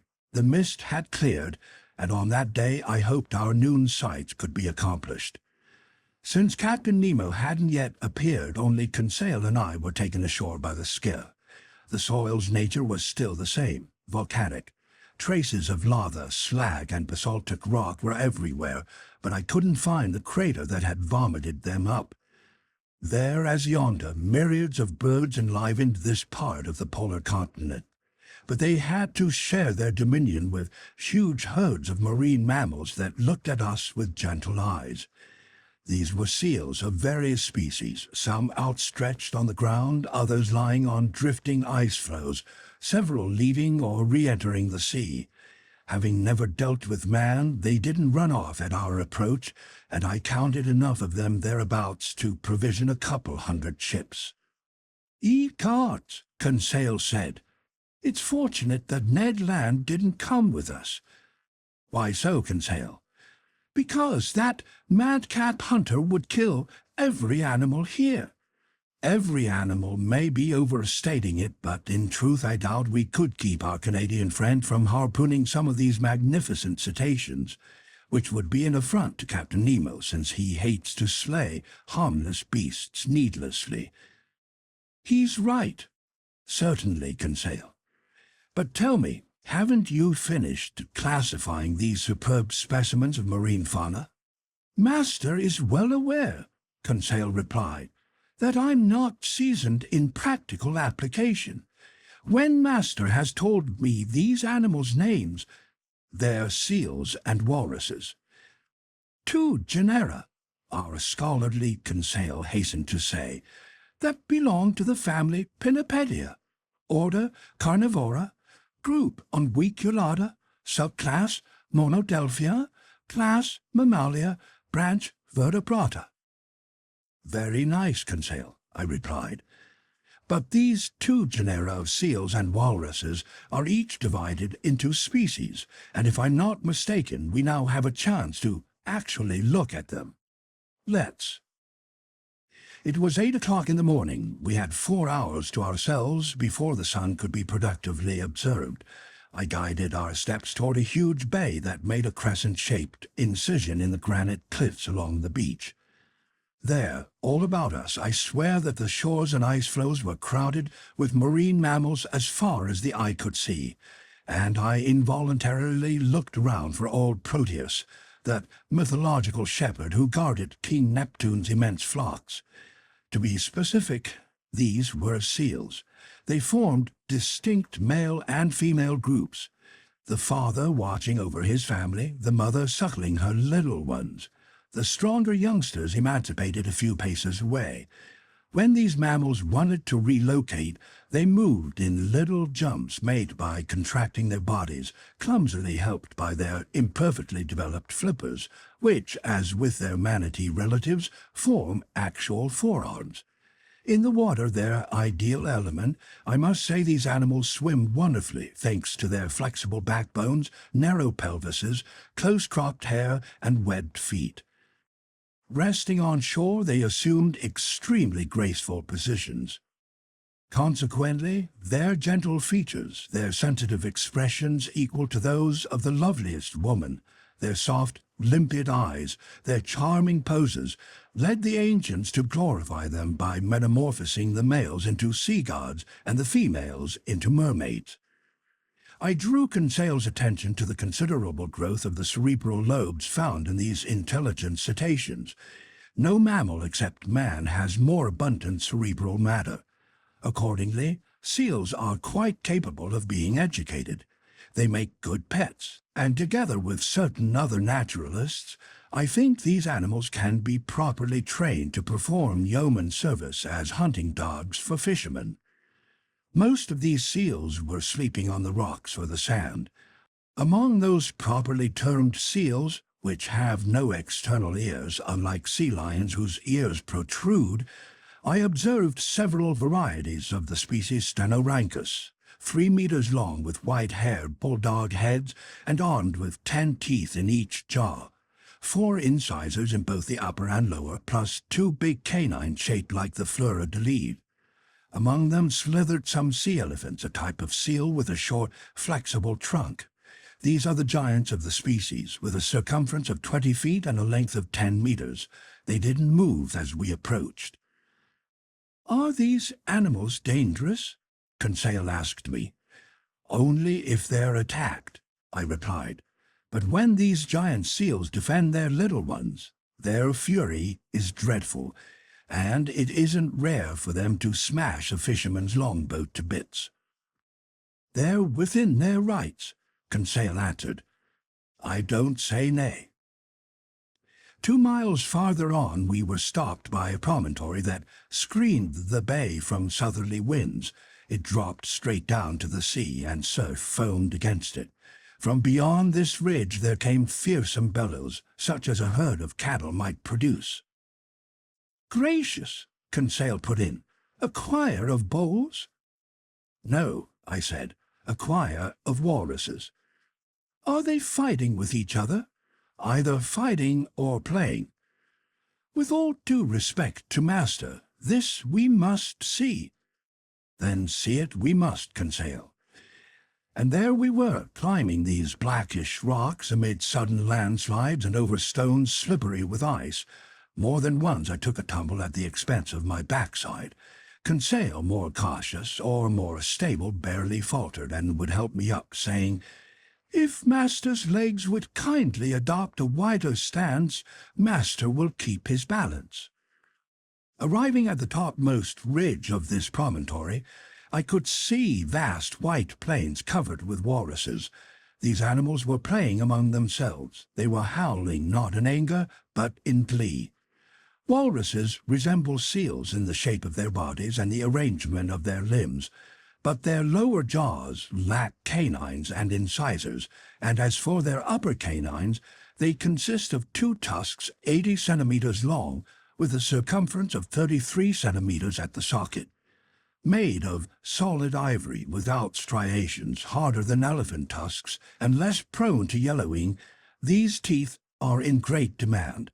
Accordingly, walruses are the victims of a mindless hunting that soon will destroy them all, since their hunters indiscriminately slaughter pregnant females and youngsters, and over 4,000 individuals are destroyed annually. Passing near these unusual animals, I could examine them at my leisure since they didn't stir. Their hides were rough and heavy, a tan color leaning toward a reddish-brown. Their coats were short and less than abundant. Some were 4 meters long, more tranquil and less fearful than their northern relatives. They posted no sentinels on guard duty at the approaches to their campsite. After examining this community of walruses, I decided to return in my tracks. It was 11 o'clock, and if Captain Nemo found conditions favorable for taking his sights, I wanted to be present at the operation. But I held no hopes that the sun would make an appearance that day. It was hidden from our eyes by clouds squeezed together on the horizon. Apparently the jealous orb didn't want to reveal this inaccessible spot on the globe to any human being. Yet I decided to return to the Nautilus.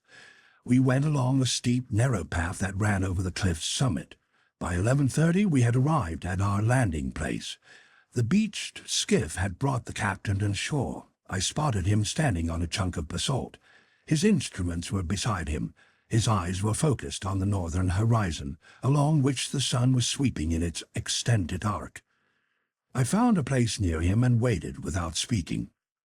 Noon arrived, and just as on the day before, the sun didn't put in an appearance. It was sheer bad luck. Our noon sights were still lacking. If we couldn't obtain them tomorrow, we would finally have to give up any hope of fixing our position. In essence, it was precisely March 20.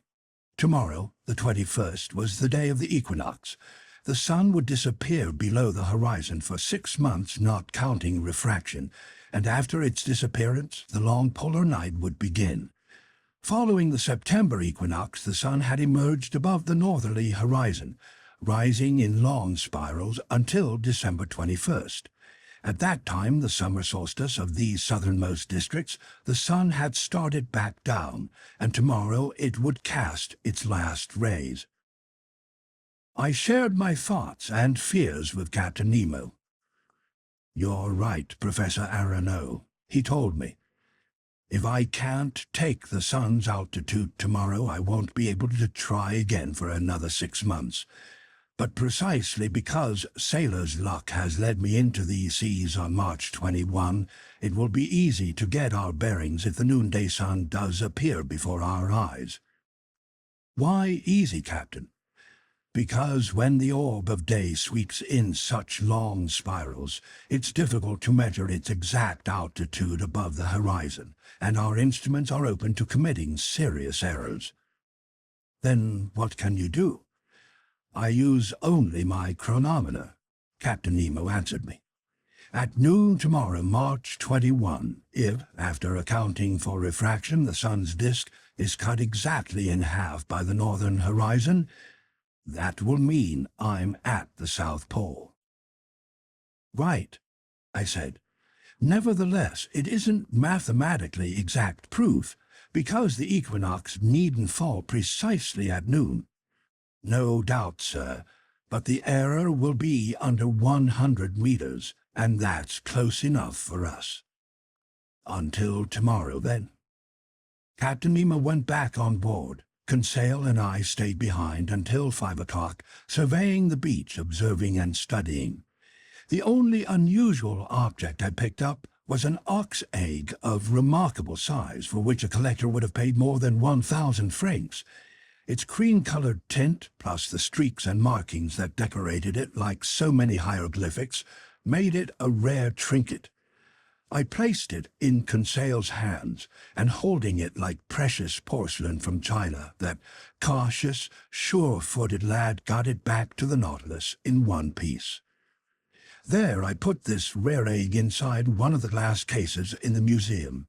I ate supper, feasting with appetite on an excellent piece of seal liver whose flavor reminded me of pork. Then I went to bed, but not without praying, like a good Hindu, for the favors of the radiant orb.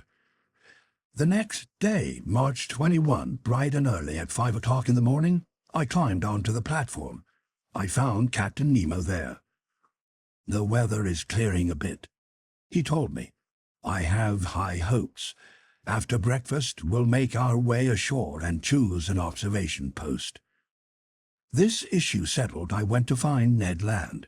I wanted to take him with me. The obstinate Canadian refused, and I could clearly see that his tight-lipped mood and his bad temper were growing by the day.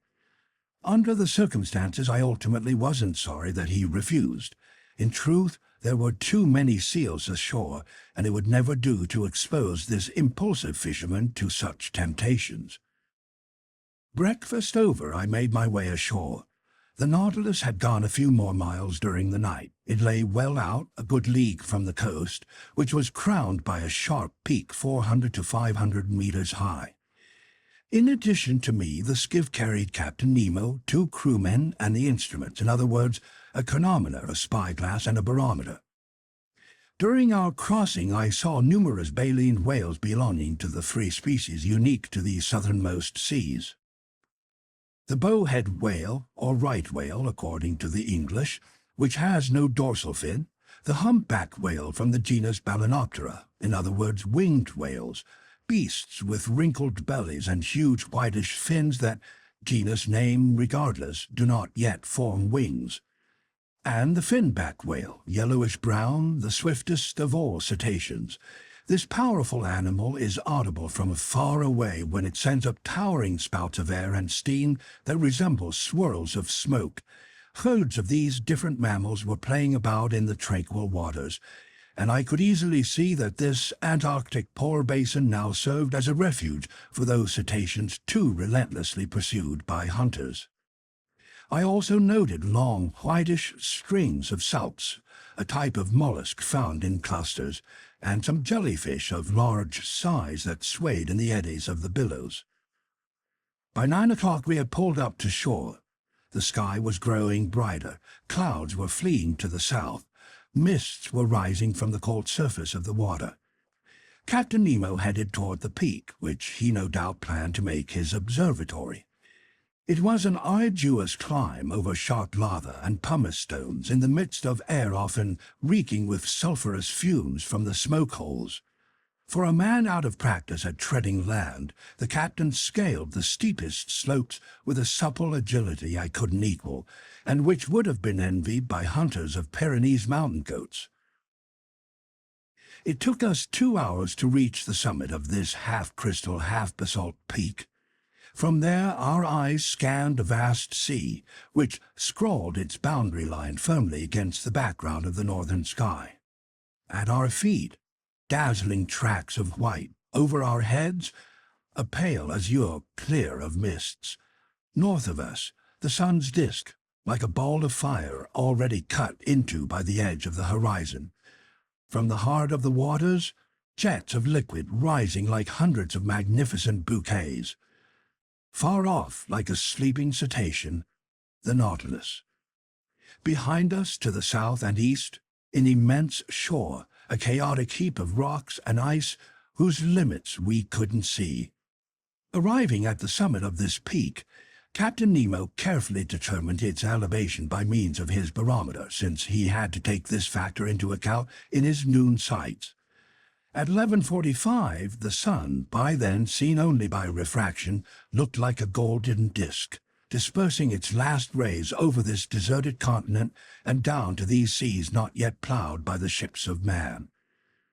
Captain Nemo had brought a spyglass with a reticular eyepiece, which corrected the sun's refraction by means of a mirror, and he used it to observe the orb sinking little by little along a very extended diagonal that reached below the horizon.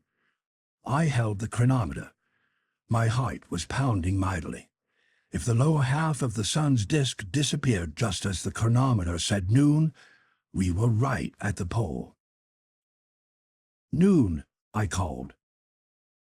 "The South Pole," Captain Nemo replied in a solemn voice, handing me the spyglass, which showed the orb of day cut into two exactly equal parts by the horizon. I stared at the last rays wreathing this peak, while shadows were gradually climbing its gradients.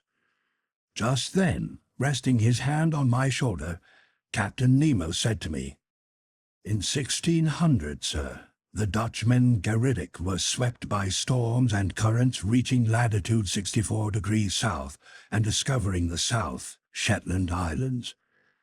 On January 17, 1773, the famous Captain Cook went along the 38th meridian, arriving at latitude 67 degrees 30 minutes. And on January 13, 1774, along the 109th meridian, he reached latitude 71 degrees 15 minutes. In 1819, the Russian Bellinghausen lay on the 69th parallel, and in 1821 on the 66th at longitude 111 degrees west. In 1820, the Englishman Bransfield stopped at 65 degrees. That same year, the American Morel, whose reports are dubious, went along the 42nd meridian, finding open sea at latitude 70 degrees 14 minutes. In 1825, the Englishman Powell was unable to get beyond 62 degrees. That same year, a humble seal fisherman, the Englishman Weddell, went as far as latitude 72 degrees 14 minutes on the 35th meridian, and as far as 74 degrees 15 minutes on the 36th. In 1829, the Englishman Forster, commander of the Chanticleer, laid claim to the Antarctic continent in latitude 63 degrees 26 minutes and longitude 66 degrees 26 minutes. On February 1, 1831, the Englishman Disco discovered Enderby Land at latitude 68 degrees 50 minutes. Adelaide Land at latitude 67 degrees on February 5, 1832, and Graham Land at latitude 64 degrees 45 minutes on February 21. In 1838, the Frenchman Dumont d'Urville stopped at the Ice Bank in latitude 62 degrees 57 minutes, sighting the Louis-Philippe Peninsula. On January 21, 2 years later, at a new southerly position of 66 degrees 30 minutes, he named the Adelaide coast, and 8 days later the Clary coast at 64 degrees 40 minutes. In 1838, the American Wilkes advanced as far as the 69th parallel on the 100th meridian. In 1839, the Englishman Belleny discovered the Sabrina coast at the edge of the polar circle. Lastly, on January 12, 1842, with his ships, the Rebus and the Terror, the Englishman Sir James Clark Ross found Victoria Land in latitude 70 degrees 56 minutes and longitude 171 degrees 7 minutes east. On the 23rd of that same month he reached the 74th parallel, a position denoting the farthest south attained until then. On the 27th he lay at 76 degrees 8 minutes, on the 28th at 77 degrees 32 minutes, on February 2 at 78 degrees 4 minutes, and late in 1842 he returned to 71 degrees but couldn't get beyond it. Well, now, in 1868, on this 21st day of March, I myself, Captain Nemo, have reached the South Pole at 90 degrees, and I hereby claim this entire part of the globe equal to 1/6 of the known continents. In the name of which sovereign, Captain? In my own name, sir. So saying, Captain Nemo unfurled a black flag bearing a gold N on its quartered bunting. Then, turning toward the orb of day, whose last rays were licking at the sea's horizon, "Farewell, O sun," he called. "Disappear, O radiant orb. Retire beneath this open sea, and let 6 months of night spread their shadows over my new domains."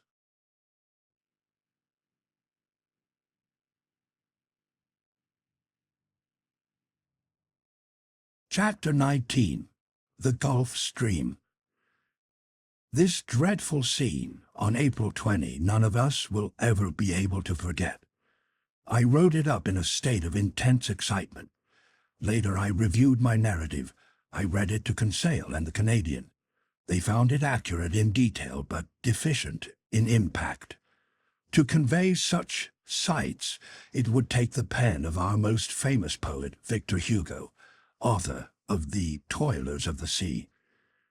As I said, Captain Nemo wept while staring at the waves. His grief was immense.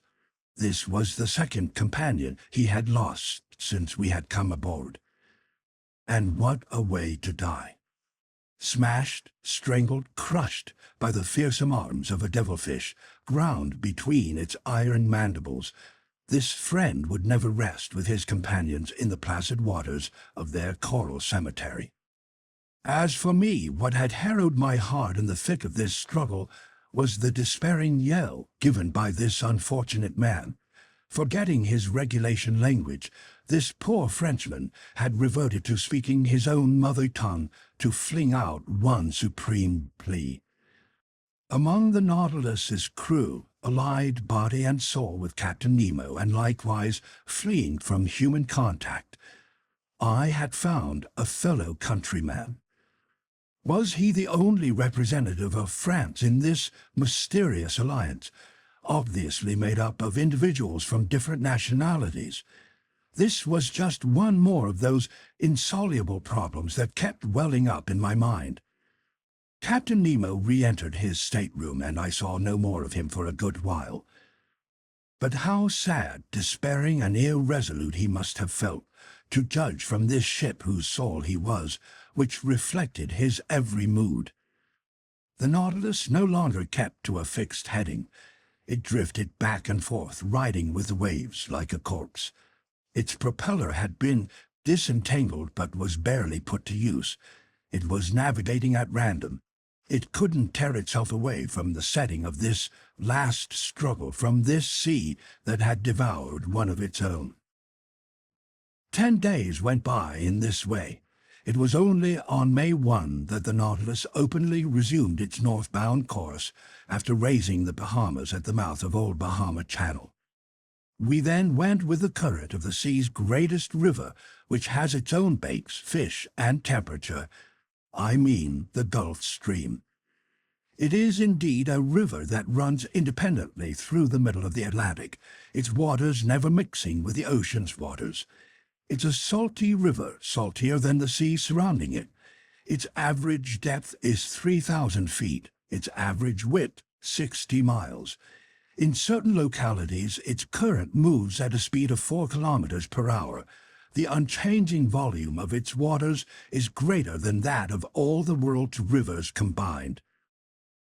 As discovered by Commander Maury, the true source of the Gulf Stream, its starting point if you prefer, is located in the Bay of Biscay. There its waters, still weak in temperature and color, begin to form.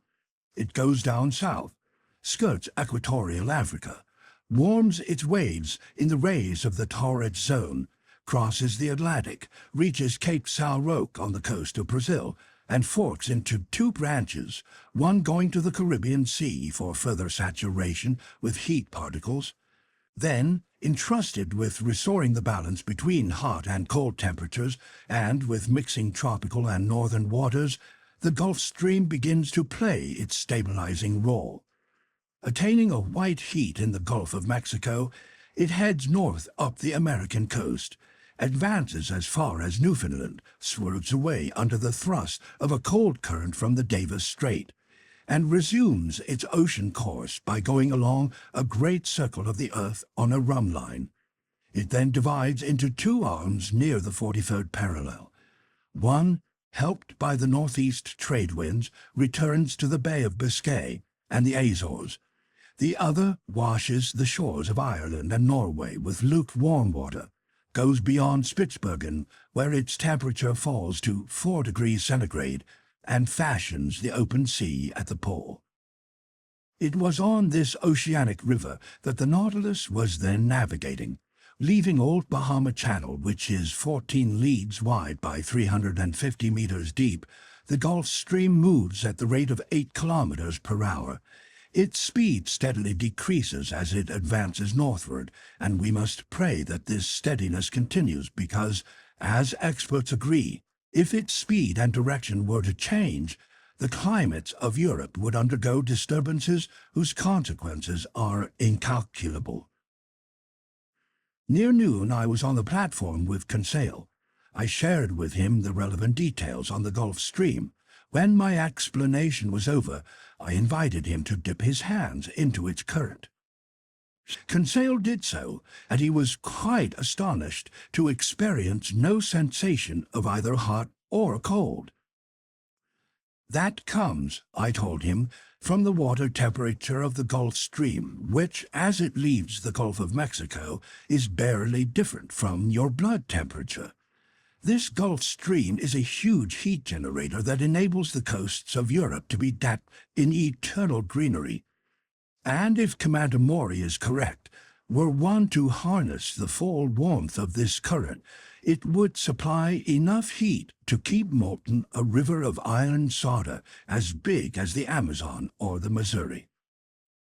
Just then the Gulf Stream's speed was 2.25 meters per second. So distinct is its current from the surrounding sea, its confined waters stand out against the ocean and operate on a different level from the colder waters. Murky as well, and very rich in saline material, their pure indigo contrasts with the green waves surrounding them. Moreover, their line of demarcation is so clear that abreast of the Carolinas, the Nautilus's spur cut the waves of the Gulf Stream while its propeller was still churning those belonging to the ocean. This current swept along with it a whole host of moving creatures. Argonauts, so common in the Mediterranean, voyaged here in schools of large numbers. Among cartilaginous fish, the most remarkable were rays, whose ultra-slender tails made up nearly a third of the body, which was shaped like a huge diamond 25 feet long. Then little 1-meter sharks, the head large, the snout short and rounded, the teeth sharp and arranged in several rows, the body seemingly covered with scales. Among bony fish I noted grizzled wrasse unique to these seas, deep-water gilthead, whose iris has a fiery gleam, 1-meter croakers, whose large mouths bristle with small teeth and which let out thin cries, black redderfish like those I've already discussed, blue dorados accented with gold and silver, rainbow-hued parrotfish that can rival the loveliest tropical birds in coloring, banded blennies with triangular heads, bluish flounder without scales, toadfish covered with a crosswise yellow band in the shape of a Greek T, swarms of little freckled gobies stippled with brown spots, lungfish with silver heads and yellow tails, various specimens of salmon, mullet with slim figures and a softly glowing radiance that Laissez-Ped dedicated to the memory of his wife, and finally the American cavala, a handsome fish decorated by every honorary order, bedizened with their every ribbon, frequenting the shores of this great nation where ribbons and orders are held in such low esteem. I might add that during the night, the Gulf Stream's phosphorescent waters rivaled the electric glow of our beacon, especially in the stormy weather that frequently threatened us. On May 8, while abreast of North Carolina, we were across from Cape Hatteras once more. There the Gulf Stream is 75 miles wide and 210 meters deep. The Nautilus continued to wander at random. Seemingly all supervision had been jettisoned. Under these conditions, I admit that we could easily have gotten away. In fact, the populous shores offered ready refuge everywhere. The sea was plowed continuously by the many steamers providing service between the Gulf of Mexico and New York or Boston, and it was crossed night and day by little schooners engaged in coastal trade over various points on the American shore. We could hope to be picked up. So it was a promising opportunity, despite the 30 miles that separated the Nautilus from these Union coasts. But one distressing circumstance totally thwarted the Canadians' plans. The weather was thoroughly foul. We were approaching waterways where storms are commonplace, the very homeland of tornadoes and cyclones specifically engendered by the Gulf Stream's current. To face a frequently raging sea in a frail skiff was a race to certain disaster. Ned Land conceded this himself, so he champed at the bit, in the grip of an intense homesickness that could be cured only by our escape. "Sir," he told me that day, "it's got to stop. I want to get to the bottom of this. Your Nemo's veering away from shore and heading up north. But believe you me, I had my fill at the South Pole, and I'm not going with him to the North Pole." "What can we do, Ned, since it isn't feasible to escape right now?" "I keep coming back to my idea. We've got to talk to the captain. When we were in your own country's seas, you didn't say a word. Now that we're in mine, I intend to speak up. Before a few days are out, I figure the Nautilus will lie abreast of Nova Scotia, and from there to Newfoundland is the mouth of a large gulf, and the St. Lawrence empties into that gulf, and the St. Lawrence is my own river, the river running by Quebec, my hometown, and when I think about all this, my gorge rises and my hair stands on end. Honestly, sir, I'd rather jump overboard. I can't stay here any longer. I'm suffocating." The Canadian was obviously at the end of his patience. His vigorous nature couldn't adapt to this protracted imprisonment. His facial appearance was changing by the day. His moods grew gloomier and gloomier. I had a sense of what he was suffering because I also was gripped by homesickness. Nearly 7 months had gone by without our having any news from shore. Moreover, Captain Nemo's reclusiveness, his changed disposition, and especially his total silence since the battle with the devilfish all made me see things in a different light. I no longer felt the enthusiasm of our first days on board. You needed to be Flemish, like Conseil, to accept these circumstances, living in a habitat designed for cetaceans and other denizens of the deep. Truly, if that gallant lad had owned gills instead of lungs, I think he would have made an outstanding fish. "Well, sir," Ned Land went on, seeing that I hadn't replied. "Well, Ned, you want me to ask Captain Nemo what he intends to do with us?" "Yes, sir." "Even though he has already made that clear?" "Yes. I want it settled once and for all. Speak just for me, strictly on my behalf if you want." "But I rarely encounter him. He positively avoids me. All the more reason you should go look him up." "I'll confer with him, Ned." "When?" the Canadian asked instantly. "When I encounter him." "Professor Aronnax, would you like me to go find him myself?" "No, let me do it. Tomorrow, Today, Ned Land said. So be it. I'll see him today, I answered the Canadian, who, if he took action himself, would certainly have ruined everything. I was left to myself. His request granted, I decided to dispose of it immediately. I like things over and done with. I re-entered my stateroom. From there I could hear movements inside Captain Nemo's quarters. I couldn't pass up this chance for an encounter. I knocked on his door. I received no reply. I knocked again, then tried the knob. The door opened. I entered. The captain was there. He was bending over his work table and hadn't heard me. Determined not to leave without questioning him, I drew closer. He looked up sharply with a frowning brow and said in a pretty stern tone, "Oh, it's you. What do you want?" "To speak with you, Captain." "But I'm busy, sir. I'm at work. I give you the freedom to enjoy your privacy. Can't I have the same for myself?" This reception was less than encouraging, but I was determined to give as good as I got. "Sir," I said coolly, "I need to speak with you on a matter that simply can't wait." "Whatever could that be, sir?" he replied sarcastically. "Have you made some discovery that has escaped me? Has the sea yielded up some novel secret to you?" We were miles apart, but before I could reply, he showed me a manuscript open on the table and told me in a more serious tone, "Here, Professor Aronnax, is a manuscript written in several languages.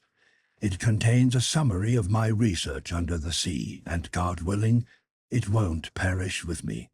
Signed with my name, complete with my life story, this manuscript will be enclosed in a small, unsinkable contrivance.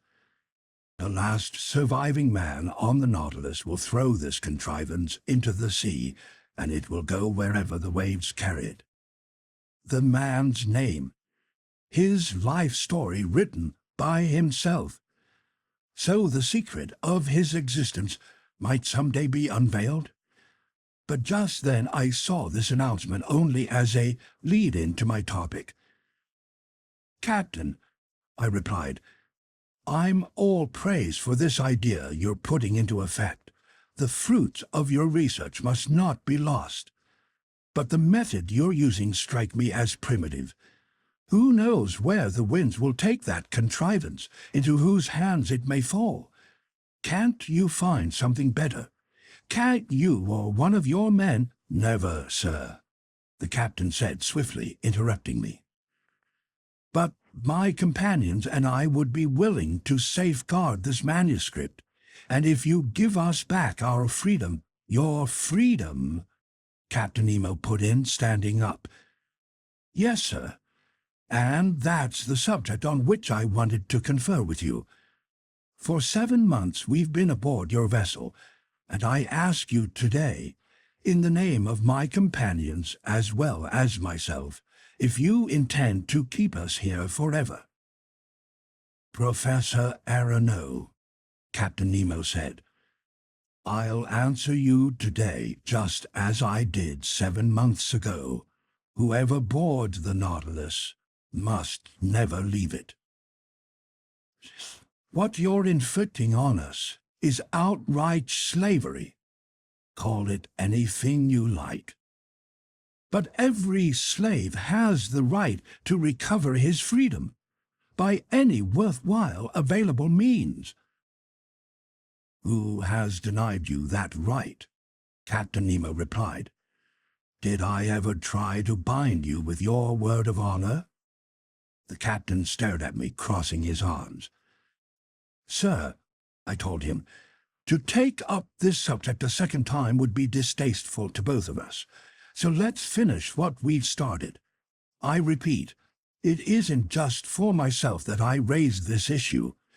To me, research is a relief, a potent diversion, an enticement, a passion that can make me forget everything else. Like you, I'm a man neglected and unknown, living in the faint hope that someday I can pass on to future generations the fruits of my labors, figuratively speaking, by means of some contrivance left to the luck of winds and waves. In short, I can admire you and comfortably go with you while playing a role I can partly understand. But I still catch glimpses of other aspects of your life that are surrounded by involvements and secrets that, alone on board, my companions and I can't share. And even when our hearts could beat with yours, moved by some of your griefs or stirred by your deeds of courage and genius, we've had to stifle even the slightest token of that sympathy that arises at the sight of something fine and good, whether it comes from friend or enemy. All right then. It's this feeling of being alien to your deepest concerns that makes our situation unacceptable, impossible, even impossible for me, but especially for Ned Land. Every man, by virtue of his very humanity, deserves fair treatment. Have you considered how a love of freedom and hatred of slavery could lead to plans of vengeance in a temperament like the Canadian's? What he might think, attempt, endeavor. I fell silent. Captain Nemo stood up. Ned Land can think, attempt, or endeavor anything he wants. What difference is it to me? I didn't go looking for him. I don't keep him on board for my pleasure. As for you, Professor Aronnax, you're a man able to understand anything, even silence. I have nothing more to say to you. Let this first time you've come to discuss this subject also be the last, because a second time I won't even listen. I withdrew. From that day forward, our position was very strained. I reported this conversation to my two companions. Now we know, Ned said, that we can't expect a thing from this man. The Nautilus is nearing Long Island. We'll escape no matter what the weather. But the skies became more and more threatening. There were conspicuous signs of a hurricane on the way. The atmosphere was turning white and milky. Slender sheaves of cirrus clouds were followed on the horizon by layers of nimbocumulus. Other low clouds fled swiftly. The sea grew towering, inflated by long swells. Every bird had disappeared except a few petrels, friends of the storms. The barometer fell significantly, indicating a tremendous tension in the surrounding haze.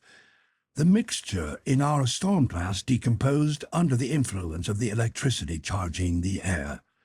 A struggle of the elements was approaching. The storm burst during the daytime of May 13, just as the Nautilus was cruising abreast of Long Island, a few miles from the Narrows to upper New York Bay. I'm able to describe this struggle of the elements because Captain Nemo didn't flee into the ocean depths. Instead, from some inexplicable whim, he decided to brave it out on the surface. The wind was blowing from the southwest, initially a stiff breeze, in other words, with a speed of 15 meters per second, which built to 25 meters near 3 o'clock in the afternoon. This is the figure for major storms. Unshaken by these squalls, Captain Nemo stationed himself on the platform. He was lashed around the waist to withstand the monstrous breakers foaming over the deck. I hoisted and attached myself to the same place, dividing my wonderment between the storm and this incomparable man who faced it head-on. The raging sea was swept with huge tattered clouds drenched by the waves. I saw no more of the small intervening billows that form in the troughs of the big crests. Just long, soot-colored undulations with crests so compact they didn't foam. They kept growing taller. They were spurring each other on. The Nautilus, sometimes lying on its side, sometimes standing on end like a mast, rolled and pitched frightfully. Near 5 o'clock a torrential rain fell, but it lulled neither wind nor sea. The hurricane was unleashed at a speed of 45 meters per second, hence almost 40 leagues per hour. Under these conditions, houses topple, roof tiles puncture doors, iron railings snap in two, and 24-pounder cannons relocate. And yet, in the midst of this turmoil, the Nautilus lived up to that saying of an expert engineer: "A well-constructed hull can defy any sea." This submersible was no resisting rock that waves could demolish. It was a steel spindle, obediently in motion, without rigging or masting, and able to brave their fury with impunity. Meanwhile, I was carefully examining these unleashed breakers. They measured up to 15 meters in height over a length of 150 to 175 meters, and the speed of their propagation, half that of the wind, was 15 meters per second. Their volume and power increased with the depth of the waters. I then understood the role played by these waves, which trap air in their flanks and release it in the depths of the sea where its oxygen brings life. Their utmost pressure, it has been calculated, can build to 3,000 kilograms on every square foot of surface they strike. It was such waves in the Hebrides that repositioned a stone block weighing 84,000 pounds.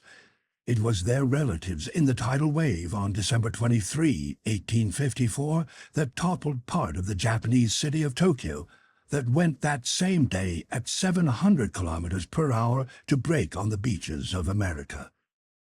After nightfall, the storm grew in intensity. As in the 1860 cyclone on Réunion Island, the barometer fell to 710 millimeters. At the close of day, I saw a big ship passing on the horizon, struggling painfully. It lay, too, at half steam in an effort to hold steady on the waves. It must have been a steamer on one of those lines out of New York to Liverpool or Le Havre. It soon vanished into the shadows. At 10 o'clock in the evening, the skies caught on fire. The air was streaked with violent flashes of lightning. I couldn't stand this brightness, but Captain Nemo stared straight at it, as if to inhale the spirit of the storm. A dreadful noise filled the air, a complicated noise made up of the roar of crashing breakers, the howl of the wind, claps of thunder. The wind shifted to every point of the horizon, and the cyclone left the east to return thereafter, passing through north, west, and south, moving in the opposite direction of revolving storms in the southern hemisphere. Oh, that Gulf Stream! It truly lives up to its nickname, the Lord of Storms. All by itself, it creates these fearsome cyclones through the difference in temperature between its currents and the superimposed layers of air. The rain was followed by a downpour of fire. Droplets of water changed into exploding tufts. You would have thought Captain Nemo was courting a death worthy of himself, seeking to be struck by lightning. In one hideous pitching movement, the Nautilus reared its steel spur into the air like a lightning rod, and I saw long sparks shooting down it. Shattered at the end of my strength, I slid flat on my belly to the hatch. I opened it and went below to the lounge. By then the storm had reached its maximum intensity. It was impossible to stand upright inside the Nautilus. Captain Nemo re-entered near midnight. I could hear the ballast tanks filling little by little, and the Nautilus sank gently beneath the surface of the waves. Through the lounge's open windows, I saw large, frightened fish passing like phantoms in the fiery waters. Some were struck by lightning right before my eyes. The Nautilus kept descending. I thought it would find calm again at 15 meters down.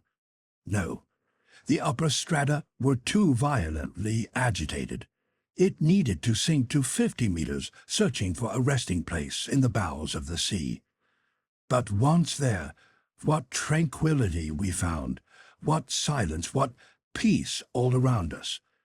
Who would have known that a dreadful hurricane was then unleashed on the surface of this ocean?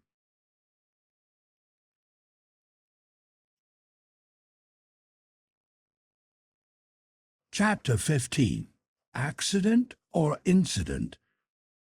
The next day, March 22, at 6 o'clock in the morning, preparations for departure began. The last gleams of twilight were melting into night. The cold was brisk. The constellations were glittering with startling intensity. The wonderful Southern Cross, polar star of the Antarctic regions, twinkled at its zenith. The thermometer marked -12 degrees centigrade, and a fresh breeze left a sharp nip in the air.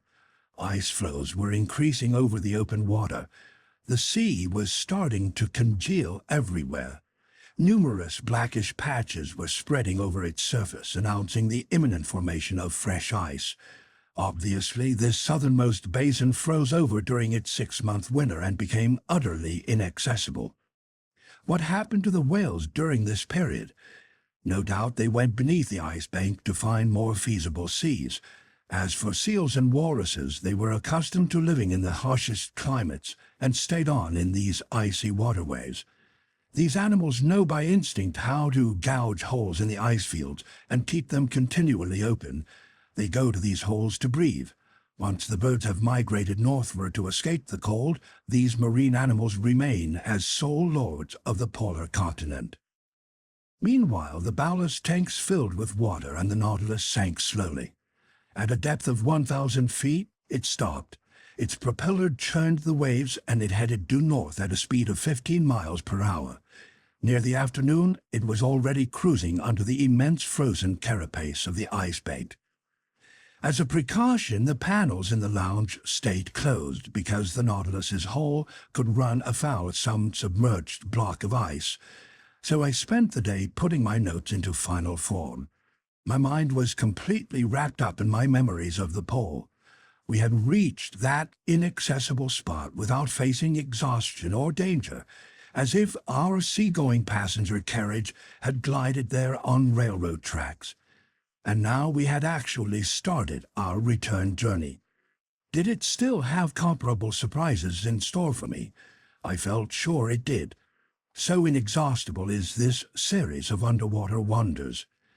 As it was, in the 5.5 months since fate had brought us on board, we had cleared 14,000 leagues, and over this tract longer than the Earth's equator, so many fascinating or frightening incidents had beguiled our voyage.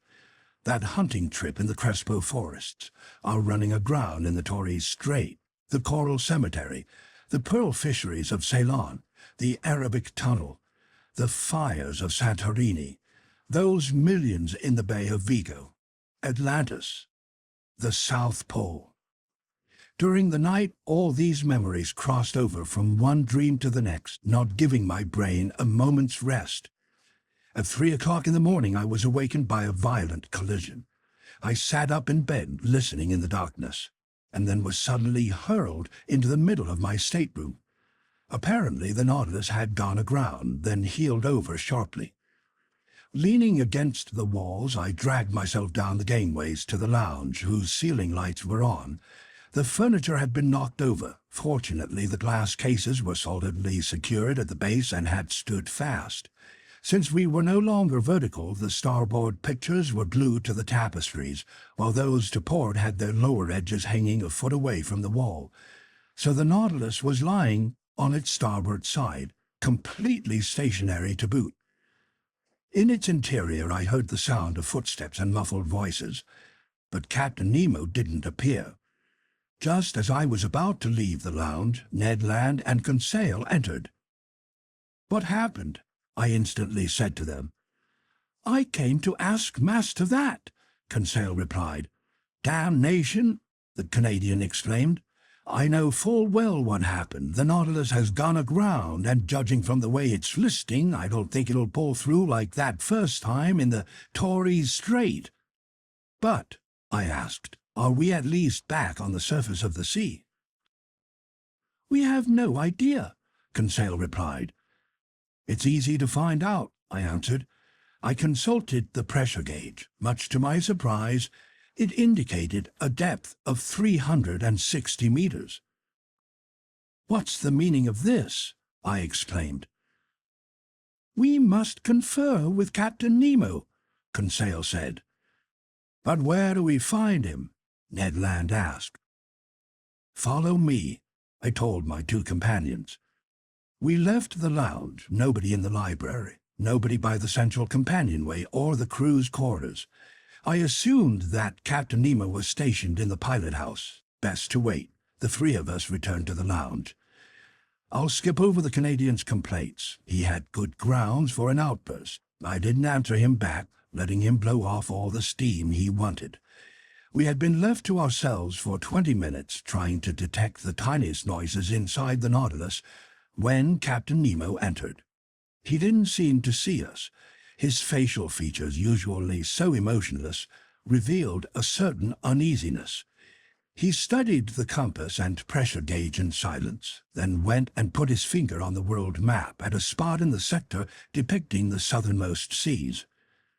I hesitated to interrupt him, but some moments later, when he turned to me, I threw back at him a phrase he had used in the Torres Strait. "An incident, Captain?" "No, sir," he replied. "This time, an accident." "Serious?" "Perhaps." "Is there any immediate danger?" "No." "The Nautilus has run aground?" "Yes." "And this accident came about?" "Through nature's unpredictability, not man's incapacity. No errors were committed in our maneuvers. Nevertheless, we can't prevent a loss of balance from taking its toll. One may defy human laws, but no one can withstand the laws of nature." Captain Nemo had picked an odd time to philosophize. All in all, this reply told me nothing. "May I learn, sir," I asked him, "what caused this accident?" "An enormous block of ice, an entire mountain, has toppled over," he answered me. "When an iceberg is eroded at the base by warmer waters or by repeated collisions, its center of gravity rises. Then it somersaults, it turns completely upside down. That's what happened here. When it overturned, one of these blocks hit the Nautilus as it was cruising under the waters. Sliding under our hull, this block then raised us with irresistible power, lifting us into less congested strata where we now lie on our side." "But can't we float the Nautilus clear by emptying its ballast tanks to regain our balance?" "That, sir, is being done right now. You can hear the pumps working. Look at the needle on the pressure gauge. It indicates that the Nautilus is rising. But this block of ice is rising with us, and until some obstacle halts its upward movement, our position won't change." Indeed, the Nautilus kept the same heel to starboard. No doubt it would straighten up once the block came to a halt, but before that happened, who knew if we might not hit the underbelly of the ice bank and be hideously squeezed between two frozen surfaces? I mused on all the consequences of this situation. Captain Nemo didn't stop studying the pressure gauge. Since the toppling of this iceberg, the Nautilus had risen about 150 feet, but it still stayed at the same angle to the perpendicular. Suddenly, a slight movement could be felt over the hull. Obviously, the Nautilus was straightening a bit. Objects hanging in the lounge were visibly returning to their normal positions. The walls were approaching the vertical. Nobody said a word. Hearts pounding. We could see and feel the ship righting itself. The floor was becoming horizontal beneath our feet. 10 minutes went by. "Finally, we're upright!" I exclaimed. "Yes," Captain Nemo said, heading to the lounge door. "But will we float off?" I asked him. "Certainly," he replied, "since the ballast tanks aren't yet empty, and when they are, the Nautilus must rise to the surface of the sea." The captain went out, and soon I saw that at his orders the Nautilus had halted its upward movement. In fact, it soon would have hit the underbelly of the ice bank, but it had stopped in time and was floating in mid-water. "That was a close call," Conseil then said. Yes, we could have been crushed between these masses of ice, or at least imprisoned between them, and then with no way to renew our air supply. Yes, that was a close call. If it's over with, Ned Land muttered. I was unwilling to get into a pointless argument with the Canadian and didn't reply. Moreover, the panels opened just then, and the outside light burst through the uncovered windows. We were fully afloat, as I have said, but on both sides of the Nautilus, about 10 meters away, there rose dazzling walls of ice. There also were walls above and below. Above, because the Ice Bank's underbelly spread over us like an immense ceiling. Below, because the somersaulting block, shifting little by little, had found points of purchase on both side walls and had gotten them jammed between them. The Nautilus was imprisoned in a genuine tunnel of ice about 20 meters wide and filled with quiet water. So the ship could easily exit by going either ahead or astern, sinking a few hundred meters deeper and then taking an open passageway beneath the ice bank. The ceiling lights were off, yet the lounge was still brightly lit. This was due to the reflecting power of the walls of ice, which threw the beams of our beacon right back at us. Words cannot describe the effects produced by our galvanic rays on these huge, whimsically sculpted blocks, whose every angle, ridge, and facet gave off a different glow depending on the nature of the veins running inside the ice. It was a dazzling mine of gems, in particular sapphires and emeralds, whose jets of blue and green crisscrossed. Here and there, opaline hues of infinite subtlety raced among sparks of light that were like so many fiery diamonds, their brilliance more than an eye could stand.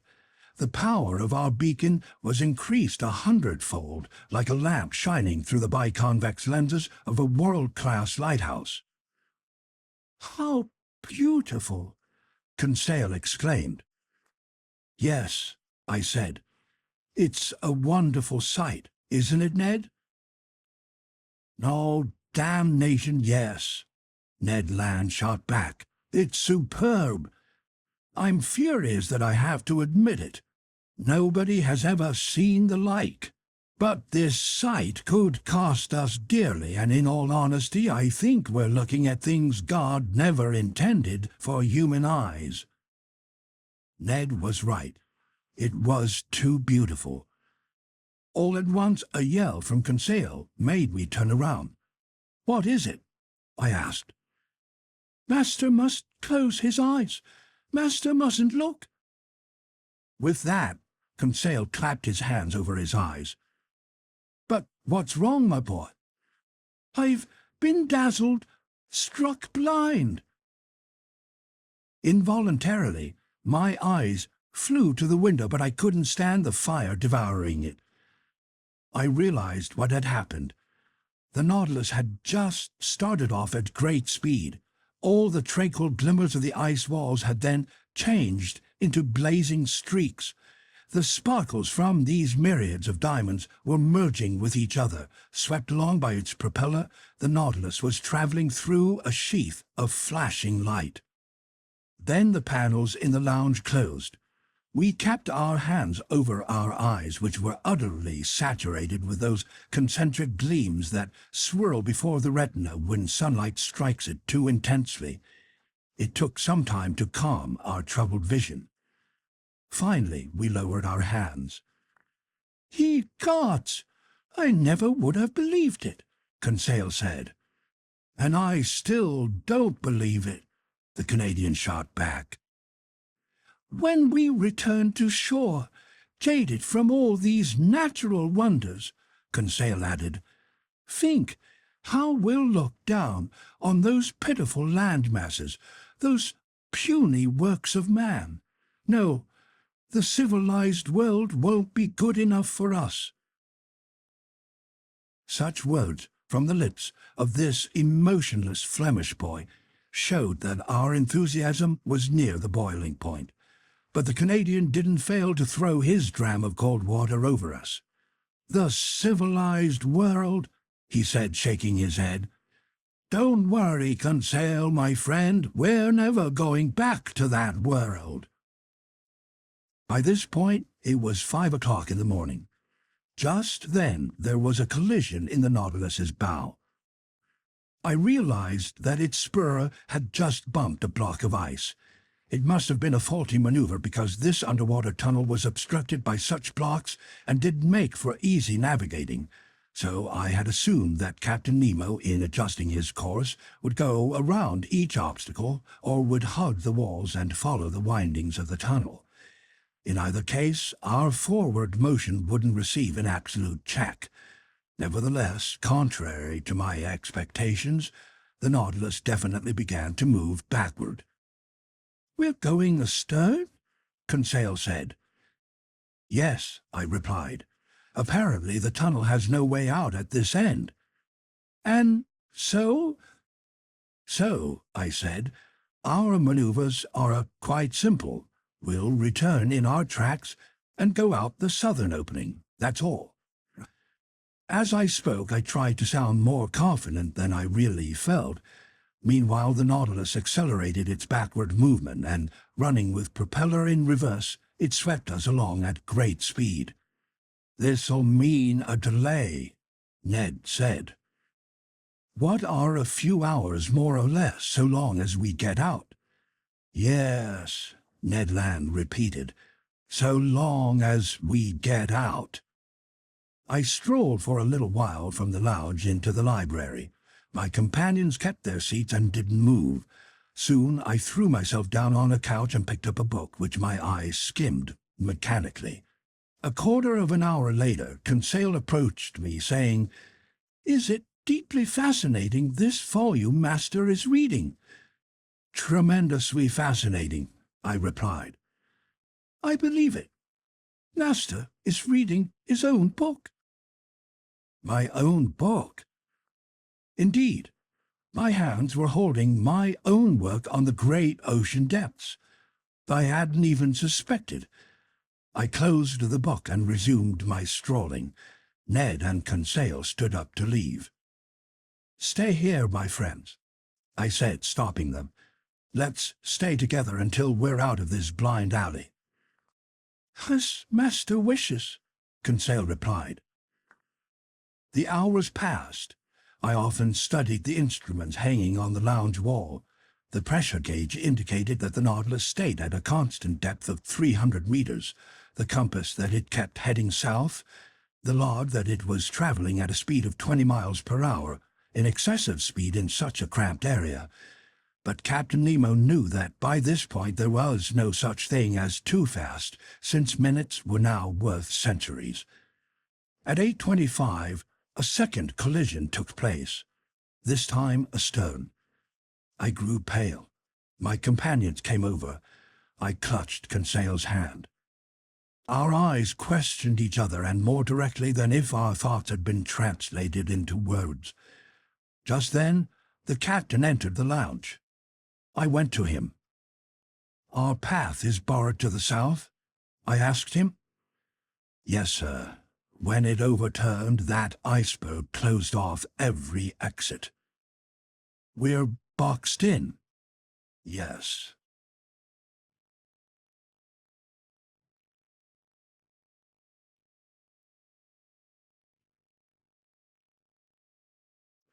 Chapter 16. Shortage of Air. Consequently, above, below, and around the Nautilus, there were impenetrable frozen walls. We were the Ice Bank's prisoners. The Canadian banged a table with his fearsome fist. Conseil kept still. I stared at the captain. His face had resumed its usual emotionlessness. He crossed his arms. He pondered. The Nautilus did not stir. The captain then broke into speech. "Gentlemen," he said in a calm voice, "there are two ways of dying under the conditions in which we're placed." This inexplicable individual acted like a mathematics professor working out a problem for his pupils. "The first way," he went on, is death by crushing. The second is death by asphyxiation. I don't mention the possibility of death by starvation because the Nautilus's provisions will certainly last longer than we will. Therefore, let's concentrate on our chances of being crushed or asphyxiated. As for asphyxiation, Captain, I replied, that isn't a cause for alarm because the air tanks are full. True, Captain Nemo went on, but they'll supply air for only 2 days. Now then, we've been buried beneath the waters for 36 hours, and the Nautilus's heavy atmosphere already needs renewing. In another 48 hours, our reserve air will be used up. Well, then, Captain, let's free ourselves within 48 hours. We'll try to, at least, by cutting through one of these walls surrounding us. Which one? I asked. Borings will tell us that. I'm going to ground the Nautilus on the lower shelf. Then my men will put on their diving suits and attack the thinnest of these ice walls.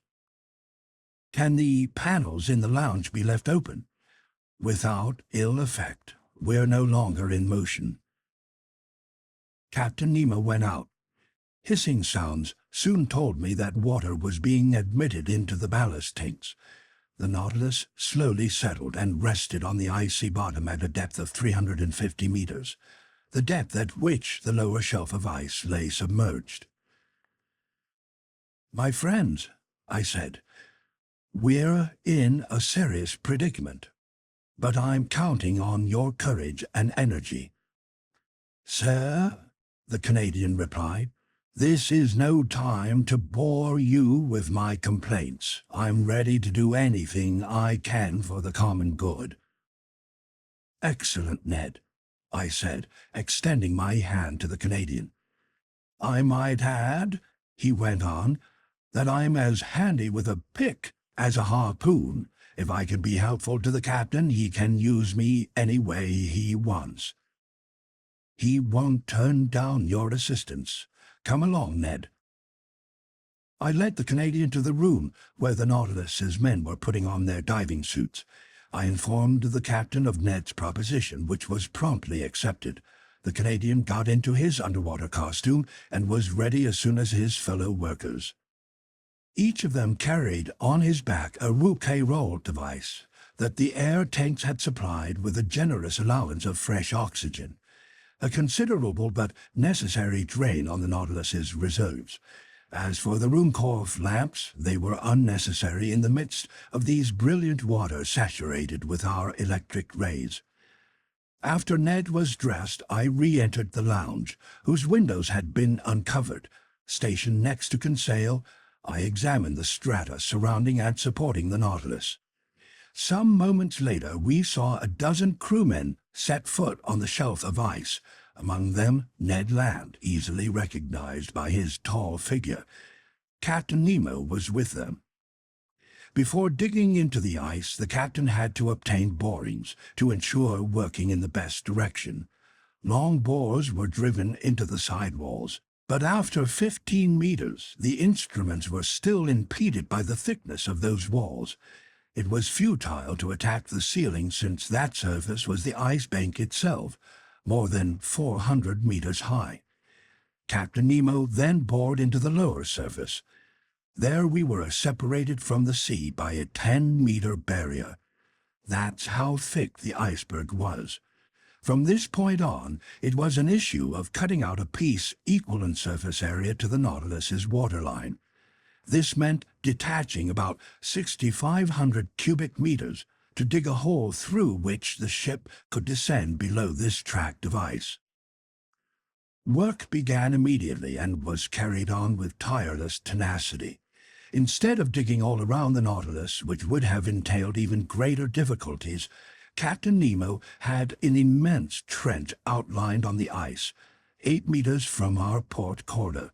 Then his men simultaneously staked it off at several points around its circumference. Soon their picks were vigorously attacking this compact matter, and huge chunks were loosened from its mass. These chunks weighed less than the water, and by an unusual effect of specific gravity, each chunk took wing, as it were, to the roof of the tunnel, which thickened above by as much as it diminished below. But this hardly mattered so long as the lower surface kept growing thinner. After 2 hours of energetic work, Ned Land re-entered, exhausted. He and his companions were replaced by new workmen, including Conseil and me. The Nautilus's chief officer supervised us. The water struck me as unusually cold, but I warmed up promptly while wielding my pick. My movements were quite free, although they were executed under a pressure of 30 atmospheres. After 2 hours of work, re-entering to snatch some food and rest, I found a noticeable difference between the clean, elastic fluid supplied me by the Rouquayrol device and the Nautilus's atmosphere, which was already charged with carbon dioxide. The air hadn't been renewed in 48 hours, and its life-giving qualities were considerably weakened. Meanwhile, after 12 hours had gone by, we had removed from the outlined surface area a slice of ice only 1 meter thick, hence about 600 cubic meters. Assuming the same work would be accomplished every 12 hours, it would still take 5 nights and 4 days to see the undertaking through to completion. 5 nights and 4 days, I told my companions, and we have oxygen in the air tanks for only 2 days. Without taking into account, Ned answered, that once we're out of this damned prison, we'll still be cooped up beneath the ice bank without any possible contact with the open air. An apt remark. For who could predict the minimum time we would need to free ourselves? Before the Nautilus could return to the surface of the waves, couldn't we all die of asphyxiation? Were this ship and everyone on board doomed to perish in this tomb of ice? It was a dreadful state of affairs, but we faced it head-on, each one of us determined to do his duty to the end. During the night, in line with my forecasts, a new 1-meter slice was removed from this immense socket. But in the morning, wearing my diving suit, I was crossing through the liquid mass in a temperature of -6 degrees to -7 degrees centigrade, when I noted that little by little the sidewalls were closing in on each other. The liquid strata farthest from the trench, not warmed by the movements of workmen and tools, were showing a tendency to solidify. In the face of this imminent new danger, what would happen to our chances for salvation? And how could we prevent this liquid medium from solidifying, then cracking the Nautilus's hull like glass? I didn't tell my 2 companions about this new danger. There was no point in dampening the energy they were putting into our arduous rescue work. But when I returned on board, I mentioned this serious complication to Captain Nemo. "I know," he told me in that calm tone the most dreadful outlook couldn't change. "It's one more danger, but I don't know any way of warding it off. Our sole chance for salvation is to work faster than the water solidifies. We've got to get there first, that's all." Get there first. By then, I should have been used to this type of talk. For several hours that day, I wielded my pick doggedly. The work kept me going. Besides, working meant leaving the Nautilus, which meant breathing the clean oxygen drawn from the air tanks and supplied by our equipment, which meant leaving the thin, foul air behind. Near evening, 1 more meter had been dug from the trench. When I returned on board, I was well-nigh asphyxiated by the carbon dioxide saturating the air. Oh, if only we had the chemical methods that would enable us to drive out this noxious gas. There was no lack of oxygen. All this water contained a considerable amount, and after it was decomposed by our powerful batteries, this life-giving elastic fluid could have been restored to us. I had thought it all out, but to no avail because the carbon dioxide produced by our breathing permeated every part of the ship. To absorb it, we would need to fill containers with potassium hydroxide and shake them continually. But this substance was missing on board and nothing else could replace it. That evening, Captain Nemo was forced to open the spigots of his air tanks and shoot a few spouts of fresh oxygen through the Nautilus's interior. Without this precaution, we wouldn't have awakened the following morning. The next day, March 26, I returned to my miner's trade, working to remove the 5th meter. The icebake's side walls and underbelly had visibly thickened. Obviously, they would come together before the Nautilus could break free. For an instant, I was gripped by despair. My pick nearly slipped from my hands. What was the point of this digging if I was to die smothered and crushed by this water, turning to stone, a torture undreamed of by even the wildest savages? I felt like I was lying in the jaws of a fearsome monster, jaws irresistibly closing. Supervising our working himself, Captain Nemo passed near me just then.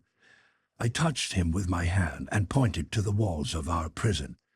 The starboard wall had moved forward to a point less than 4 meters from the Nautilus's hull. The captain understood and gave me a signal to follow him. We returned on board. My diving suit removed, I went with him to the lounge. "Professor Aronnax," he told me, "this calls for heroic measures, or will be sealed up in this solidified water as if it were cement." "Yes," I said, "but what can we do?"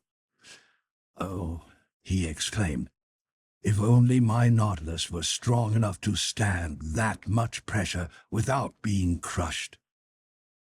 "Well?" I asked, not catching the captain's meaning. "Don't you understand?"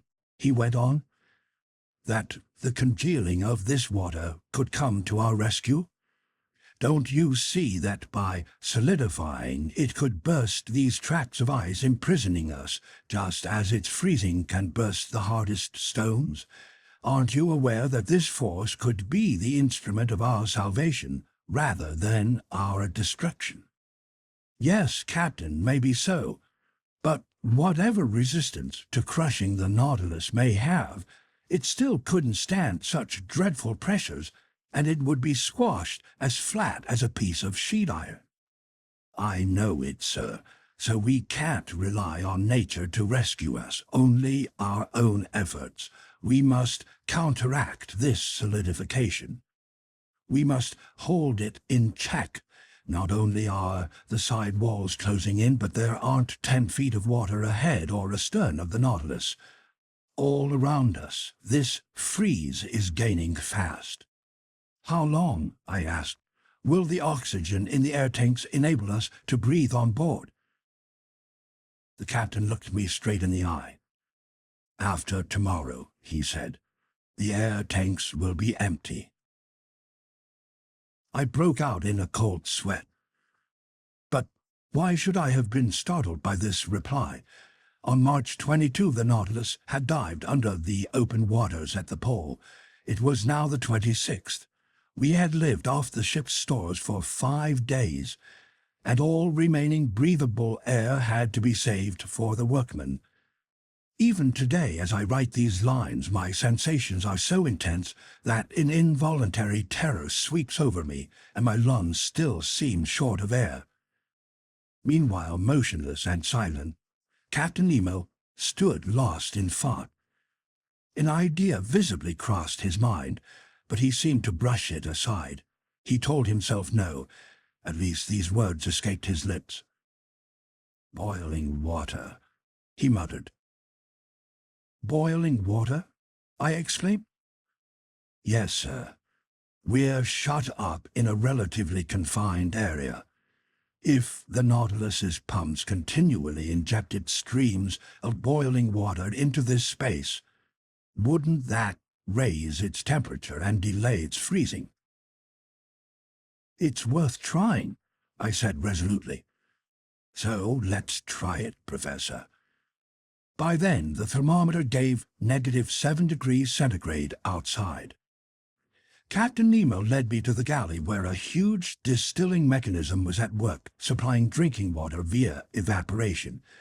The mechanism was loaded with water, and the full electric heat of our batteries was thrown into coils awash in liquid. In a few minutes, the water reached 100 degrees centigrade. It was sent to the pumps, while new water replaced it in the process. The heat generated by our batteries was so intense that after simply going through the mechanism, water drawn cold from the sea arrived boiling hot at the body of the pump. The steaming water was injected into the icy water outside, and after 3 hours had passed, the thermometer gave the exterior temperature as -6 degrees centigrade. That was 1 degree gained. 2 hours later, the thermometer gave only -4 degrees. After I monitored the operation's progress, double-checking it with many inspections, I told the captain, "It's working." "I think so," he answered me. "We've escaped being crushed. Now we have only asphyxiation to fear." During the night, the water temperature rose to -1 degree centigrade. The injections couldn't get it to go a single degree higher. But since salt water freezes only at -2 degrees, I was finally assured that there was no danger of it solidifying. By the next day, March 27, 6 meters of ice had been torn from the socket. Only 4 meters were left to be removed. That still meant 48 hours of work. The air couldn't be renewed in the Nautilus's interior. Accordingly, that day it kept getting worse. An unbearable heaviness weighed me down. Near 3 o'clock in the afternoon, this agonizing sensation affected me to an intense degree. Yawns dislocated my jaws. My lungs were gasping in their quest for that enkindling elastic fluid required for breathing, now growing scarcer and scarcer. My mind was in a daze. I lay outstretched, strength gone, nearly unconscious. My gallant Conseil felt the same symptoms, suffered the same sufferings, yet never left my side. He held my hand, he kept encouraging me, and I even heard him mutter, "Oh, if only I didn't have to breathe, to leave more air for my master."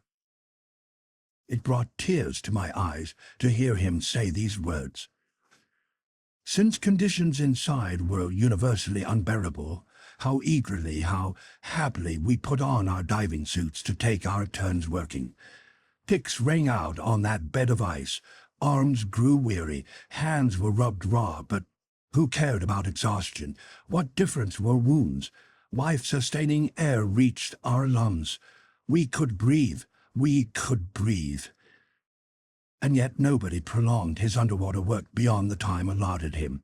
His shift over, each man surrendered to a gasping companion, the air tank that would revive him.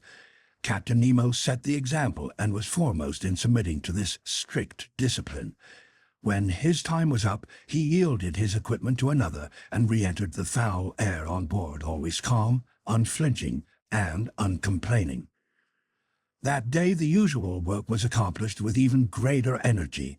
Over the whole surface area, only 2 meters were left to be removed. Only 2 meters separated us from the open sea, but the ship's air tanks were nearly empty. The little air that remained had to be saved for the workmen. Not an atom for the Nautilus. When I returned on board, I felt half suffocated. What a night! I'm unable to depict it. Such sufferings are indescribable. The next day I was short-winded. Headaches and staggering fits of dizziness made me reel like a drunk. My companions were experiencing the same symptoms.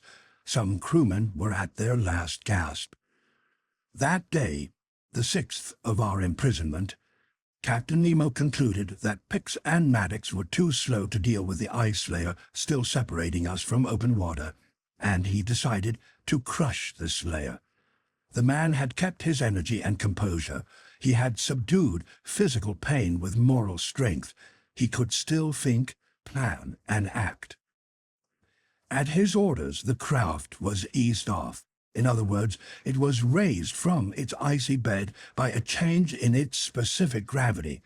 When it was afloat, the crew towed it, leading it right above the immense trench outlined to match the ship's waterline. Next, the ballast tanks filled with water. The boat sank and was fitted into its socket.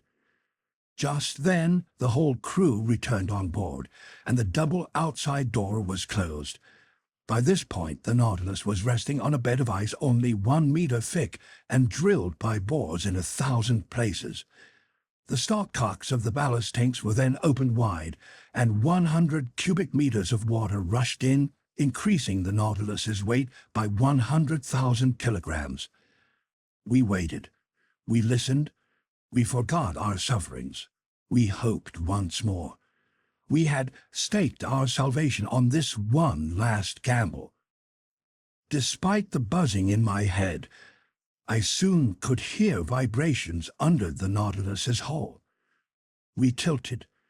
The ice cracked with an odd ripping sound, like paper tearing, and the Nautilus began settling downward. "We're going through," Conseil muttered in my ear. I couldn't answer him. I clutched his hand. I squeezed it in an involuntary convulsion. All at once, carried away by its frightful excess load, the Nautilus sank into the waters like a cannonball. In other words, dropping as if in a vacuum. Our full electric power was then put on the pumps, which instantly began to expel water from the ballast tanks. After a few minutes, we had checked our fall. The pressure gauge soon indicated an ascending movement. Brought to full speed, the propeller made the sheet iron hull tremble down to its rivets, and we sped northward. But how long would it take to navigate under the ice bank to the open sea? Another day? I would be dead first. Half lying on a couch in the library, I was suffocating. My face was purple, my lips blue, my faculties in abeyance. I could no longer see or hear. I had lost all sense of time. My muscles had no power to contract. I'm unable to estimate the hours that passed in this way, but I was aware that my death throes had begun. I realized that I was about to die. Suddenly, I regained consciousness. A few whiffs of air had entered my lungs. Had we risen to the surface of the waves? Had we cleared the ice bank? No. Ned and Conseil, my two gallant friends, were sacrificing themselves to save me.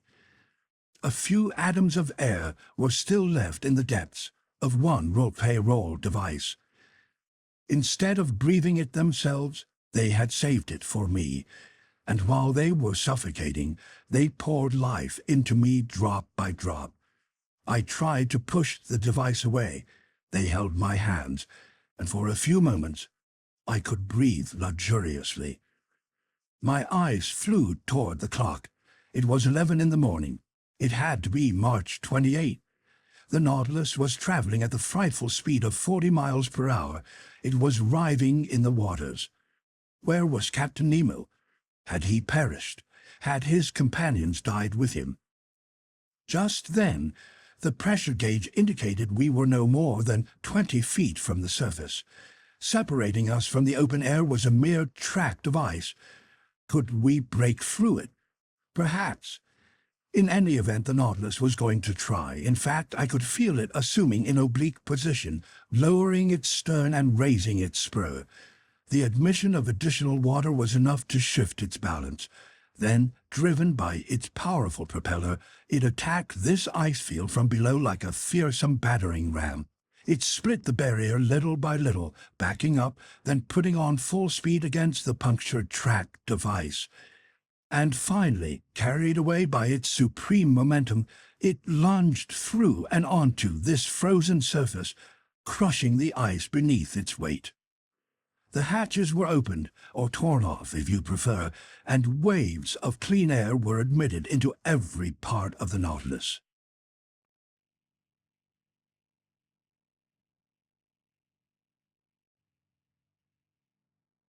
Chapter 17. from Cape Horn to the Amazon. How I got onto the platform, I'm unable to say.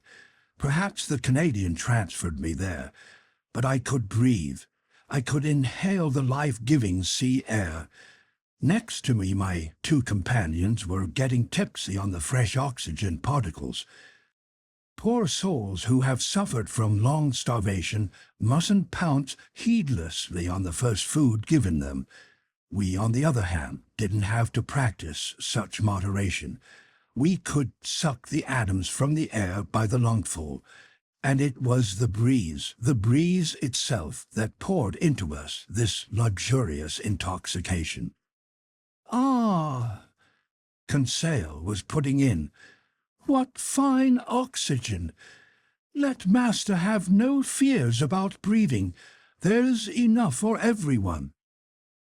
As for Ned Land, he didn't say a word, but his wide-open jaws would have scared off a shark. And what powerful inhalations! The Canadian drew like a furnace going full blast. Our strength returned promptly, and when I looked around I saw that we were alone on the platform. No crewmen, not even Captain Nemo. Those strange seamen on the Nautilus were content with the oxygen circulating inside. Not one of them had come up to enjoy the open air. The first words I pronounced were words of appreciation and gratitude to my two companions. Ned and Conseil had kept me alive during the final hours of our long death throes, but no expression of thanks could repay them fully for such devotion. "Good Lord, Professor," Ned Land answered me, "don't mention it. What did we do that's so praiseworthy? Not a thing. It was a question of simple arithmetic. Your life is worth more than ours, so we had to save it." "No, Ned," I replied, "it isn't worth more. Nobody could be better than a kind and generous man like yourself." All right," the Canadian repeated in embarrassment. "And you, my gallant Conseil, you suffered a great deal." "Not too much, to be candid with master. I was lacking a few throatfuls of air, but I would have gotten by. Besides, when I saw master fainting, it left me without the slightest desire to breathe. It took my breath away in a manner of—" Confounded by this lapse into banality, Conseil left his sentence hanging. "My friends," I replied, very moved, "we're bound to each other forever, and I'm deeply indebted to you." "Which I'll take advantage of," the Canadian shot back. Conseil put in. "Yes," Ned Land went on, "you can repay your debt by coming with me when I leave this infernal Nautilus." "By the way," Conseil said, "are we going in a favorable direction?" "Yes," I replied, "because we're going in the direction of the sun, and here the sun is due north." "Sure," Ned Land went on, "but it remains to be seen whether we'll make for the Atlantic or the Pacific. In other words, whether we'll end up in well-traveled or deserted seas." I had no reply to this, and I feared that Captain Nemo wouldn't take us homeward, but rather into that huge ocean washing the shores of both Asia and America. In this way he would complete his underwater tour of the world, going back to those seas where the Nautilus enjoyed the greatest freedom. But if we returned to the Pacific, far from every populated shore, what would happen to Ned Land's plans? We would soon settle this important point. The Nautilus traveled swiftly. Soon we had cleared the Antarctic Circle plus the promontory of Cape Horn. We were abreast of the tip of South America by March 31 at 7 o'clock in the evening. By then all our past sufferings were forgotten. The memory of that imprisonment under the ice faded from our minds. We had thoughts only of the future. Captain Nemo no longer appeared, neither in the lounge nor on the platform. The positions reported each day on the world map were put there by the chief officer, and they enabled me to determine the Nautilus's exact heading. Now then, that evening it became obvious, much to my satisfaction, that we were returning north by the Atlantic route. I shared the results of my observations with the Canadian and Conseil. "That's good news," the Canadian replied. "But where's the Nautilus going?" "I'm unable to say, Ned. After the South Pole, does our captain want to tackle the North Pole, then go back to the Pacific by the notorious Northwest Passage?" "I wouldn't double-dare him," Conseil replied. "Oh, well," the Canadian said, "we'll give him the slip long before then." "In any event," Conseil added, "he's a superman, that Captain Nemo, and we'll never regret having known him." "Especially once we've left him," Ned Land shot back.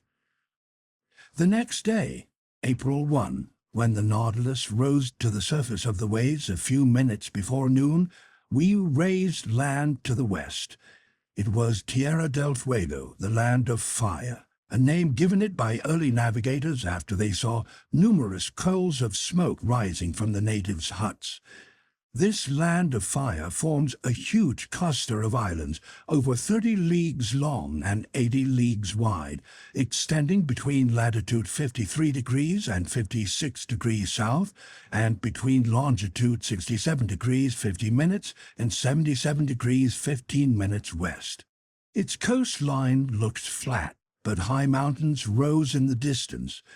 I even thought I glimpsed Mount Sarmiento, whose elevation is 2,070 meters above sea level, a pyramid-shaped block of shale with a very sharp summit, which, depending on whether it's clear or veiled in vapor, predicts fair weather or foul, as Ned Land told me. A first-class barometer, my friend. Yes, sir, a natural barometer that didn't let me down when I navigated the narrows of the Strait of Magellan. Just then its peak appeared before us, standing out distinctly against the background of the skies. This forecast fair weather, and so it proved. Going back under the waves, the Nautilus drew near the coast, cruising along it for only a few miles. Through the lounge windows I could see long creepers and gigantic fucus plants, bulb-bearing seaweed of which the open sea at the pole had revealed a few specimens. With their smooth, viscous filaments they measured as much as 300 meters long, genuine cables more than an inch thick and very tough. They're often used as mooring lines for ships. Another weed, known by the name velp and boasting 4-foot leaves, was crammed into the coral concretions and carpeted the ocean floor. It served as both nest and nourishment for myriads of crustaceans and mollusks, for crabs and cuttlefish. Here seals and otters could indulge in a sumptuous meal, mixing meat from fish with vegetables from the sea, like the English with their Irish stews. The Nautilus passed over these lush, luxuriant depths with tremendous speed. Near evening it approached the Falkland Islands, whose rugged summits I recognized the next day. The sea was of moderate depth, so not without good reason I assumed that these two islands, plus the many islets surrounding them, used to be part of the Magellan coastline. The Falkland Islands were probably discovered by the famous navigator John Davis, who gave them the name Davis Southern Islands. Later, Sir Richard Hawkins called them the Maiden Land, after the Blessed Virgin. Subsequently, at the beginning of the 18th century, they were named the Malouins by fishermen from St. Malo in Brittany, then finally dubbed the Falklands by the English, to whom they belong today.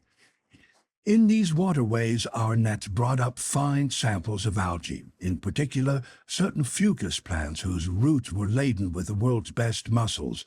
Geese and duck alighted by the dozens on the platform and soon took their places in the ship's pantry.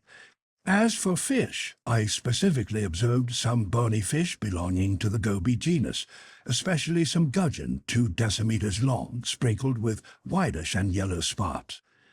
I likewise marveled at the numerous medusas, including the most beautiful of their breed, the compass jellyfish, unique to the Falkland Seas. Some of these jellyfish were shaped like very smooth, semi-spheric parasols with russet stripes and fringes of 12 neat festoons. Others looked like upside-down baskets from which wide leaves and long red twigs were gracefully trailing. They swam with quiverings of their 4 leaf-like arms, letting the opulent tresses of their tentacles dangle in the drift.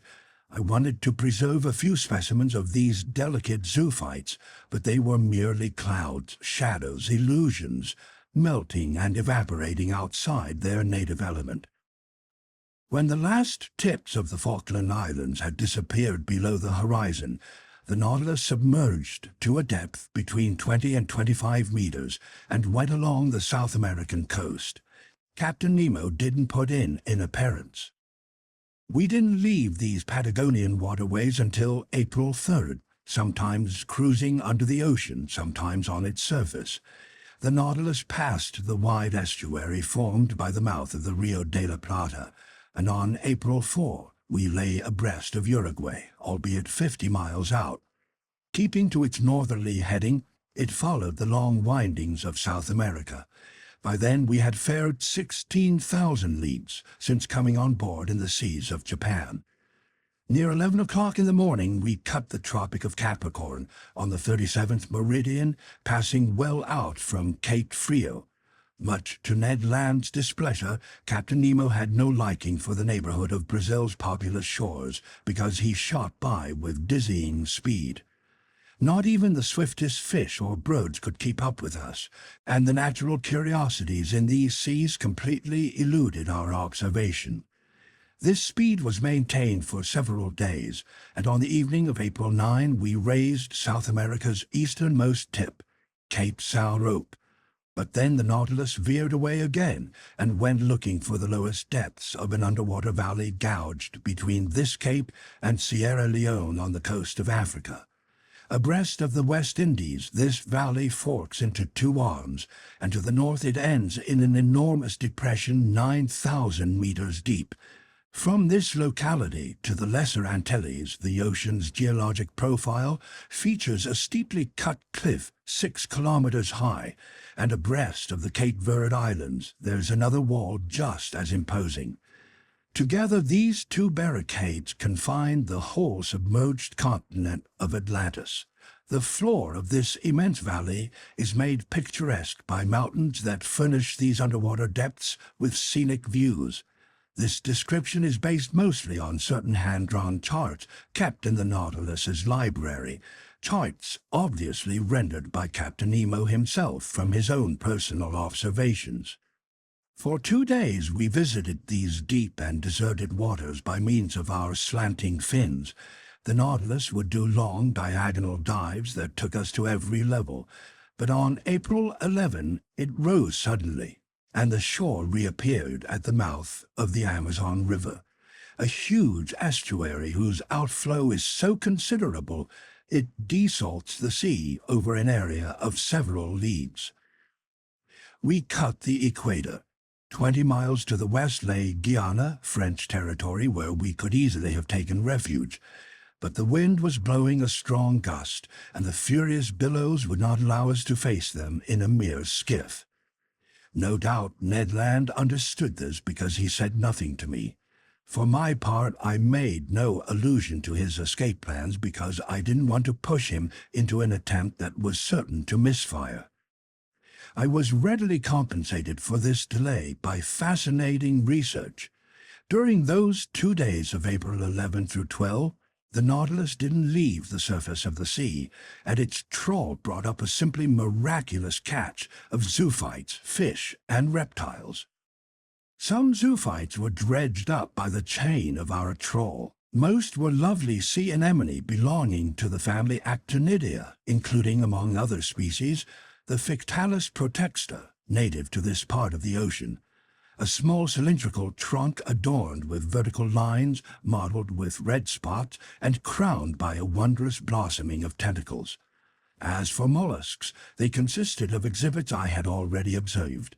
Turret snails, olive shells of the tent olive species, with neatly intersecting lines and russet spots standing out sharply against a flesh-colored background, fanciful spider conchs that looked like petrified scorpions, transparent glass snails, argonauts, some highly edible cuttlefish, and certain species of squid that the naturalists of antiquity classified with the flying fish, which are used chiefly as bait for catching cod.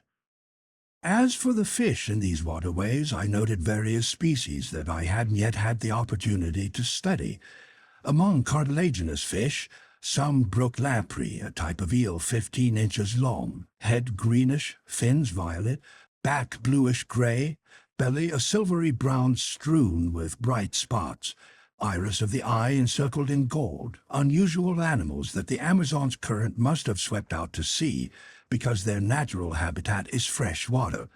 Stingrays, the snout pointed, the tail long, slender, and armed with an extensive, jagged sting. Small 1-meter sharks with gray and whitish hides, their teeth arranged in several backward curving rows, fish commonly known by the name carpet shark. Batfish, a sort of reddish isosceles triangle 1/2 meter long, whose pectoral fins are attached by fleshy extensions that make these fish look like bats, although an appendage made of horn, located near the nostrils, earns them the nickname of sea unicorns. Lastly, a couple species of triggerfish, the cuccio, whose stippled flanks glitter with a sparkling gold color, and the bright purple leather jacket whose hues glisten like a pigeon's throat. I'll finish up this catalogue, a little dry but quite accurate, with a series of bony fish I observed. Eels belonging to the genus Aturanotus, whose snow-white snout is very blunt, the body painted a handsome black, and armed with a very long, slender, fleshy whip. Long sardines from the genus Odontonathus, like 3-decimeter pike, shining with a bright silver glow. Warranian mackerel furnished with 2 anal fins. Black-tinted rudderfish that you catch by using torches. Fish measuring 2 meters and boasting white, firm, plump meat that, when fresh, tastes like eel, when dried, like smoked salmon. Semi-red wrasse sporting scales only at the bases of their dorsal and anal fins, grunts on which gold and silver mingle their luster with that of ruby and topaz. Yellow-tailed gilthead whose flesh is extremely dainty and whose phosphorescent properties give them away in the midst of the waters.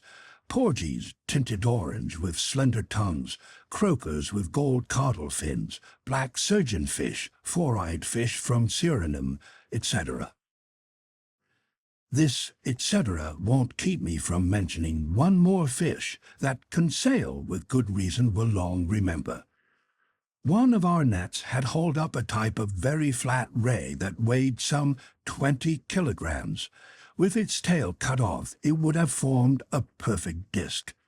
It was white underneath and reddish on top, with big round spots of deep blue encircled in black, its hide quite smooth and ending in a double-lobed fin. Laid out on the platform, it kept struggling with convulsive movements, trying to turn over, making such efforts that its final lunge was about to flip it into the sea. But Conseil, being very possessive of his fish, rushed at it, and before I could stop him, he seized it with both hands. Instantly, there he was, thrown on his back, legs in the air, his body half paralyzed, and yelling, "Oh, sir, sir! Will you help me?" For once in his life, the poor lad didn't address me in the third person. The Canadian and I sat him up, we massaged his contracted arms, and when he regained his 5 senses, that eternal classifier mumbled in a broken voice, class of cartilaginous fish, order Chondropterygia, with fixed gills, suborder Salacia, family Ragiforma, genus electric ray." "Yes, my friend," I answered. "It was an electric ray that put you in this deplorable state." "Oh, master can trust me on this," Conseil shot back. "I'll be revenged on that animal." "How?" "I'll eat it." Which he did that same evening, but strictly as retaliation, because, frankly, it tasted like leather. Poor Conseil had assaulted an electric ray of the most dangerous species, the cumana. Living in a conducting medium such as water, this bizarre animal can electrocute other fish from several meters away. So great is the power of its electric organ, an organ whose two chief surfaces measure at least 27 square feet. During the course of the next day, April 12, the Nautilus drew near the coast of Dutch Guiana by the mouth of the Maroni River. There several groups of sea cows were living in family units. These were manatees which belonged to the order Sirenia, like the dugong and Steller's sea cow. Harmless and unaggressive, these fine animals were 6 to 7 meters long and must have weighed at least 4,000 kilograms each. I told Ned Land and Conseil that far-seeing nature had given these mammals a major role to play. In essence, manatees, like seals, are designed to graze the underwater prairies, destroying the clusters of weeds that obstruct the mouths of tropical rivers. "And do you know," I added, "what happened since man has almost completely wiped out these beneficial races? Rotting weeds have poisoned the air, and this poisoned air causes the yellow fever that devastates these wonderful countries. This toxic vegetation has increased beneath the seas of the torrid zone, so the disease spreads unchecked from the mouth of the Rio de la Plata to Florida. And if Professor Toussaint is correct, this plague is nothing compared to the scourge that will strike our descendants once the seas are depopulated of whales and seals. By then, crowded with jellyfish, squid, and other devilfish, the oceans will have become huge centers of infection, because their waves will no longer possess these huge stomachs that God has entrusted with scouring the surface of the sea. Meanwhile, without scorning these theories, the Nautilus's crew captured half a dozen manatees. In essence, it was an issue of stocking the larder with excellent red meat, even better than beef or veal. Their hunting was not a fascinating sport. The manatees let themselves be struck down without offering any resistance. Several thousand kilos of meat were hauled below to be dried and stored. The same day an odd fishing practice further increased the Nautilus's stores, so full of game were these seas. Our trawl brought up in its meshes a number of fish whose heads were topped by little oval slabs with fleshy edges. These were suckerfish from the third family of the subbrachian Malacopterygia. These flat discs on their heads consist of crosswise plates of movable cartilage, between which the animals can create a vacuum, enabling them to stick to objects like suction cups. The remorse I had observed in the Mediterranean were related to this species. But the creature at issue here was an Echinus osteocara, unique to this sea. Right after catching them, our seamen dropped them in buckets of water. Its fishing finished, the Nautilus drew nearer to the coast. In this locality, a number of sea turtles were sleeping on the surface of the waves. It would have been difficult to capture these valuable reptiles because they wake up at the slightest sound, and their solid carapaces are harpoon-proof. But our suckerfish would effect their capture with extraordinary certainty and precision. In truth, this animal is a living fishhook, promising wealth and happiness to the greenest fishermen in the business. The Nautilus's men attached to each fish's tail a ring that was big enough not to hamper its movements, and to this ring a long rope whose other end was moored on board. Thrown into the sea, the suckerfish immediately began to play their roles, going and fastening themselves onto the breastplates of the turtles. Their tenacity was so great they would rip apart rather than let go. They were hauled in, still sticking to the turtles that came aboard with them. In this way, we caught several loggerheads, reptiles a meter wide and weighing 200 kilos. They're extremely valuable because of their carapaces, which are covered with big slabs of horn, thin, brown, transparent, with white and yellow markings. Besides, they were excellent from an edible viewpoint, with an exquisite flavor comparable to the green turtle. This fishing ended our stay in the waterways of the Amazon, and that evening the Nautilus took to the high seas once more.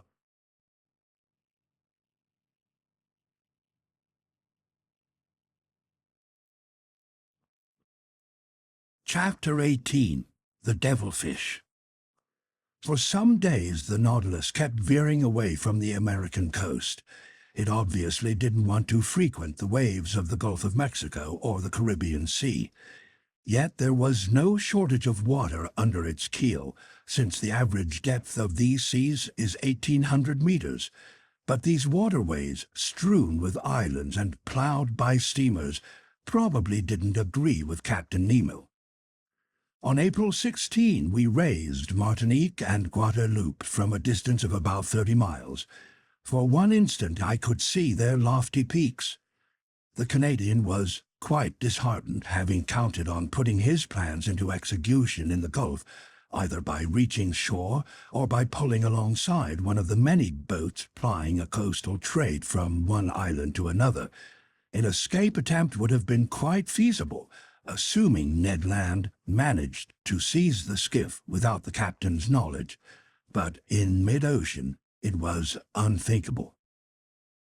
The Canadian, Conseil, and I had a pretty long conversation on this subject. For 6 months we had been prisoners aboard the Nautilus. We had fared 17,000 leagues, and as Ned Land put it, there was no end in sight. So he made me a proposition I hadn't anticipated. We were to ask Captain Nemo this question straight out.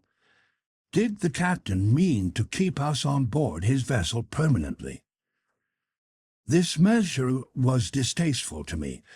To my mind, it would lead nowhere. We could hope for nothing from the Nautilus's commander, but could depend only on ourselves.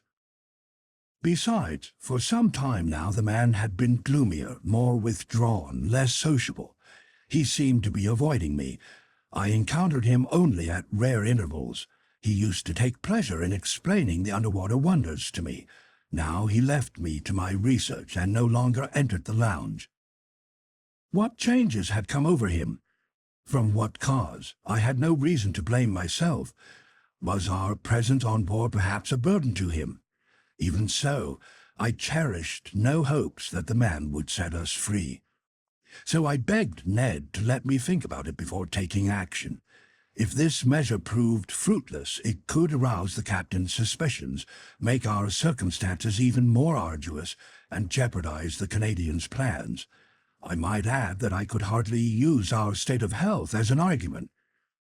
Except for that grueling ordeal under the ice bake at the South Pole, we had never felt better, neither Ned, Conseil, nor I.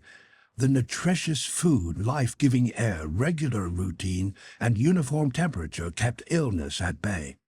And for a man who did miss his past existence on land, for a Captain Nemo who was at home here, who went where he wished, who took paths mysterious to others, if not himself, in attaining his ends, I could understand such a life. But we ourselves hadn't severed all ties with humanity. For my part, I didn't want my new and unusual research to be buried with my bones.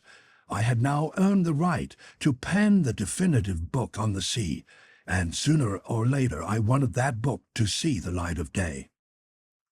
There once more, through the panels opening into these Caribbean waters 10 meters below the surface of the waves, I found so many fascinating exhibits to describe in my daily notes.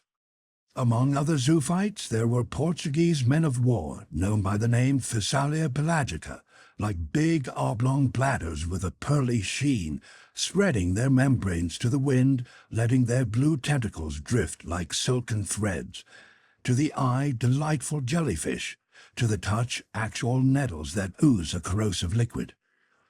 Among the articulates, there were annelid worms 1.5 meters long, furnished with a pink proboscis equipped with 1,700 organs of locomotion, snaking through the waters and, as they went, throwing off every gleam in the solar spectrum.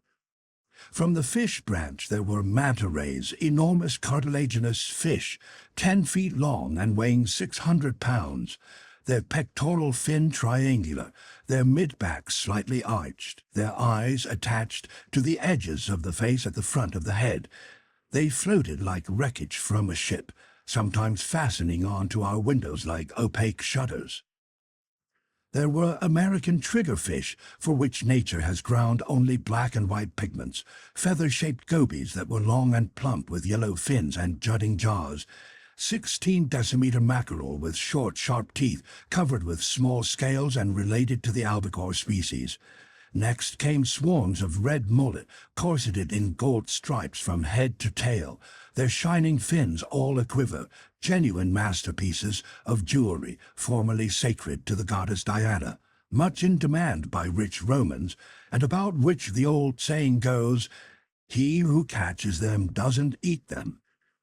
Finally, adorned with emerald ribbons and dressed in velvet and silk, golden angelfish passed before our eyes like courtiers in the paintings of Veronese.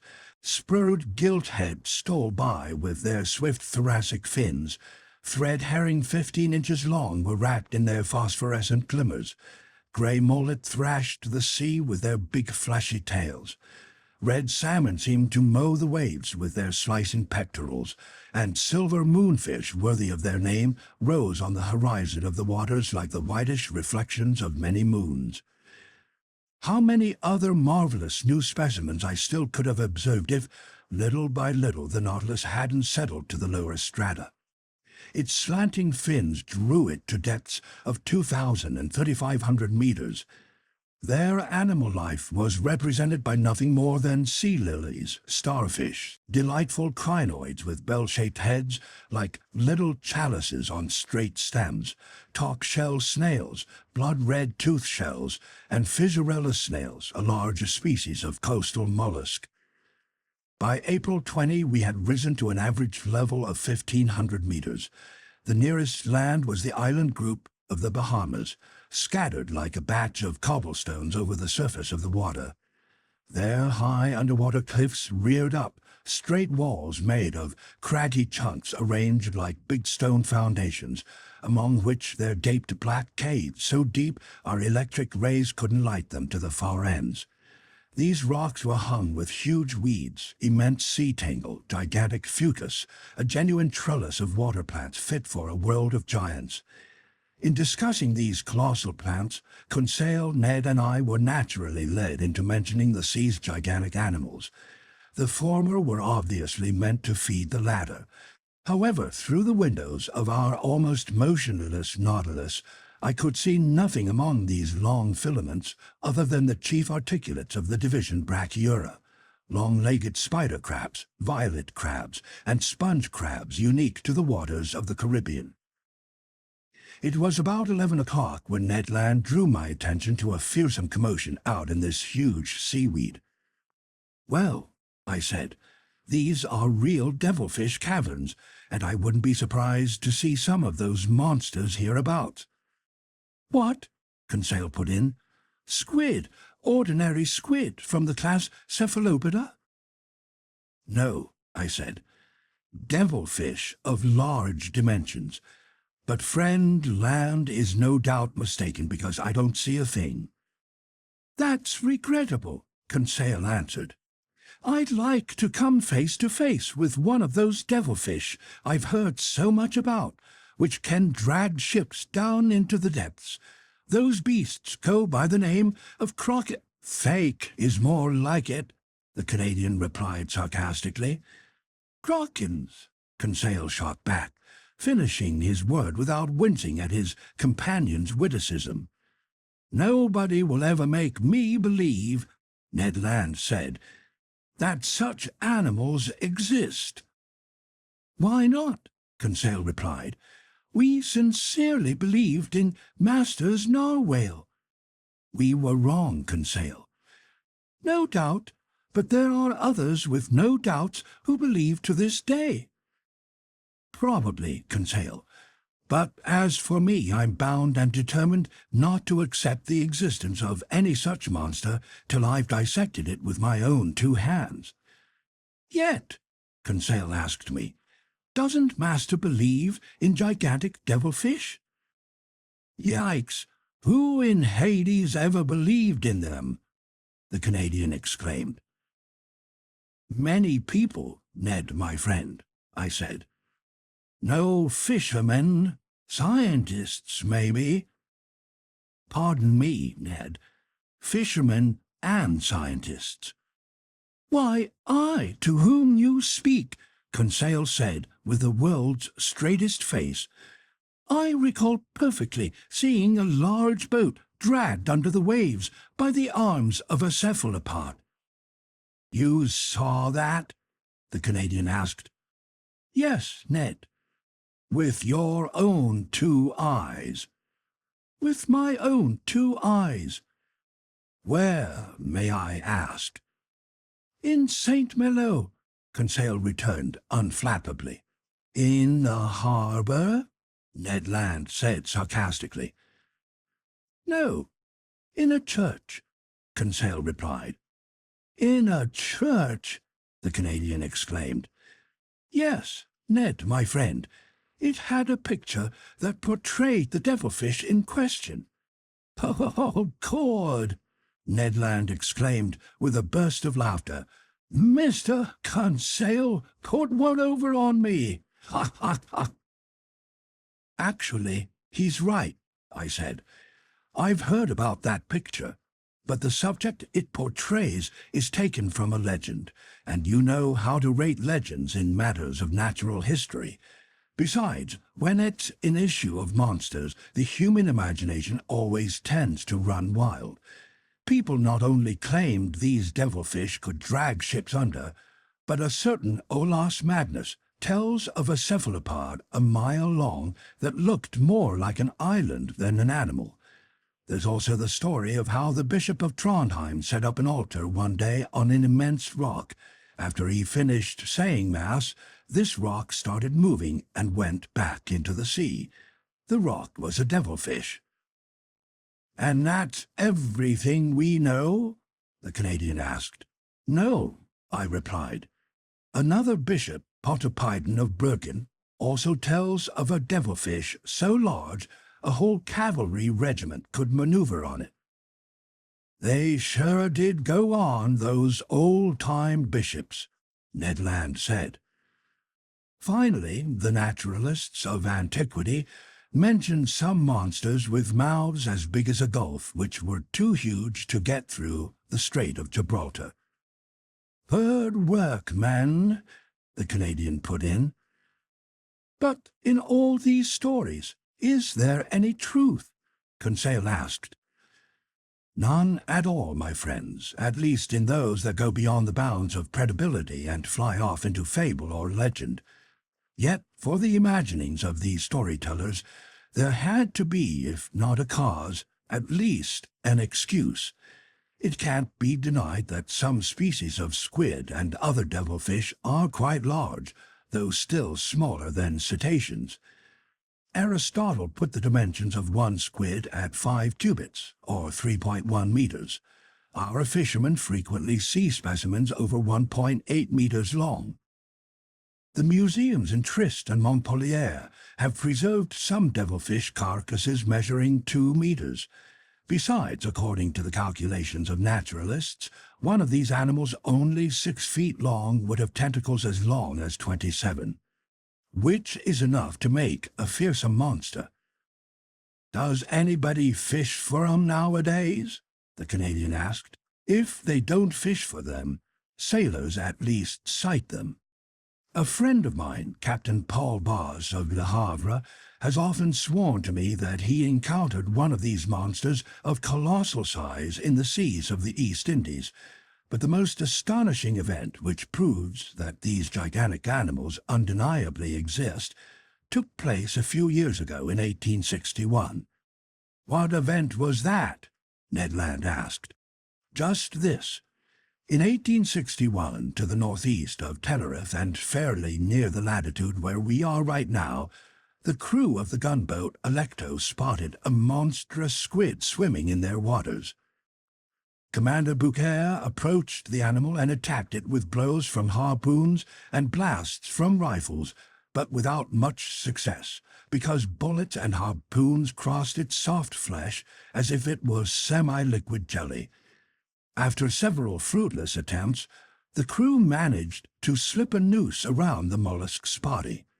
This noose slid as far as the caudal fins and came to a halt.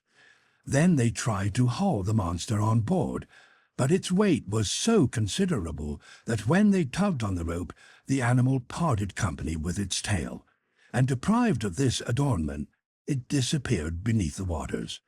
"Finally, an actual event," Ned Land said. "An indisputable event, my gallant Ned. Accordingly, people have proposed naming this devilfish Bouquet's squid." "And how long was it?" the Canadian asked. "Didn't it measure about 6 meters?" said Conseil, who was stationed at the window and examining anew the crevices in the cliff. "Precisely," I replied. "Wasn't its head," Conseil went on, "crowned by 8 tentacles that quivered in the water like a nest of snakes?" "Precisely." "Weren't its eyes prominently placed and considerably enlarged?" "Yes, Conseil."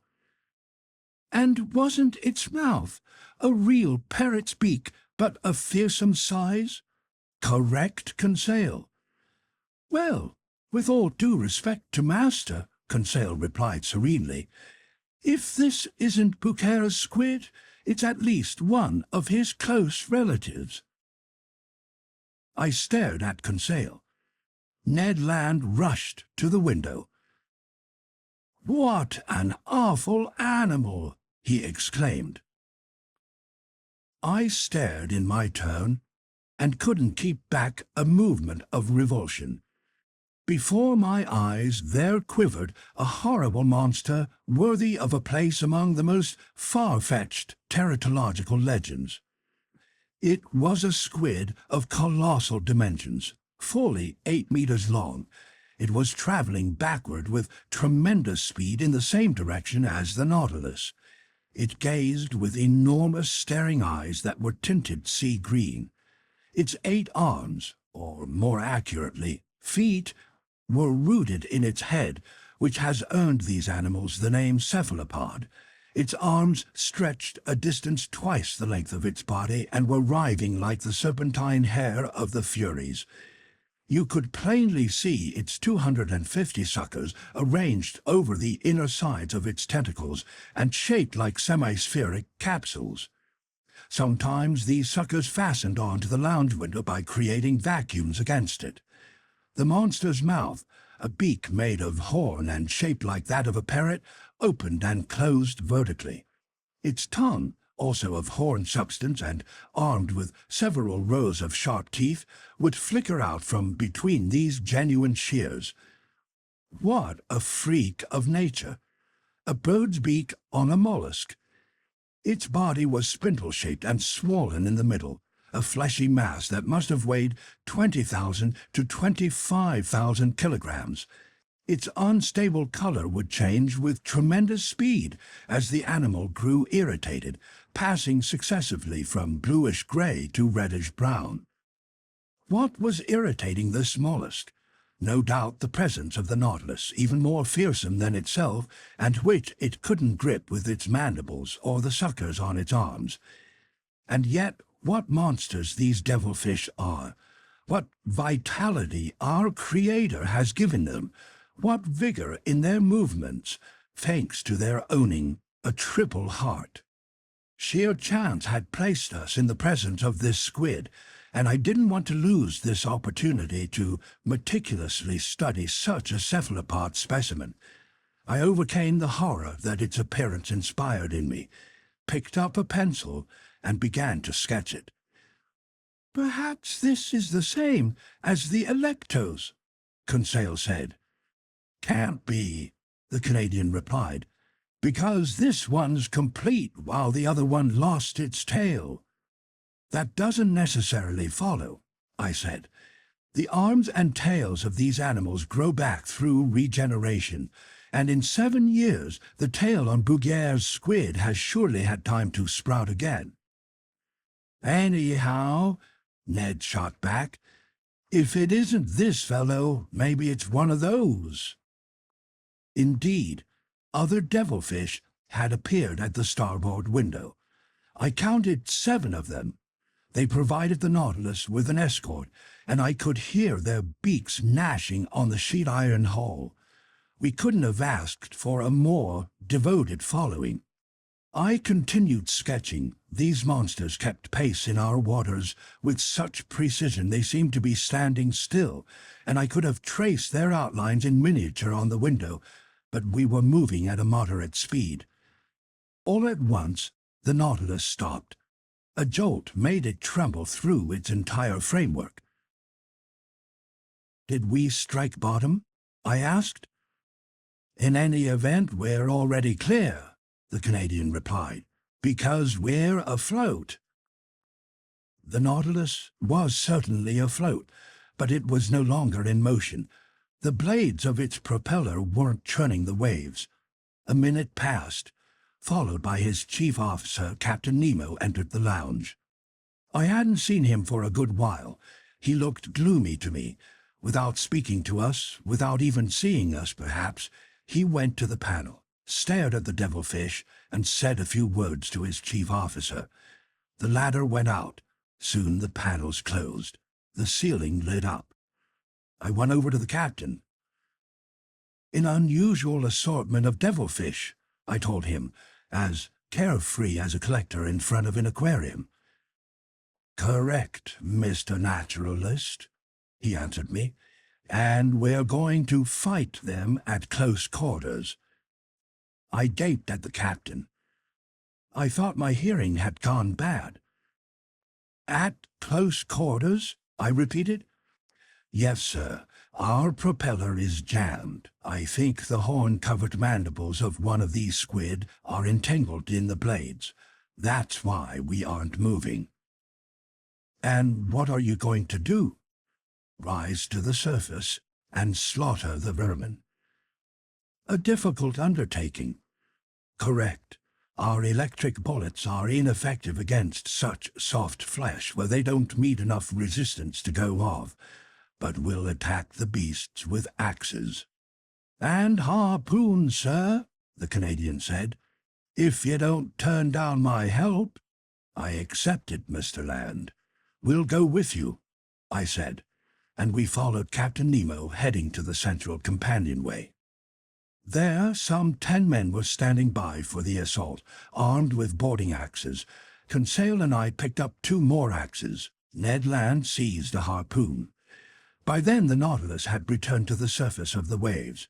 Stationed on the top steps, one of the seamen undid the bolts of the hatch, but he had scarcely unscrewed the nuts when the hatch flew up with tremendous violence, obviously pulled open by the suckers on a devilfish's arm.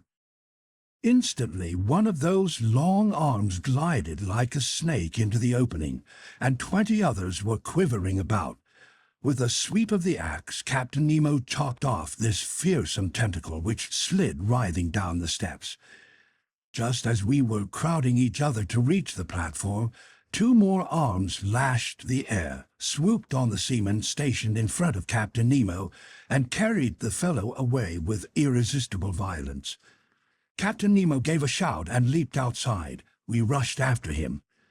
What a scene!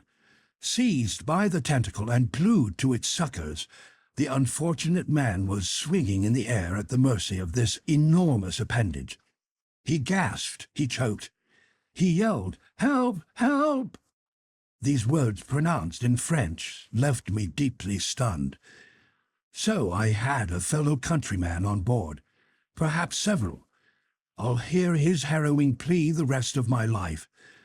The poor fellow was done for. Who could tear him from such a powerful grip?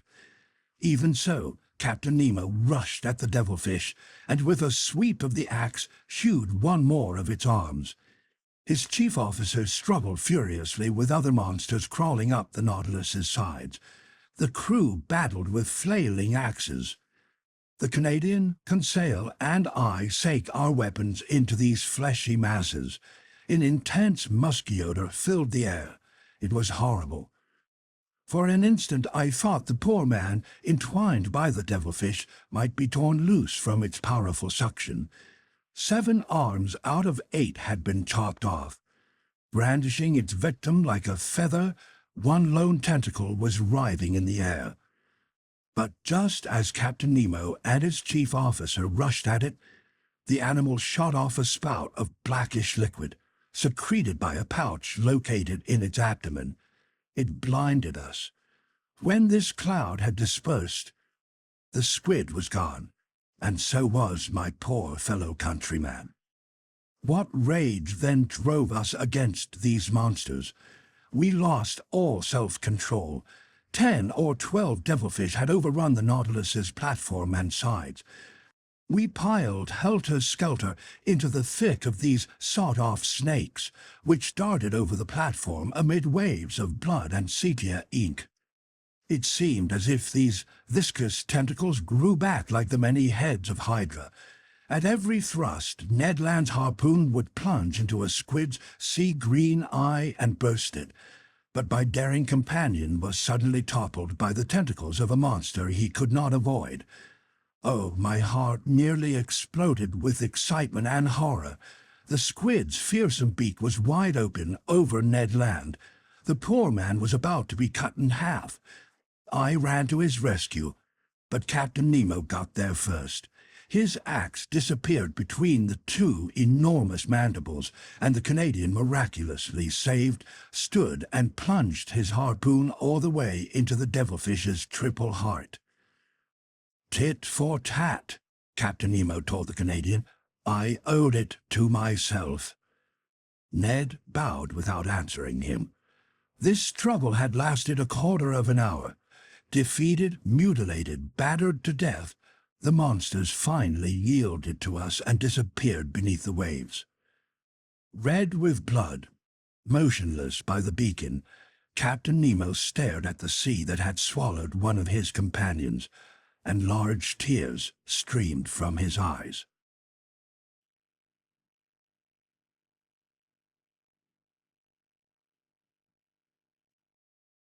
Chapter 20. In latitude 47 degrees 24 minutes and longitude 17 degrees 28 minutes. In the aftermath of this storm, we were thrown back to the east.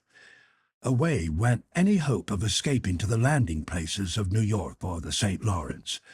In despair, poor Ned went into seclusion like Captain Nemo. Conseil and I no longer left each other.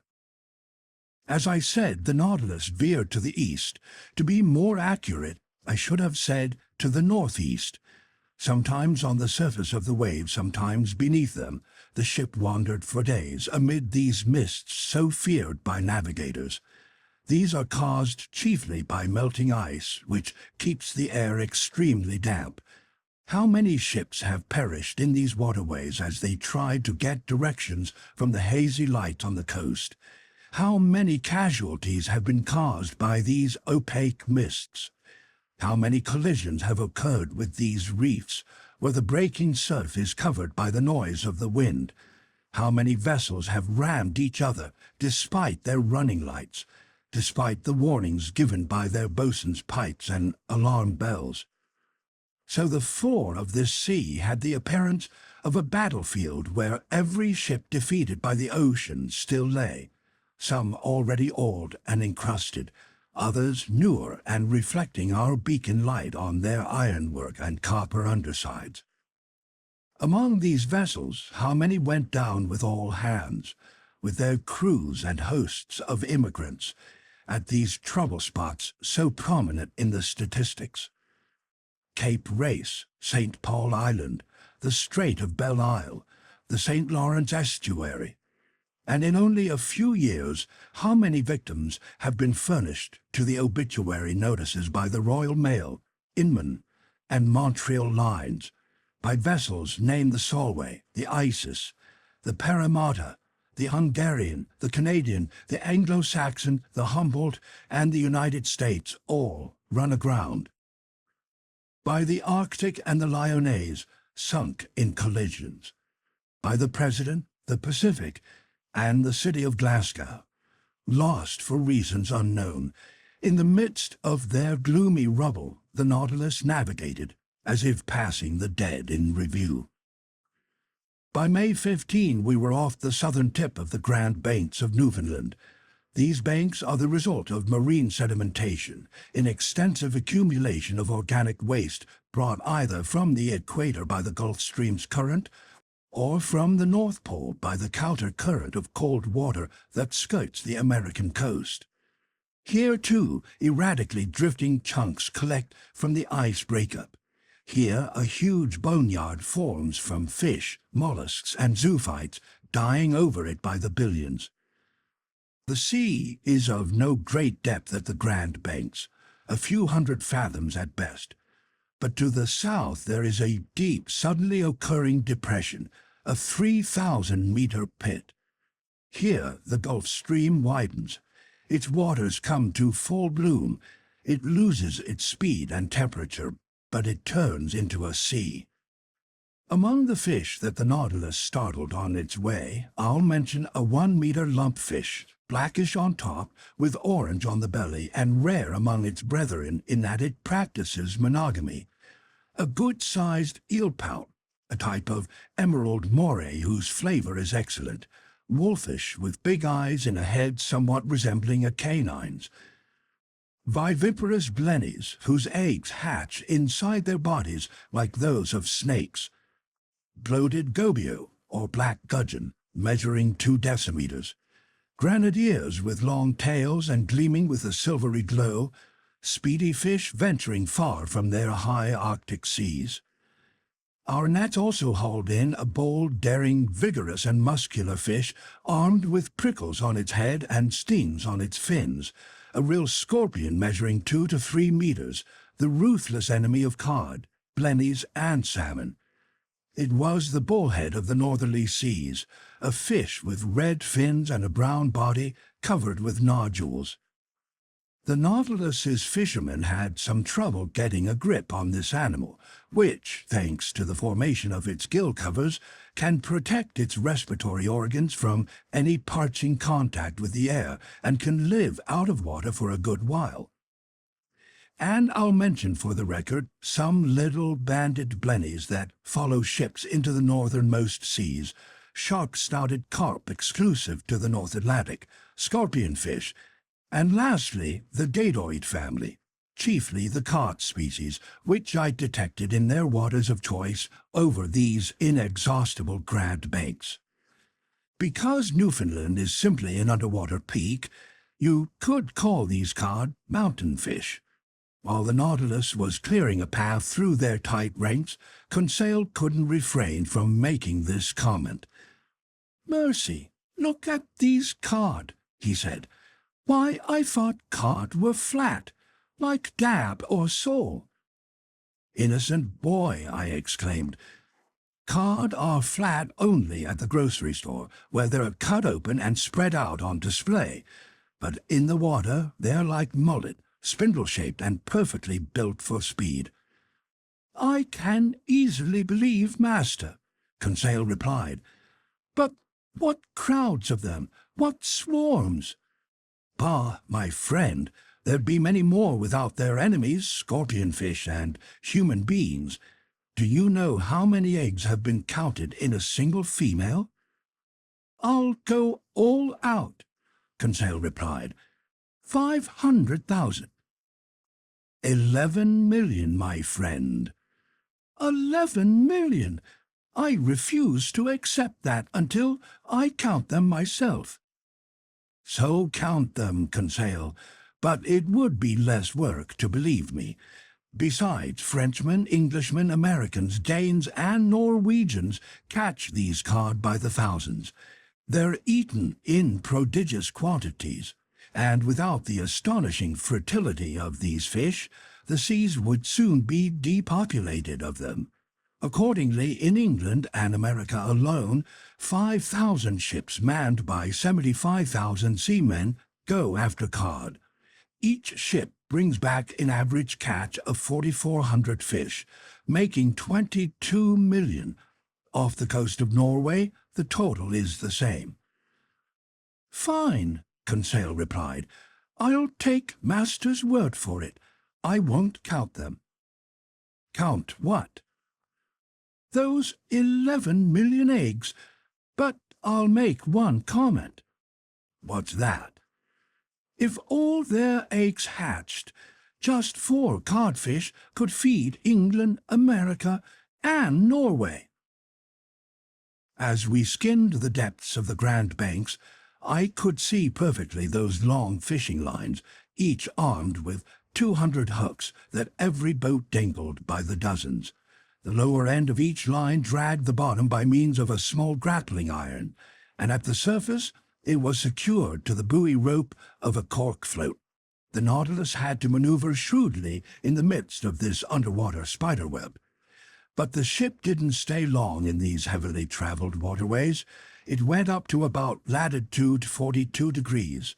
This brought it abreast of St. John's in Newfoundland and Heart's Content, where the Atlantic cable reaches its endpoint. Instead of continuing north, the Nautilus took an easterly heading, as if to go along this plateau on which the telegraph cable rests, where multiple soundings have given the contours of the terrain with the utmost accuracy. It was on May 17, about 500 miles from Heart's Content and 2,800 meters down, that I spotted this cable lying on the seafloor. Conseil, whom I hadn't alerted, mistook it at first for a gigantic sea snake and was gearing up to classify it in his best manner.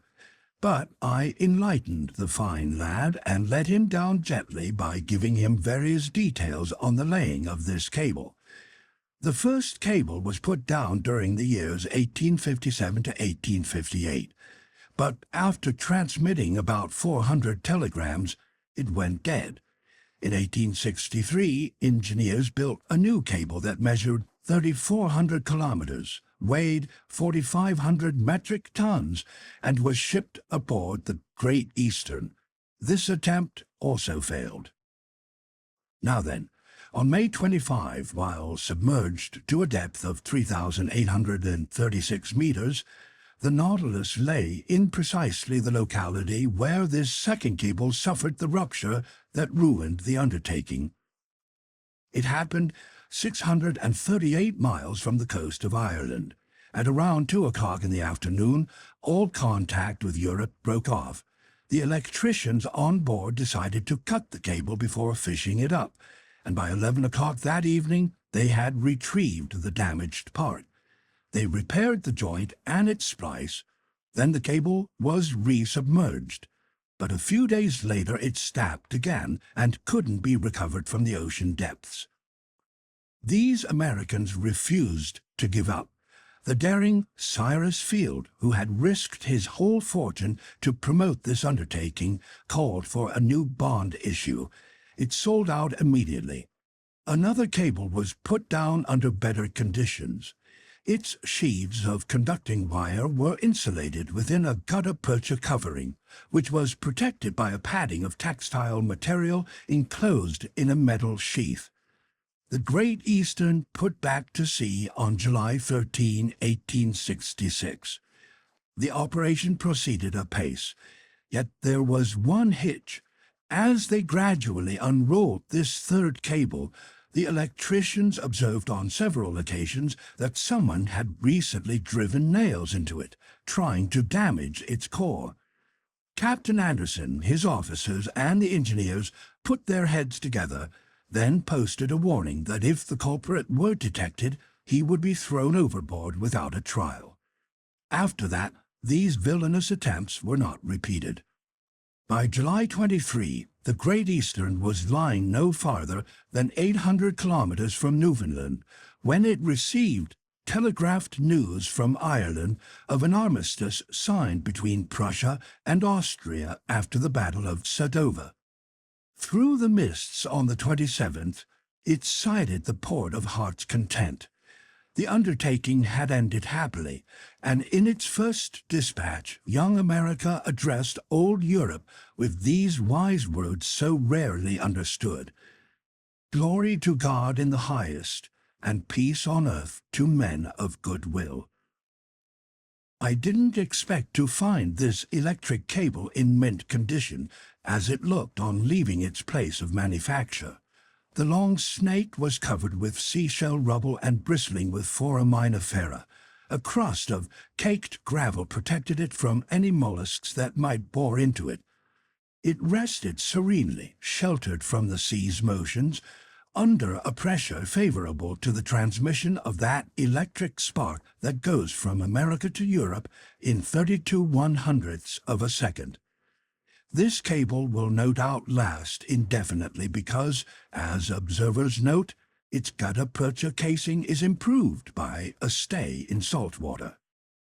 Besides, on this well-chosen plateau, the cable never lies at depths that could cause a break.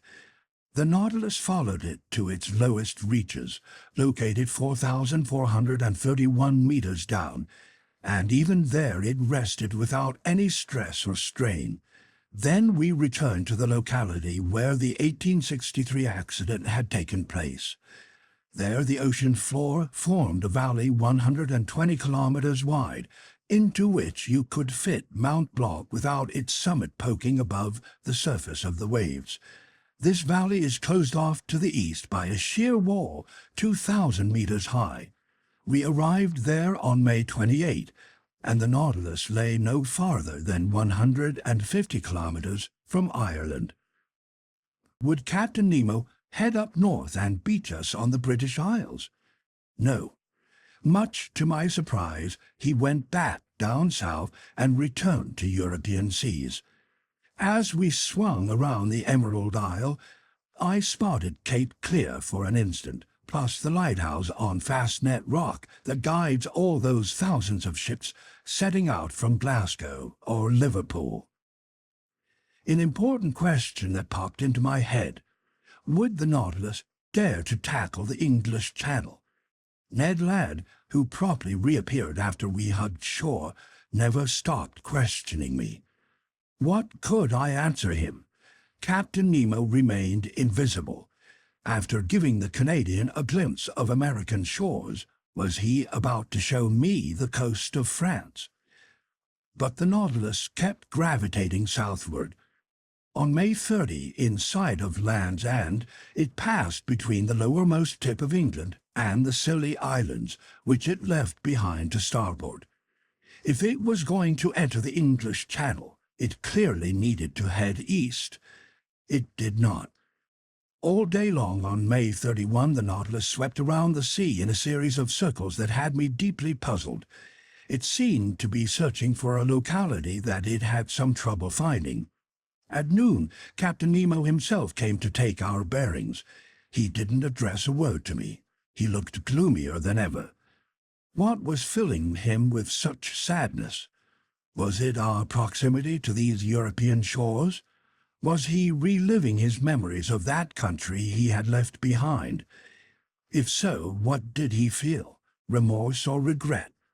For a good while these thoughts occupied my mind, and I had a hunch that fate would soon give away the captain's secrets. The next day, June 1, the Nautilus kept to the same tack. It was obviously trying to locate some precise spot in the ocean. Just as on the day before, Captain Nemo came to take the altitude of the sun.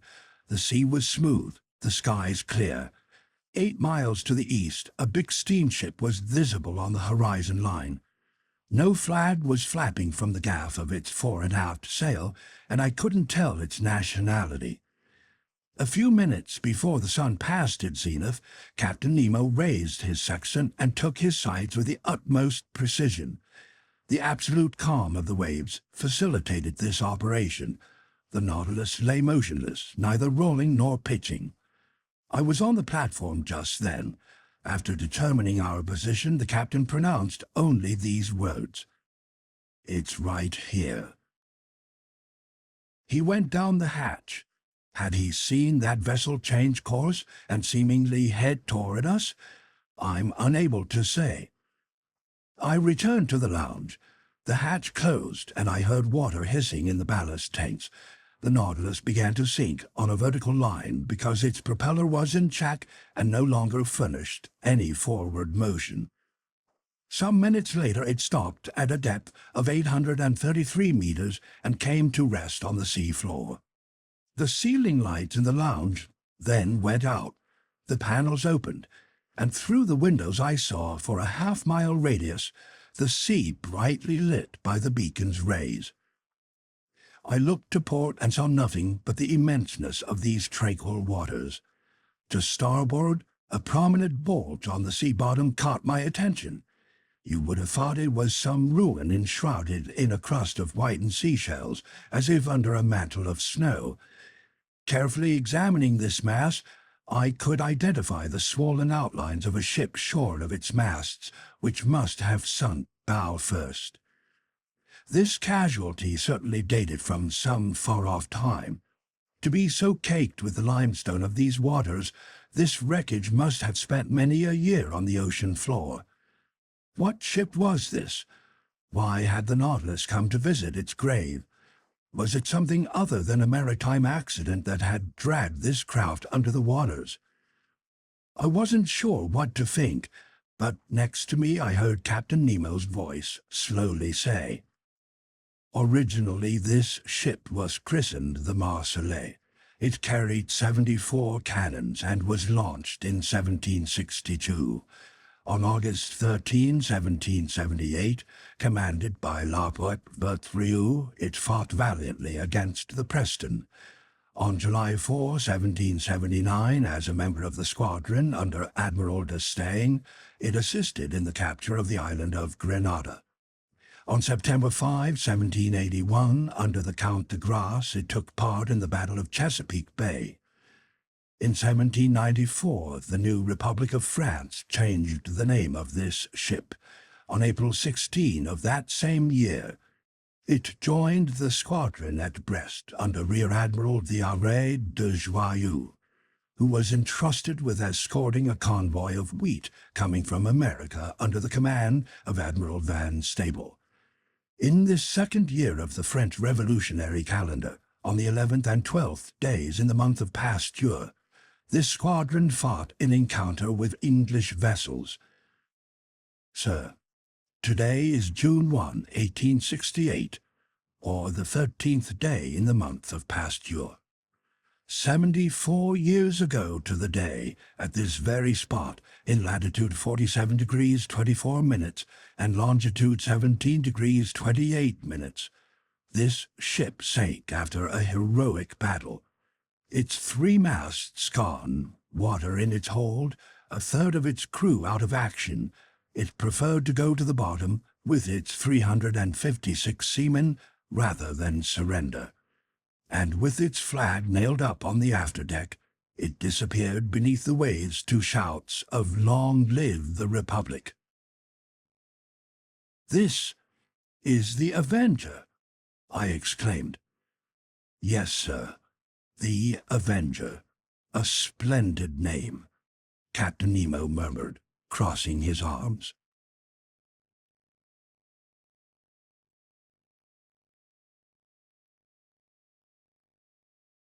Chapter 21. A Mass Execution.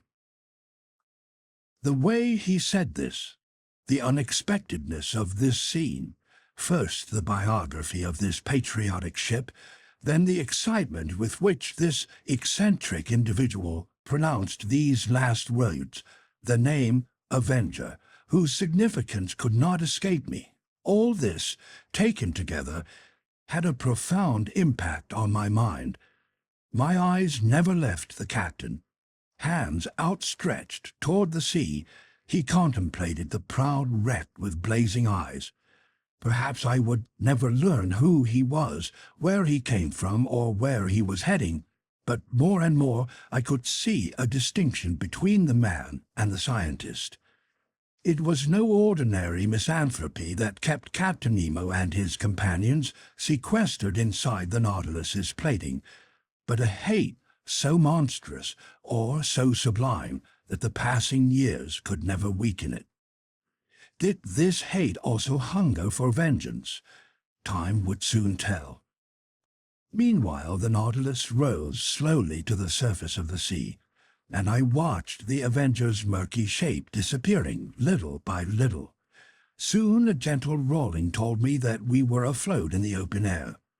Just then, a hollow explosion was audible. I looked at the captain. The captain did not stir. "Captain," I said. He didn't reply. I left him and climbed onto the platform. Conseil and the Canadian were already there. "What caused that explosion?" I asked. "A cannon going off," Ned Land replied. I stared in the direction of the ship I had spotted. It was heading toward the Nautilus, and you could tell it had put on steam. 6 miles separated it from us. "What sort of craft is it, Ned?" "From its rigging and its low masts," the Canadian replied, "I bet it's a warship. Here's hoping it pulls up and sinks this damned Nautilus." "Ned, my friend," Conseil replied, "what harm could it do the Nautilus? Will it attack us under the waves? Will it cannonade us at the bottom of the sea?" "Tell me, Ned," I asked, "can you make out the nationality of that craft?" Creasing his brow, lowering his lids and puckering the corners of his eyes, the Canadian focused the full power of his gaze on the ship for a short while. "No, sir," he replied. "I can't make out what nation it's from. It's flying no flag, but I'll swear it's a warship because there's a long pennant streaming from the peak of its mainmast." For a quarter of an hour we continued to watch the craft bearing down on us, but it was inconceivable to me that it had discovered the Nautilus at such a distance, still less that it knew what this underwater machine really was. Soon the Canadian announced that the craft was a big battleship, a double-decker ironclad complete with ram. Dark, dense smoke burst from its 2 funnels. Its furled sails merged with the lines of its yardarms. The gaff of its fore and aft sail flew no flag. Its distance still kept us from distinguishing the colors of its pennant, which was fluttering like a thin ribbon. It was coming on fast. If Captain Nemo let it approach, a chance for salvation might be available to us. "Sir," Ned Land told me, "if that boat gets within a mile of us, I'm jumping overboard, and I suggest you follow suit." I didn't reply to the Canadian's proposition, but kept watching the ship, which was looming larger on the horizon. Whether it was English, French, American, or Russian, it would surely welcome us aboard if we could just get to it. "Master may recall," Conseil then said, "that we have some experience with swimming. He can rely on me to tow him to that vessel if he's agreeable to going with our friend Ned." Before I could reply, white smoke streamed from the battleship's bow. Then, a few seconds later, the waters splashed astern of the Nautilus, disturbed by the fall of the heavy object. Soon after, an explosion struck my ears. "What's this? They're firing at us!" I exclaimed. "Good lads," the Canadian muttered. "That means they don't see us as castaways clinging to some wreckage." "With all due respect to master." "Gracious," Conseil put in, shaking off the water that had sprayed over him from another shell. "With all due respect to master, They've discovered the narwhale and they're cannonading the same." "But it must be clear to them," I exclaimed, "that they're dealing with human beings." "Maybe that's why," Ned Land replied, staring hard at me. The full truth dawned on me. Undoubtedly, people now knew where they stood on the existence of this so-called monster. Undoubtedly, the latter's encounter with the Abraham Lincoln, when the Canadian hit it with his harpoon, had led Commander Farragut to recognize the narwhale as actually an underwater boat, more dangerous than any unearthly cetacean. Yes, this had to be the case, and undoubtedly they were now chasing this dreadful engine of destruction on every sea. Dreadful indeed, if, as we could assume, Captain Nemo had been using the Nautilus in works of vengeance. That night in the middle of the Indian Ocean, when he imprisoned us in the cell, hadn't he attacked some ship? That man, now buried in the coral cemetery, wasn't he the victim of some collision caused by the Nautilus? Yes, I repeat, this had to be the case. One part of Captain Nemo's secret life had been unveiled, and now, even though his identity was still unknown, at least the nations allied against him knew they were no longer hunting some fairy tale monster, but a man who had sworn an implacable hate toward them. This whole fearsome sequence of events appeared in my mind's eye. Instead of encountering friends on this approaching ship, we would find only pitiless enemies. Meanwhile, shells fell around us in increasing numbers. Some, meeting the liquid surface, would ricochet and vanish into the sea at considerable distances, but none of them reached the Nautilus. By then, the ironclad was no more than 3 miles off. Despite its violent cannonade, Captain Nemo hadn't appeared on the platform, and yet if one of those conical shells had scored a routine hit on the Nautilus's hull, it could have been fatal to him. The Canadian then told me, "Sir, we've got to do everything we can to get out of this jam. Let's signal them, damnation. Maybe they'll realize we're decent people." Ned Land pulled out his handkerchief to wave it in the air, but he had barely unfolded it when he was felled by an iron fist, and despite his great strength, he tumbled to the deck. "Scum!" the captain shouted. "Do you want to be nailed to the Nautilus's spur before it charges that ship?" Dreadful to hear, Captain Nemo was even more dreadful to see. His face was pale from some spasm of his heart, which must have stopped beating for an instant. His pupils were hideously contracted. His voice was no longer speaking, it was bellowing. Bending from the waist, he shook the Canadian by the shoulders.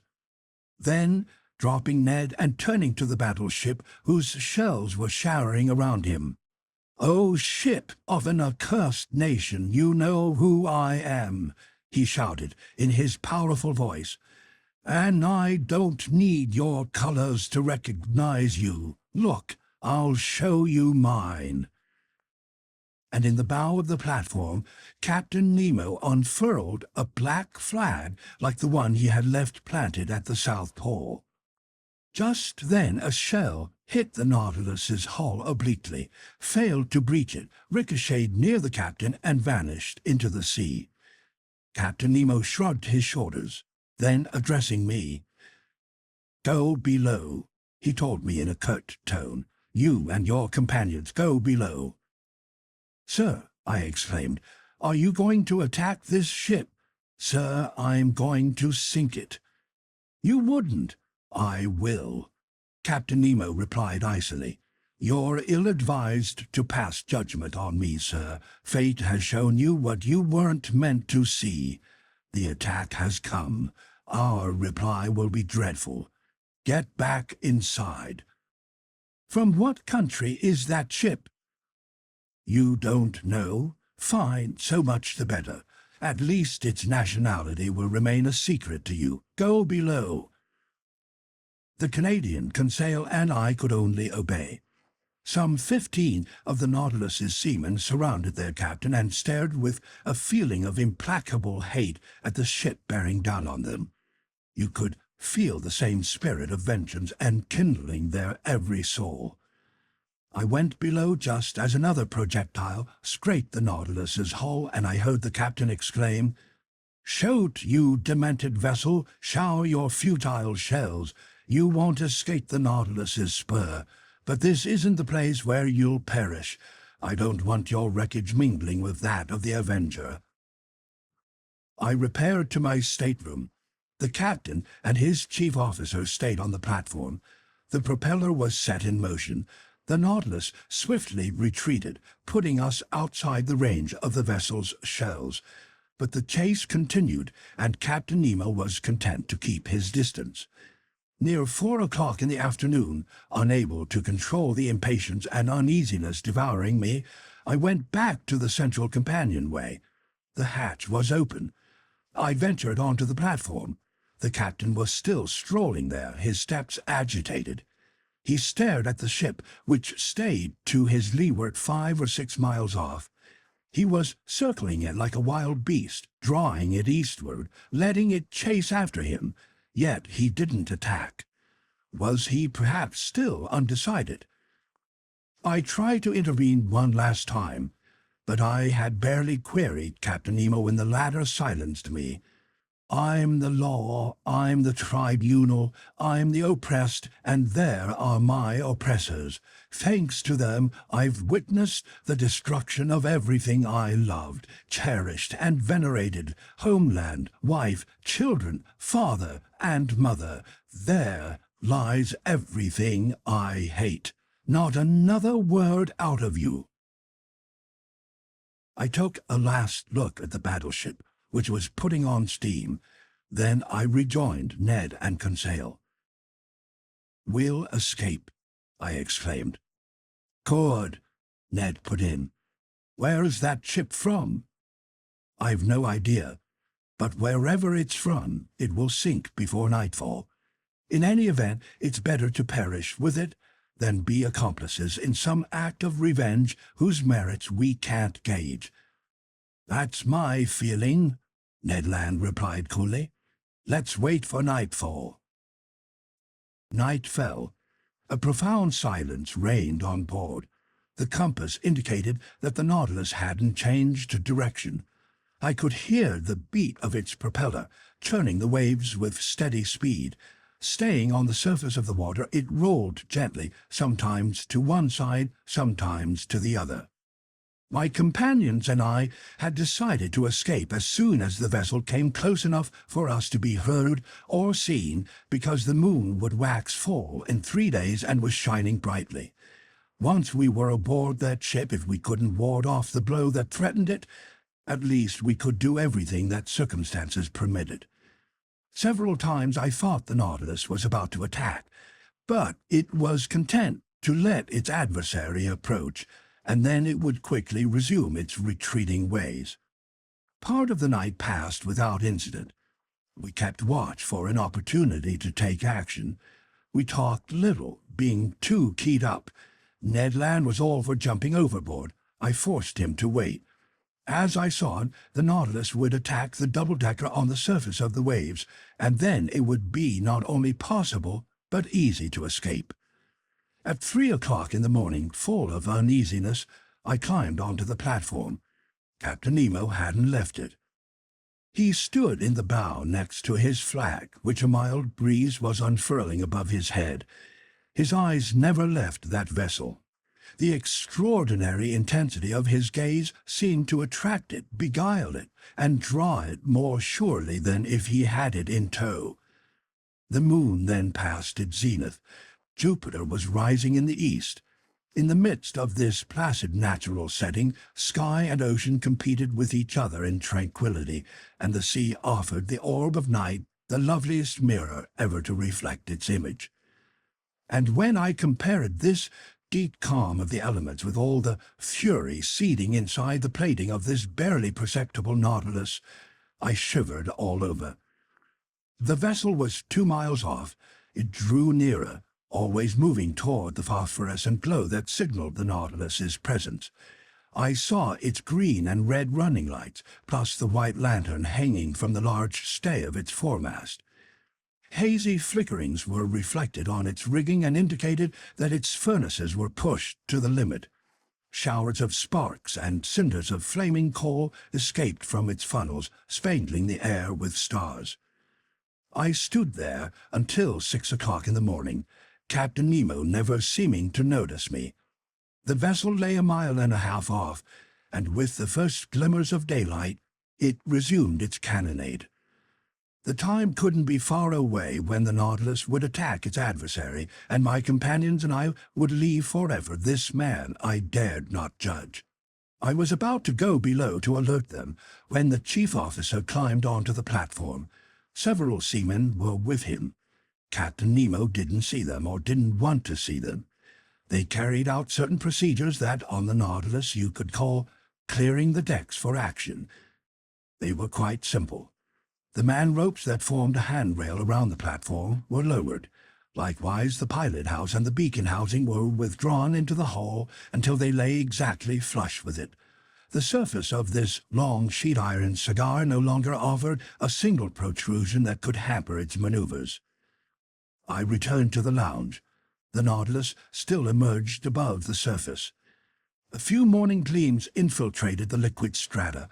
Beneath the undulations of the billows, the windows were enlivened by the blushing of the rising sun. That dreadful day of June 2nd had dawned. At 7 o'clock, the log told me that the Nautilus had reduced speed. I realized that it was letting the warship approach. Moreover, the explosions grew more intensely audible. Shells furrowed the water around us, drilling through it with an odd hissing sound. "My friends," I said, "it's time. Let's shake hands, and may God be with us."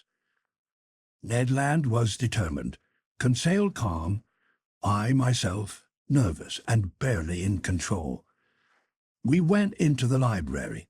Just as I pushed open the door leading to the well of the central companionway, I heard the hatch close sharply overhead. The Canadian leaped up the steps, but I stopped him. A well-known hissing told me that water was entering the ship's ballast tanks. Indeed, in a few moments the Nautilus had submerged some meters below the surface of the waves. I understood this maneuver. It was too late to take action. The Nautilus wasn't going to strike the double-decker where it was clad in impenetrable iron armor, but below its waterline, where the metal carapace no longer protected its plating. We were prisoners once more, unwilling spectators at the performance of this gruesome drama, but we barely had time to think. Taking refuge in my stateroom, we stared at each other without pronouncing a word. My mind was in a total daze. My mental processes came to a dead stop. I hovered in that painful state that predominates during the period of anticipation before some frightful explosion. I waited. I listened. I lived only through my sense of hearing. Meanwhile, the Nautilus's speed had increased appreciably. So it was gathering momentum. Its entire hull was vibrating. Suddenly I let out a yell.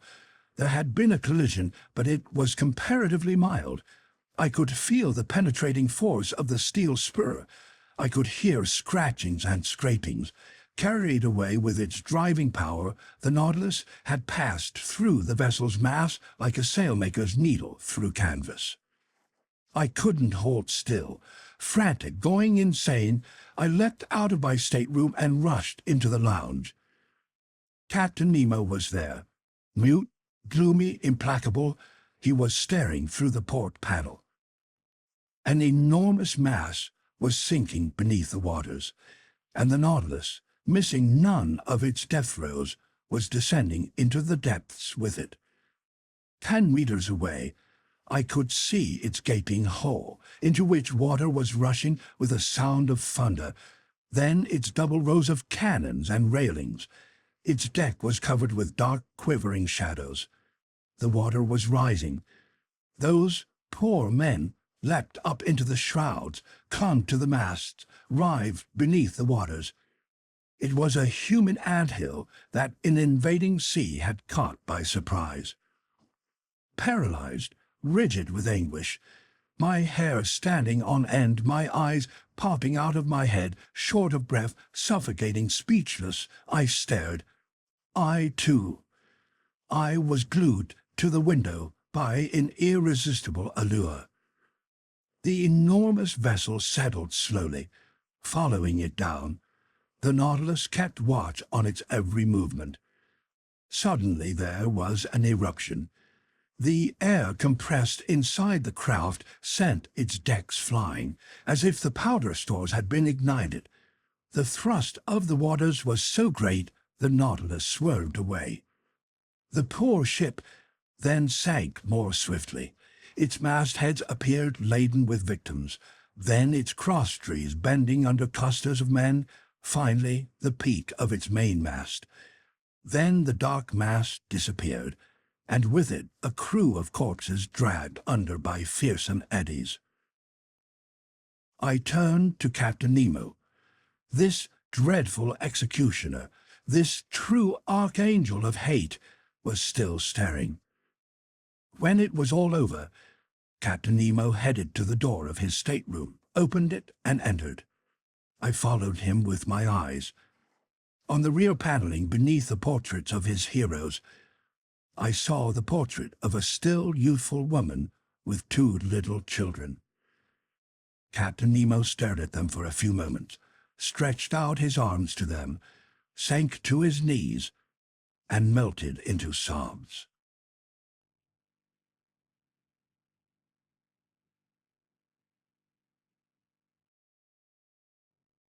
Chapter 22. The Last Words of Captain Nemo. The panels closed over this frightful view, but the lights didn't go on in the lounge. Inside the Nautilus, all was gloom and silence.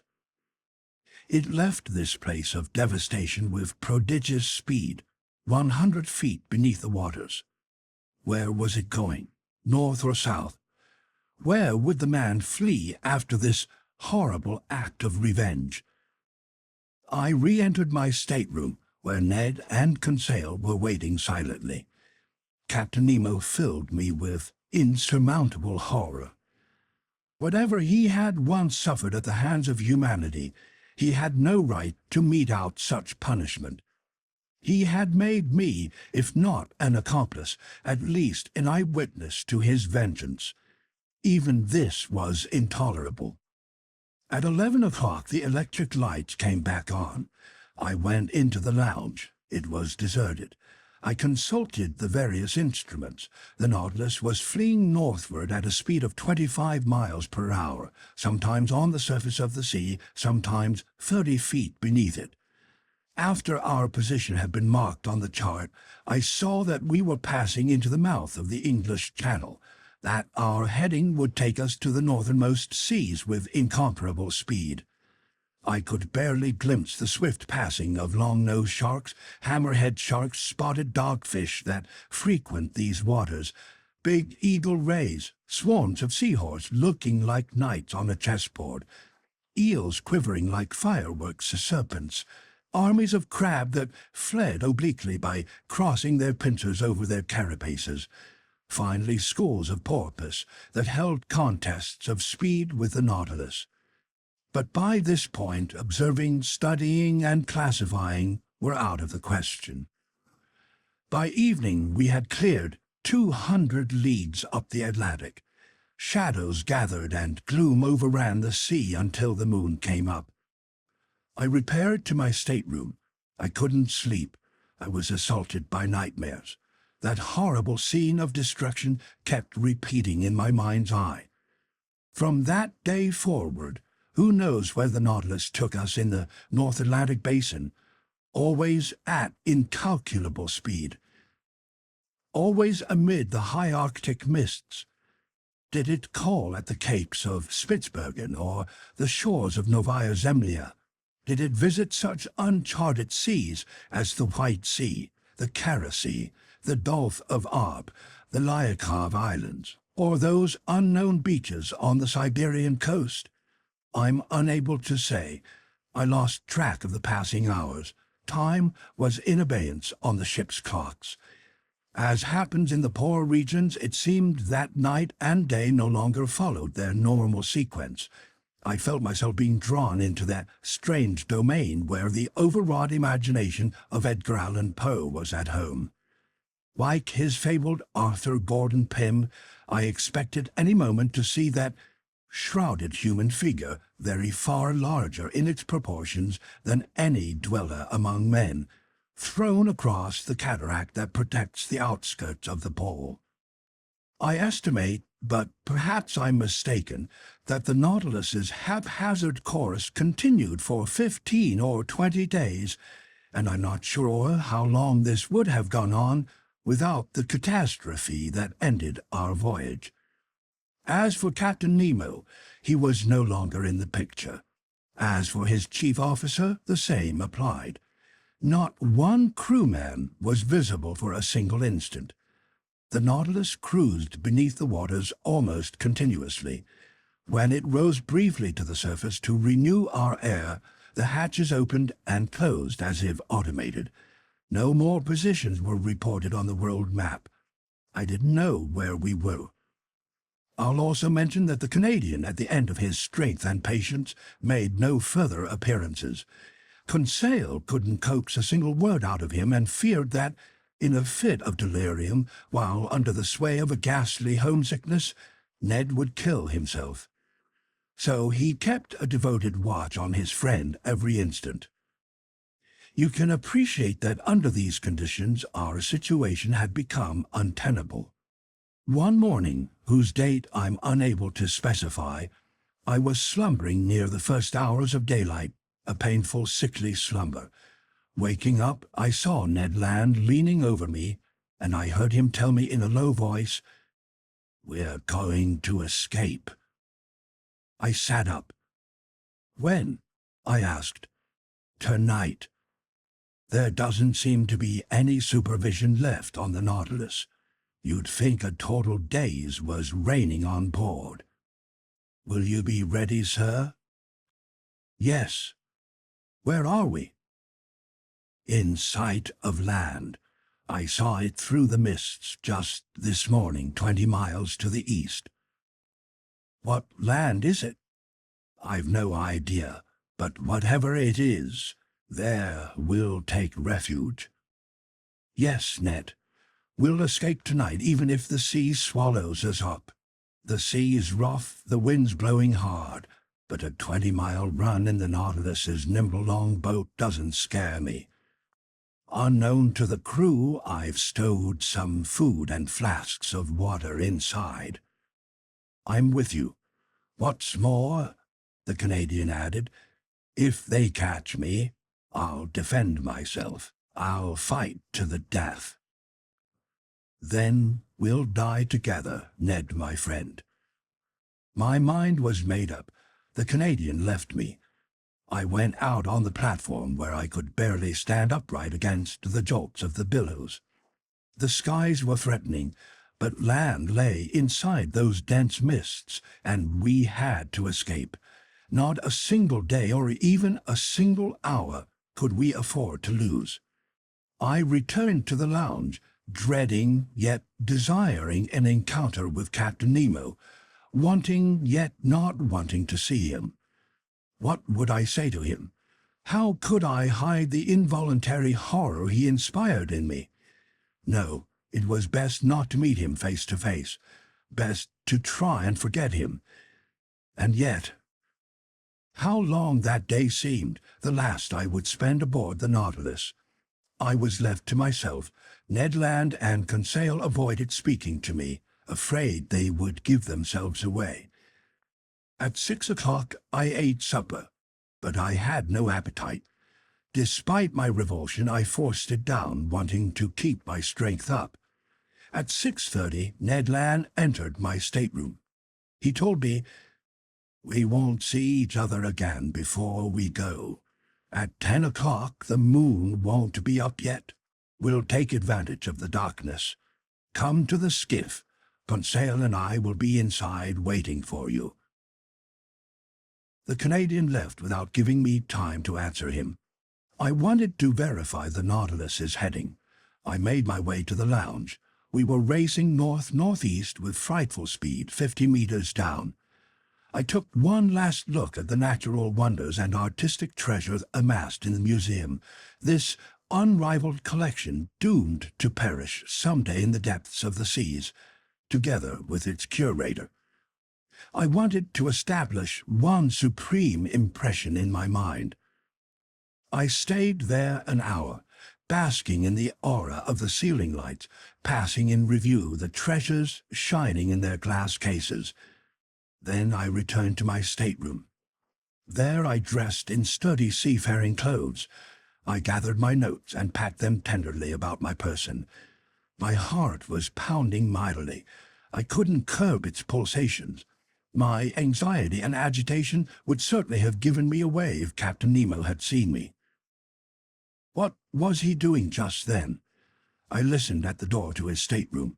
I heard the sound of footsteps. Captain Nemo was inside. He hadn't gone to bed. With his every movement, I imagined he would appear and ask me why I wanted to escape. I felt in a perpetual state of alarm. My imagination magnified the sensation. The feeling became so acute, I wondered whether it wouldn't be better to enter the captain's stateroom, dare him face to face, brave it out with word and deed. It was an insane idea. Fortunately, I controlled myself and stretched out on the bed to soothe my bodily agitation. My nerves calmed a little, but with my brain so aroused, I did a swift review of my whole existence aboard the Nautilus, every pleasant or unpleasant incident that had crossed my path since I went overboard from the Abraham Lincoln. The underwater hunting trip, the Torres Strait, our running aground, the savages of Papua, the Coral Cemetery, the Suez Passageway, the island of Santorini, the Cretan Diver, the Bay of Vigo, Atlantis, the Ice Bake, the South Pole, our imprisonment in the ice, the battle with the devilfish, the storm in the Gulf Stream, the Avenger, and that horrible scene of the vessel sinking with its crew. All these events passed before my eyes like backdrops unrolling upstage in a theater. In this strange setting, Captain Nemo then grew fantastically. His features were accentuated, taking on superhuman proportions. He was no longer my equal. He was the man of the waters, the spirit of the seas. By then it was 9:30. I held my head in both hands to keep it from bursting. I closed my eyes. I no longer wanted to think. A half hour still to wait, a half hour of nightmares that could drive me insane. Just then I heard indistinct chords from the organ, melancholy harmonies from some undefinable hymn, actual pleadings from a soul trying to sever its earthly ties. I listened with all my senses at once, barely breathing, immersed like Captain Nemo in this musical trance that was drawing him beyond the bounds of this world. Then a sudden thought terrified me. Captain Nemo had left his stateroom. He was in the same lounge I had to cross in order to escape. There I would encounter him one last time. He would see me, perhaps speak to me. One gesture from him could obliterate me, a single word shackle me to his vessel. Even so, 10 o'clock was about to strike. It was time to leave my stateroom and rejoin my companions. I dared not hesitate, even if Captain Nemo stood before me. I opened the door cautiously, but as it swung on its hinges, it seemed to make a frightful noise.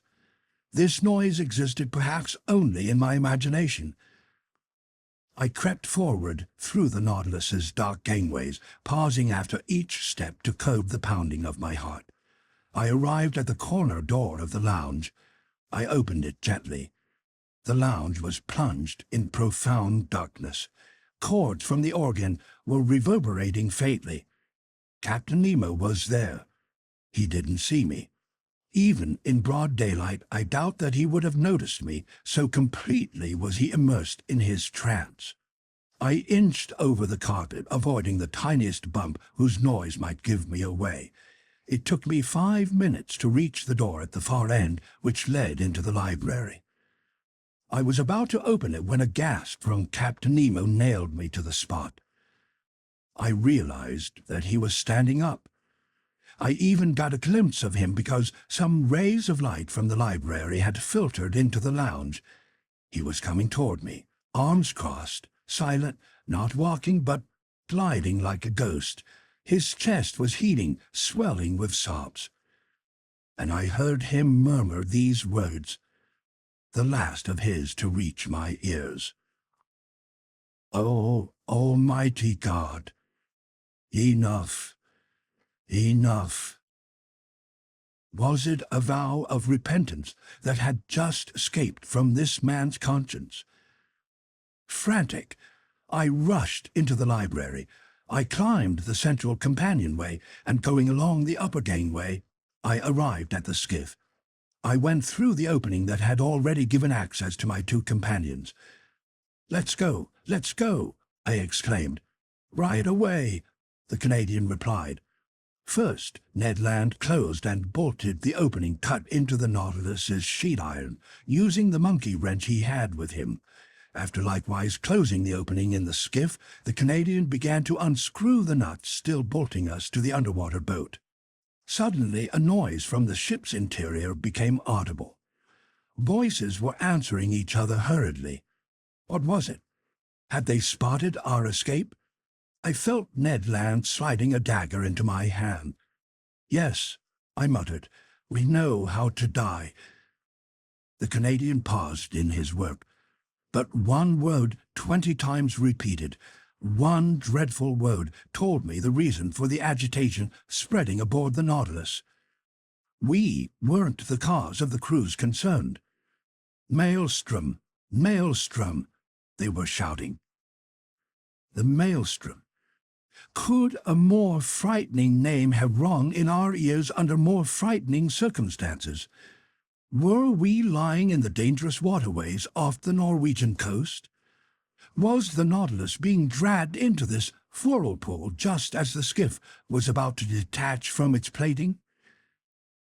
As you know, at the turn of the tide, the waters confined between the Faroe and the Lofoten Islands rush out with irresistible violence. They form a vortex from which no ship has ever been able to escape. Monstrous waves race together from every point of the horizon. They form a whirlpool aptly called the ocean's navel, whose attracting power extends a distance of 15 kilometers. It can suck down not only ships, but whales and even polar bears from the northernmost regions. This was where the Nautilus had been sent accidentally, or perhaps deliberately, by its captain. It was sweeping around in a spiral whose radius kept growing smaller and smaller. The skiff, still attached to the ship's plating, was likewise carried around at dizzying speed. I could feel us whirling.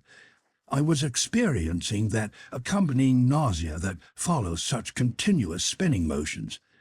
We were in dread, in the last stages of sheer horror, our blood frozen in our veins, our nerves numb, drenched in cold sweat as if from the throes of dying. And what a noise around our frail skiff! What roars echoing from several miles away!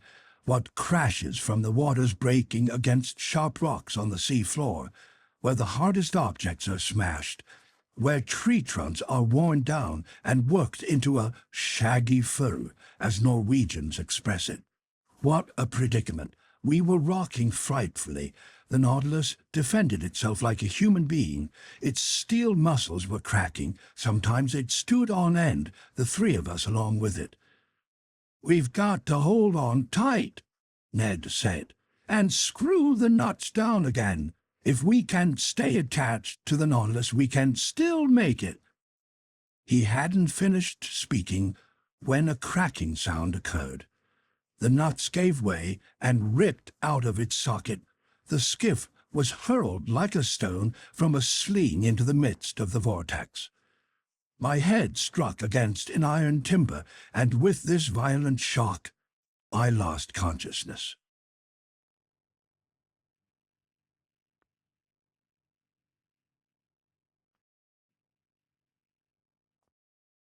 Chapter 23.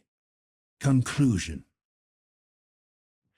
We come to the conclusion of this voyage under the seas. What happened that night, how the skiff escaped from the maelstrom's fearsome eddies, how Ned Land, Conseil, and I got out from that whirlpool, I'm unable to say. But when I regained consciousness, I was lying in a fisherman's hut on one of the Lofoten Islands. My two companions, safe and sound, were at my bedside clasping my hands. We embraced each other heartily. Just now we can't even dream of returning to France. Travel between Upper Norway and the south is limited, so I have to wait for the arrival of a steamboat that provides bi-monthly service from North Cape.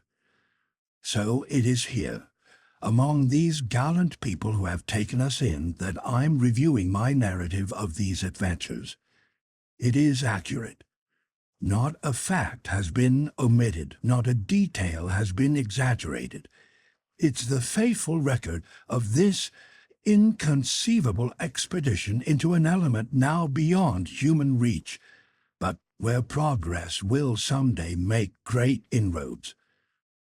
Will anyone believe me? I don't know. Ultimately, it's unimportant. What I can now assert is that I've earned the right to speak of these seas, beneath which, in less than 10 months, I've cleared 20,000 leagues in this underwater tour of the world that has shown me so many wonders across the Pacific, the Indian Ocean, the Red Sea, the Mediterranean, the Atlantic, the southernmost and northernmost seas. But what happened to the Nautilus? Did it withstand the maelstrom's clutches? Is Captain Nemo alive? Is he still under the ocean pursuing his frightful program of revenge? Or did he stop after that latest mass execution? Will the waves someday deliver that manuscript that contains his full life story? Will I finally learn the man's name? Will the nationality of the stricken warship tell us the nationality of Captain Nemo? I hope so. I likewise hope that his powerful submersible has defeated the sea inside its most dreadful whirlpool, that the Nautilus has survived where so many ships have perished. If this is the case and Captain Nemo still inhabits the ocean, his adopted country, may the hate be appeased in that fierce heart. May the contemplation of so many wonders extinguish the spirit of vengeance in him. May the executioner pass away, and the scientist continue his peaceful exploration of the seas. If his destiny is strange, it's also sublime. Haven't I encompassed it myself? Didn't I lead 10 months of this otherworldly existence? Thus, to that question asked 6,000 years ago in the book of Ecclesiastes, who can fathom the soundless depths? 2 men, out of all humanity, have now earned the right to reply. Captain Nemo and I.